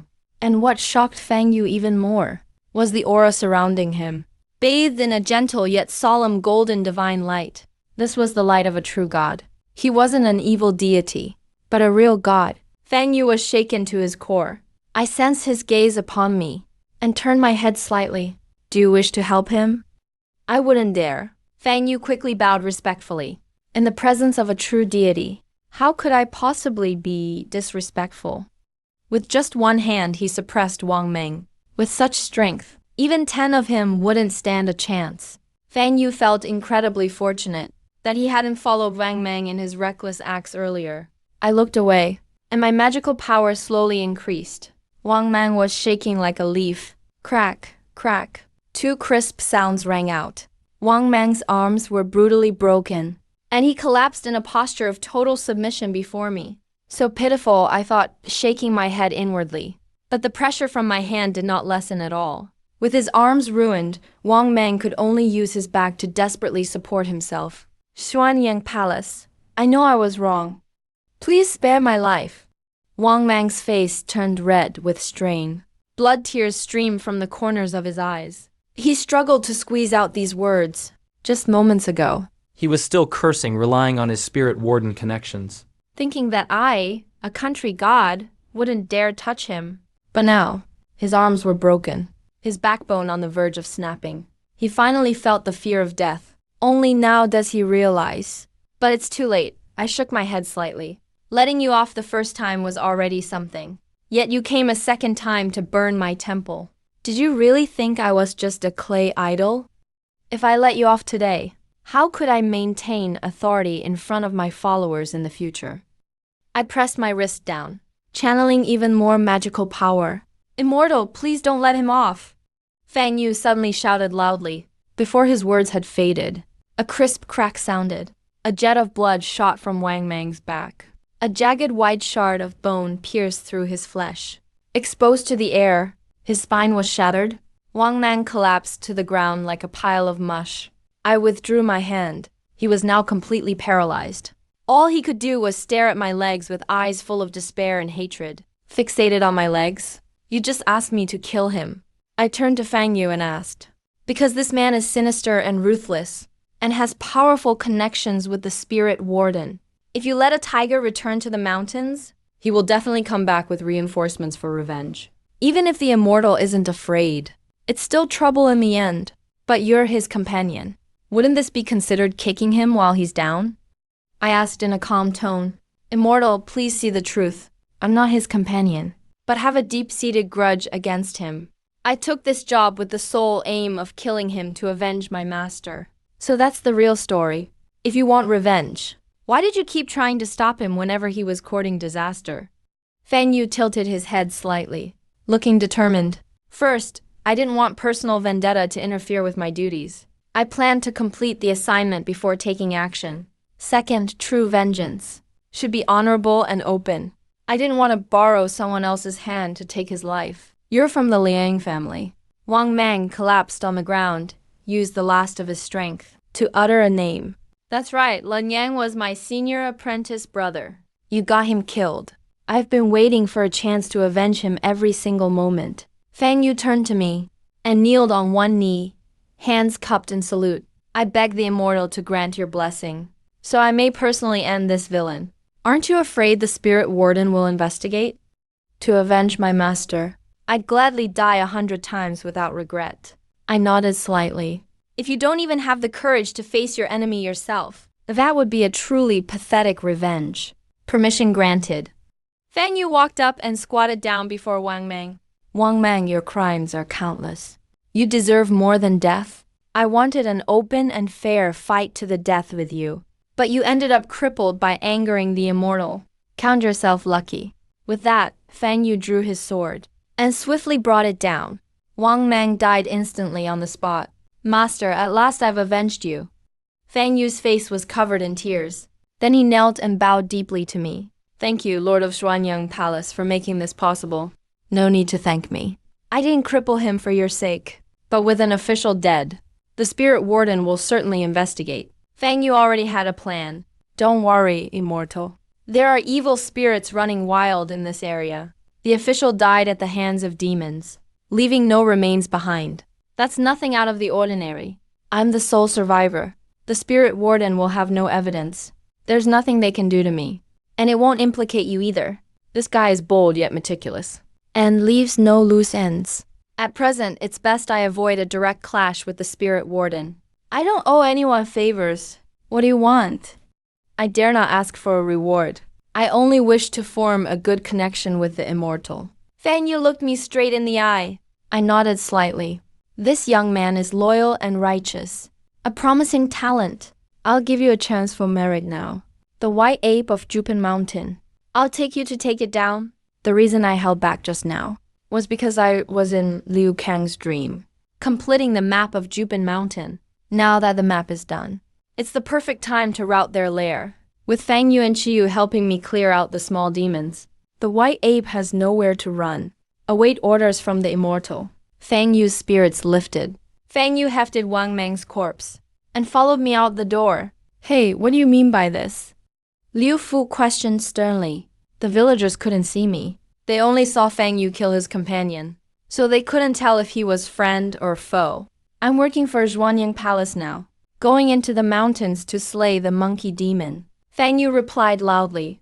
Everyone was stunned for a moment. Step aside, make way. Liu Fu reacted instantly, realizing Fang Yu was speaking to Xuanyang Palace just now. The villagers were overwhelmed with excitement. Not only did they move aside, they spontaneously followed behind and saw Fang Yu off all the way to Jupin Mountain. Brother Fu's spirit is a formidable force. Xuanyang Palace won't be in trouble, right? The chief of Baijiagang village asked anxiously. Shut that jinx mouth of yours. No matter how fierce the demon, how could it defeat Xuanyang Palace? Liu Fu scolded angrily. Liu Fu's eyes shifted as he got an idea. All the new deity statues for the villages are ready. Why not, while Xuanyang Palace triumphs over the demon today, have several villages unite and hold a grand induction ceremony? Great idea, I'll get it arranged now. I'll invite the county magistrate to preside. The village chiefs went off to take action separately, each heading off on their tasks.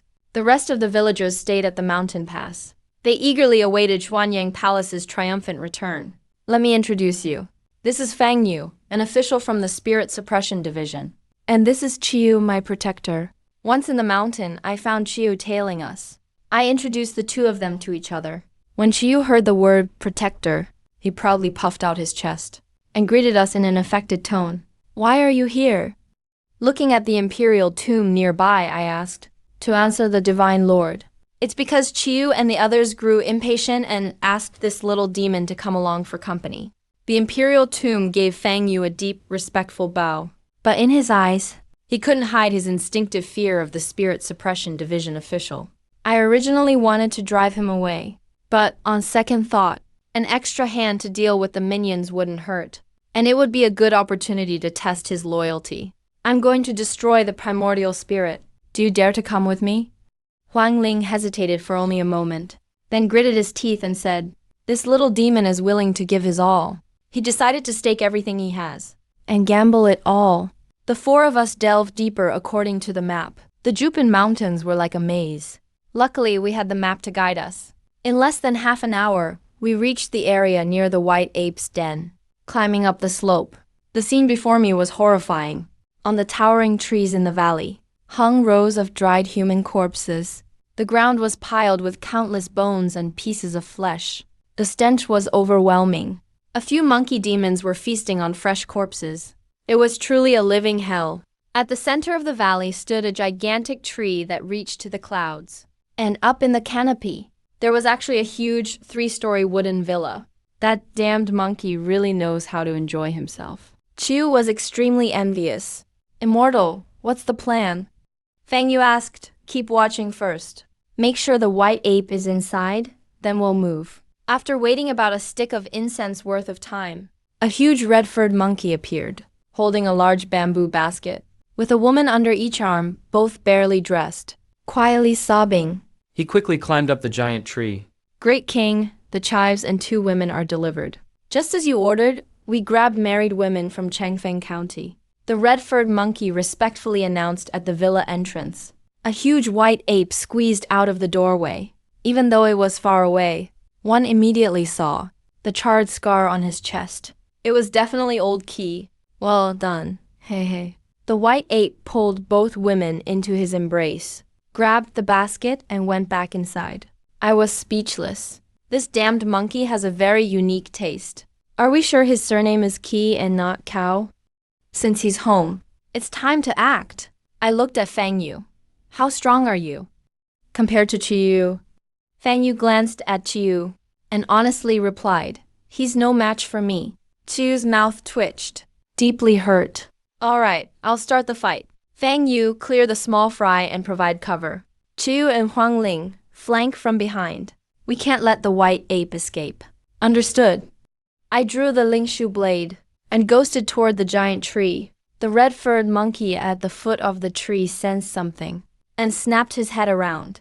Before he could even finish his words, the blade flashed. The red-furred monkey's head rolled to the ground. I leapt onto the treetop and arrived at the villa door.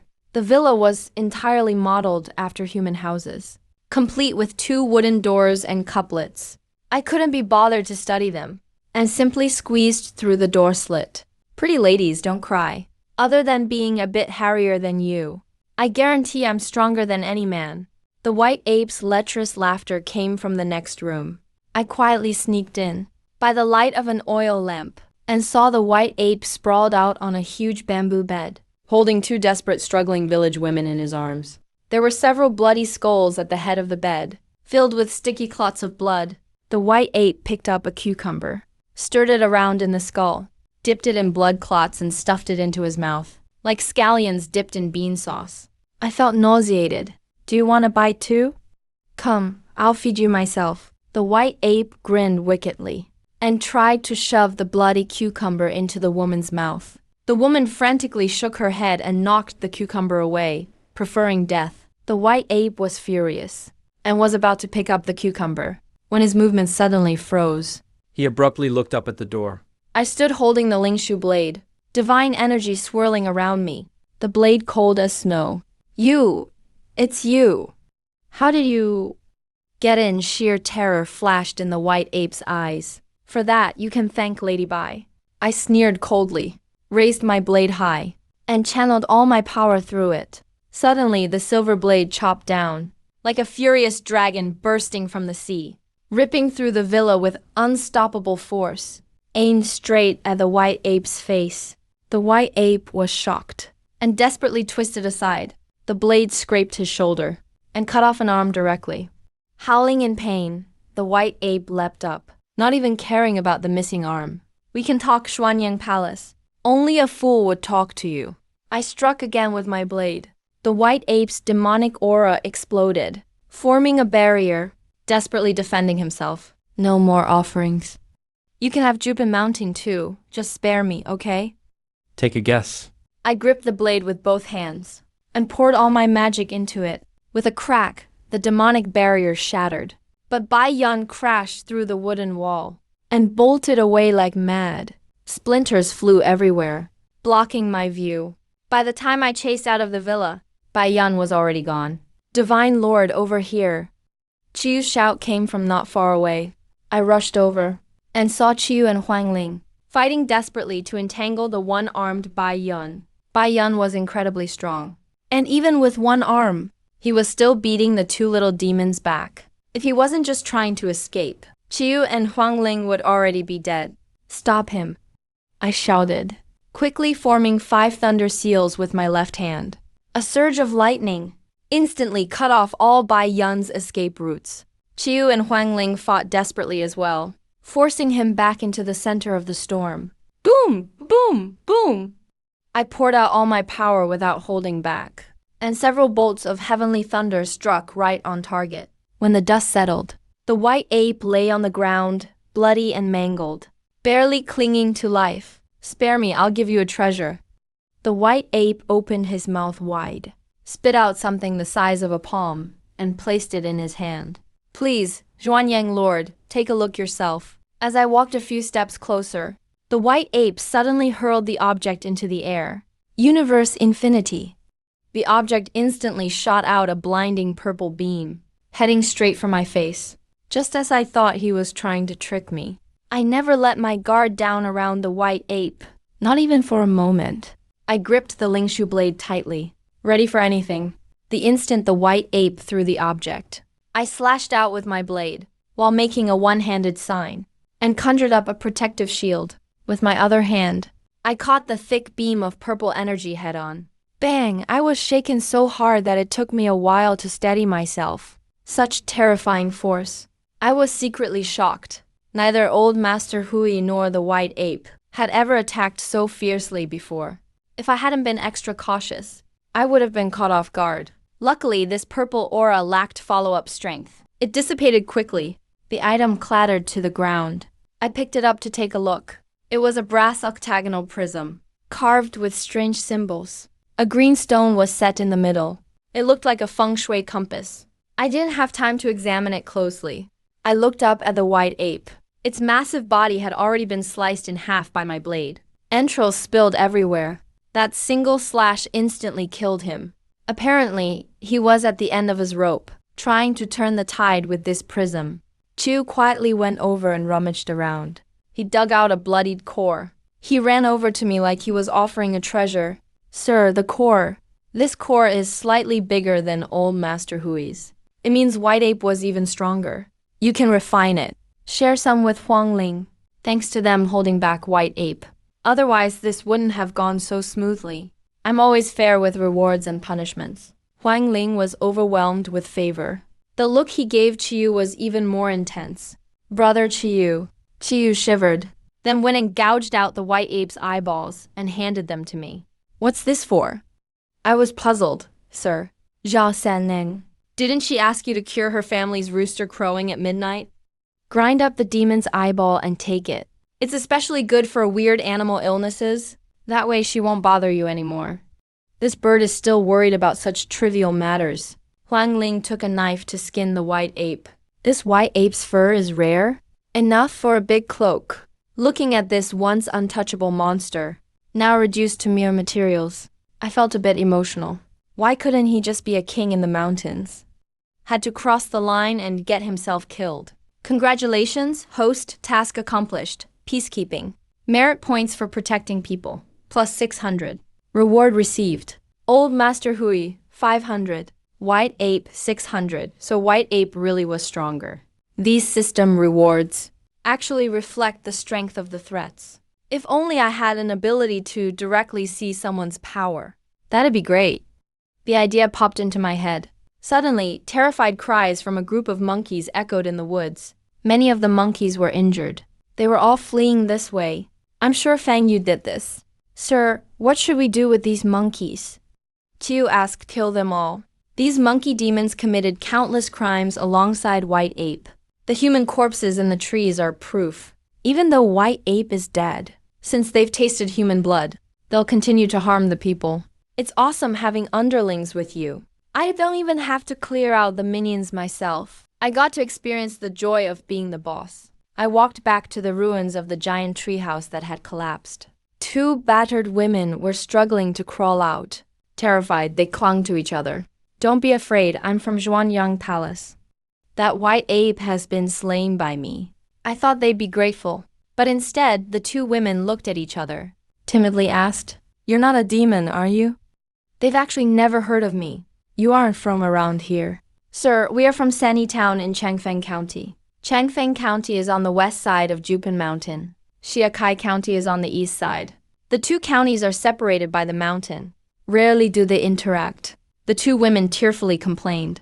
People from Changfeng are often taken by Lord Yuan Hu. Dozens disappear every year, at least. None ever return. The authorities have sent people into the mountain to strike at the demons many times. But the terrain is complicated. Toxic miasma fills the area, and they always come back empty-handed.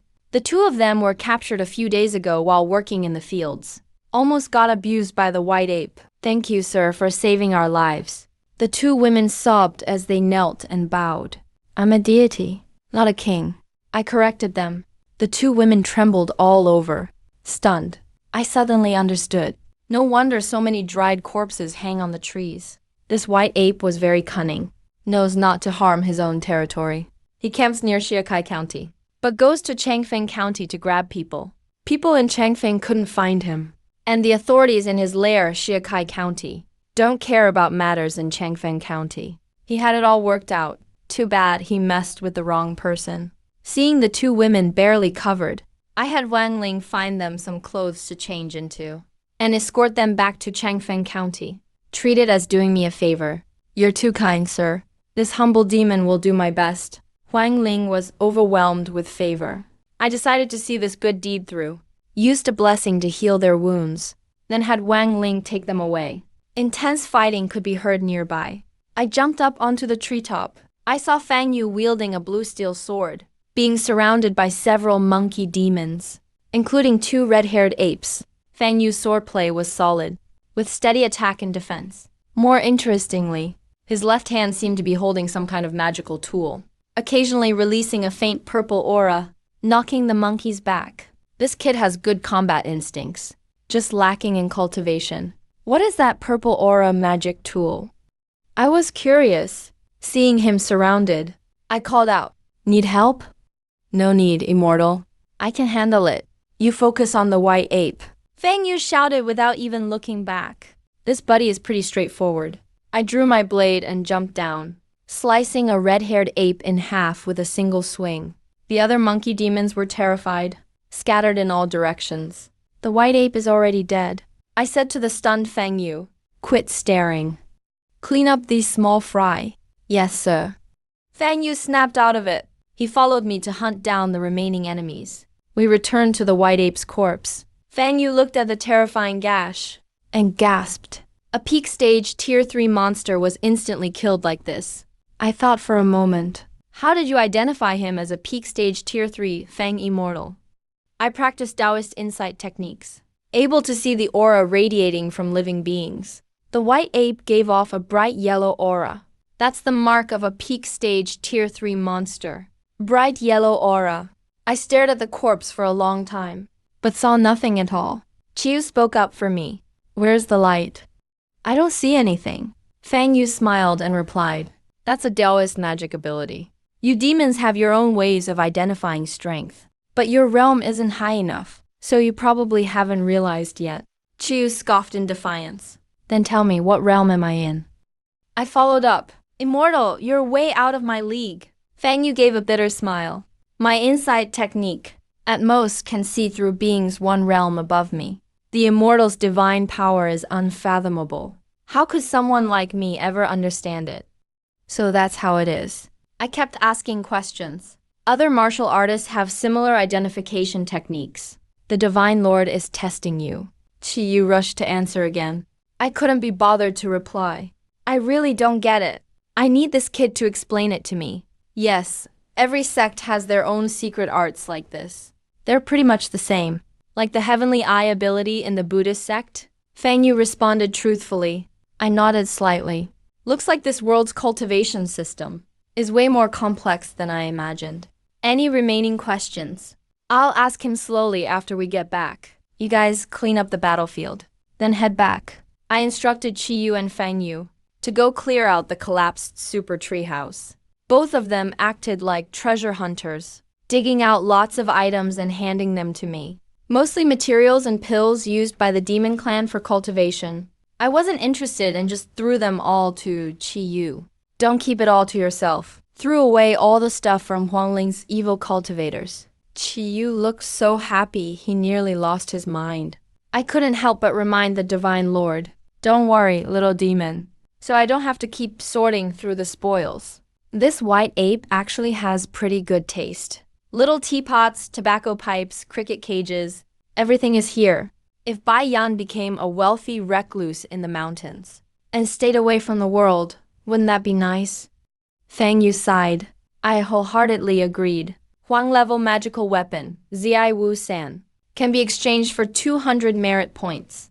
Would you like to exchange it? I picked up what looked like an ordinary mini wooden umbrella. The system popped up a notification.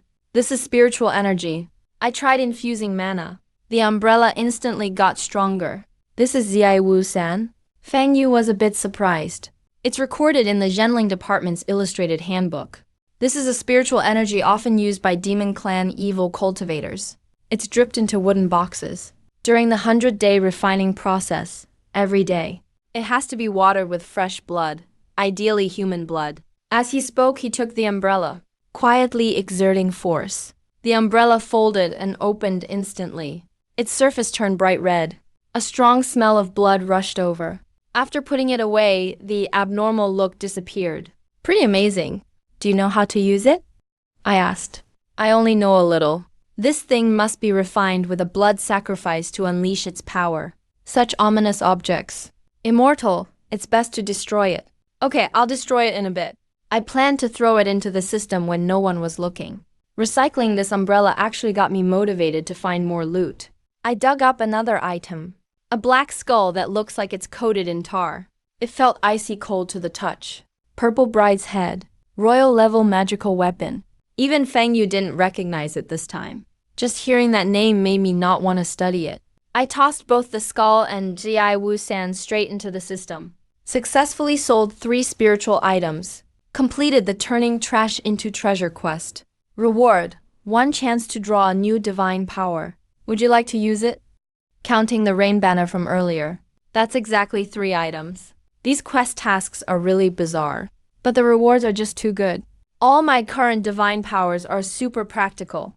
I couldn't wait and hit the draw button. Congratulations, host has learned a new divine power. Demon expulsion. Demon expulsion. Can target and remove all abnormal states related to evil spirits. Seems pretty useful according to the description.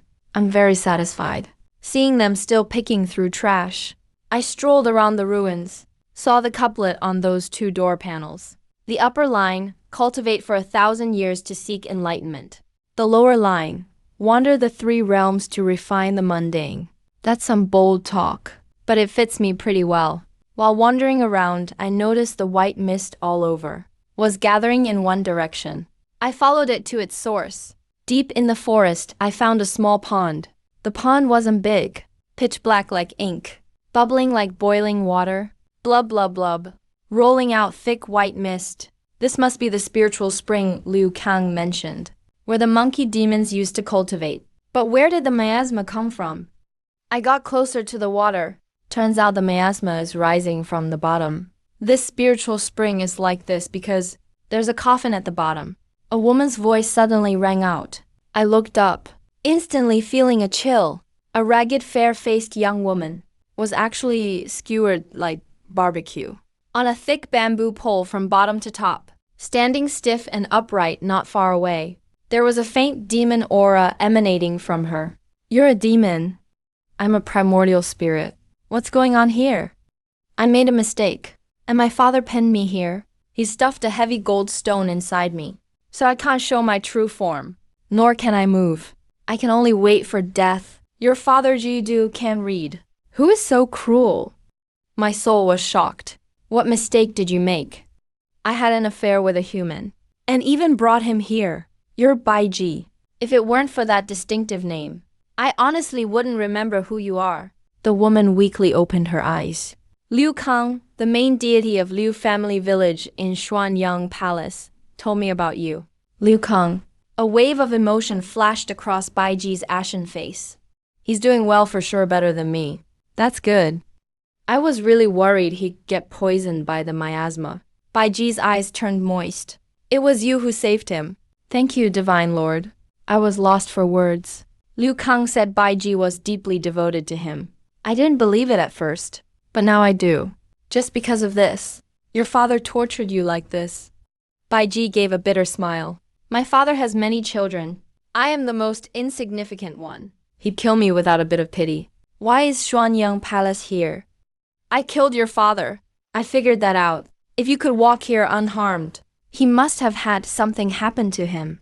Baiji let out a sigh. Did Liu Kang say anything when he mentioned me? Should I help you down first? Looking at your miserable state, it's really uncomfortable. Thank you for your kindness, Divine Lord.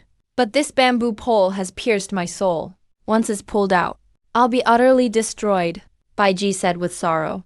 My father was going to let me suffer cruel punishment for 7 days, before he allowed me to die. He also cursed me with the transformation insect, constantly gnawing at my flesh and blood. That old monkey really is a fucking beast. I beg you, Divine Lord, please have mercy, and give me a quick death. Just take me down and that's it. Any last words? Since I can't save you, I won't pretend to be overly compassionate. What did Liu Kang actually say? He still can't let it go. He said he's really sad. He came several times, but was blocked outside the mountain by poisonous miasma and couldn't get in.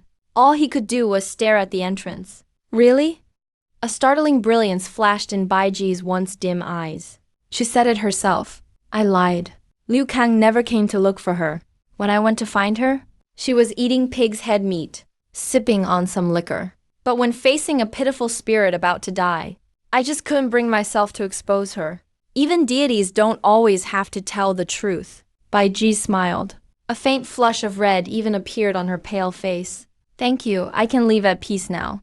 Before we begin, can you tell me the origin of this spring? Baiji nodded. She spoke slowly and gently. Turns out the white ape set up camp here, all for the sake of this spiritual spring. This spring reflects the balance of yin and yang. During the day, it releases spiritual energy and absorbs foul energy, while at night, it expels turbid energy and absorbs spiritual energy. A continuous cycle. The miasma that sealed Jupin Mountain comes from here. Originally, the miasma would just condense without spreading, but after the white ape claimed it, it catalyzed it using demonic power, causing the miasma to shroud the entire mountain area. It became a natural barrier for his lair. This spiritual spring is endlessly abundant, not only serving the white ape's cultivation, but also giving rise to quite a few lesser monsters. But because the spiritual energy is limited, Baiyan's subordinates aren't many, and their strength is quite low. Not even one of them can take human form. Below the spring lies a blazing fire. Water gushes out from the center, so deep it's unfathomable. 10 days ago, the spring suddenly stopped emitting spiritual energy and started spewing miasma all day instead. That's how it became like this. Baiyan went underwater to investigate and discovered a coffin wedged at the entrance to a rift at the bottom. The spring's corruption is clearly related to that. Old Qi tried to move or destroy the coffin, but the water's current was fierce, making it impossible to reach it. Plus, the coffin is protected by some mysterious force, so he had to give up. While he was going crazy over it, the traffic officer from Heilongtan came to see him. That traffic officer tried to help, but also got nowhere. So he urged him to take advantage of Master Hu's death and demand tribute from Julong Town. If they agreed, it could be maintained for now. If not, the two would join forces to take over Julong Town. My father was just a petty tyrant without much ambition. But with the spring destroyed, He basically lost his foundation. so he had to take the traffic officer's advice. That's how everything else happened. Some of this I heard from others, and some of it I witnessed myself when I served as a guard. Baiji continued her story. That guy from Lo Town, Heilongtan. There's real camaraderie there, I asked as Baiji lowered her head, her voice barely audible. That thatched hut by the spring. I served him there several times. Some scales dropped inside. Go to Zhuanyang Palace and you'll see. I nodded. I've told you everything I know. Divine One, please send me off. Any last words? Baiji was silent for a moment. Then she smiled and said, if possible, please tell Liu Kang for me. I died for him. I promise. I sighed inwardly. I stepped forward and snapped the bamboo stick supporting her body. Her strength faded away. Baiji's spirit shattered instantly, dissipating as a blue mist. Her human body also reverted to a small white ape. Take care of her burial, Divine One. Qi, you had approached without us noticing. All right, I'll leave it to you. You heard her last words? Tell Liu Kang when we get back. And make sure to keep your promise. But I really don't want to see that cowardly loser again. I started heading towards the spring. Fan Yu followed behind. Inside the thatched hut, we found several big, golden, translucent scales. They had a strong smell of fish. Thinking of what Baiji went through here, forced to serve that stinky monster, I couldn't help but feel nauseous. Immortal, that's not a true dragon. Most likely it's a carp spirit. Fang Yu examined the scale closely. It's true that fish can leap and transform into flood dragons. But looking at these scales, it's still a long way from being a real dragon. Before he finished, Chi Yu's shout came from outside. "Who's there?" We rushed out of the hut, just in time to see Chi Yu chasing into the depths of the woods. A fish who slipped through the net. I stayed put and had Fang Yu follow to check. Soon they both returned. Chi Yu excitedly set a bulging sack right in front of me. I opened it up and found it stuffed with smooth, shiny stones the size of pigeon eggs. I picked one up, immediately feeling spiritual energy circulate through me. I heard noise in the woods just now. Thought it was a monkey demon, so I gave chase. Turned out the guy looked human, but hunched over like a shrimp, bawling at me while running. Then tossed the sack into the river and disappeared. Chi Yu described it animatedly. I rummaged through the pile of stones, and suddenly found one that looked exactly like the golden scale from the hut. "Got it," Fang Yu shouted. "That must have been sent by the monster's underling. He must be lurking nearby." Terrified after seeing the immortal wipe out the ape, scared out of his wits, trying to make peace, but too afraid to show up out of fear he'd be killed as an evil spirit. So he sent someone to deliver gifts instead. A bag of stones as a gift? I was speechless. "Immortal, these are spirit stones." "What are spirit stones?" Fang Yu slapped his forehead. "You're testing me again, aren't you?" I covered my face seriously. Even Fang Yu has learned this excuse now. After Fang Yu's science lesson, I finally understood. Spirit stones are rare minerals formed from absorbing the essence of sun and moon. Demons and martial artists can use them directly for cultivation, because their quality is consistent. In the martial world, especially among the upper circles, spirit stones are the hard currency. After all, for high-level martial artists, mundane commerce is meaningless. You can't buy spiritual techniques with money. Even though this bag is full of low-grade spirit stones, they're still extremely valuable.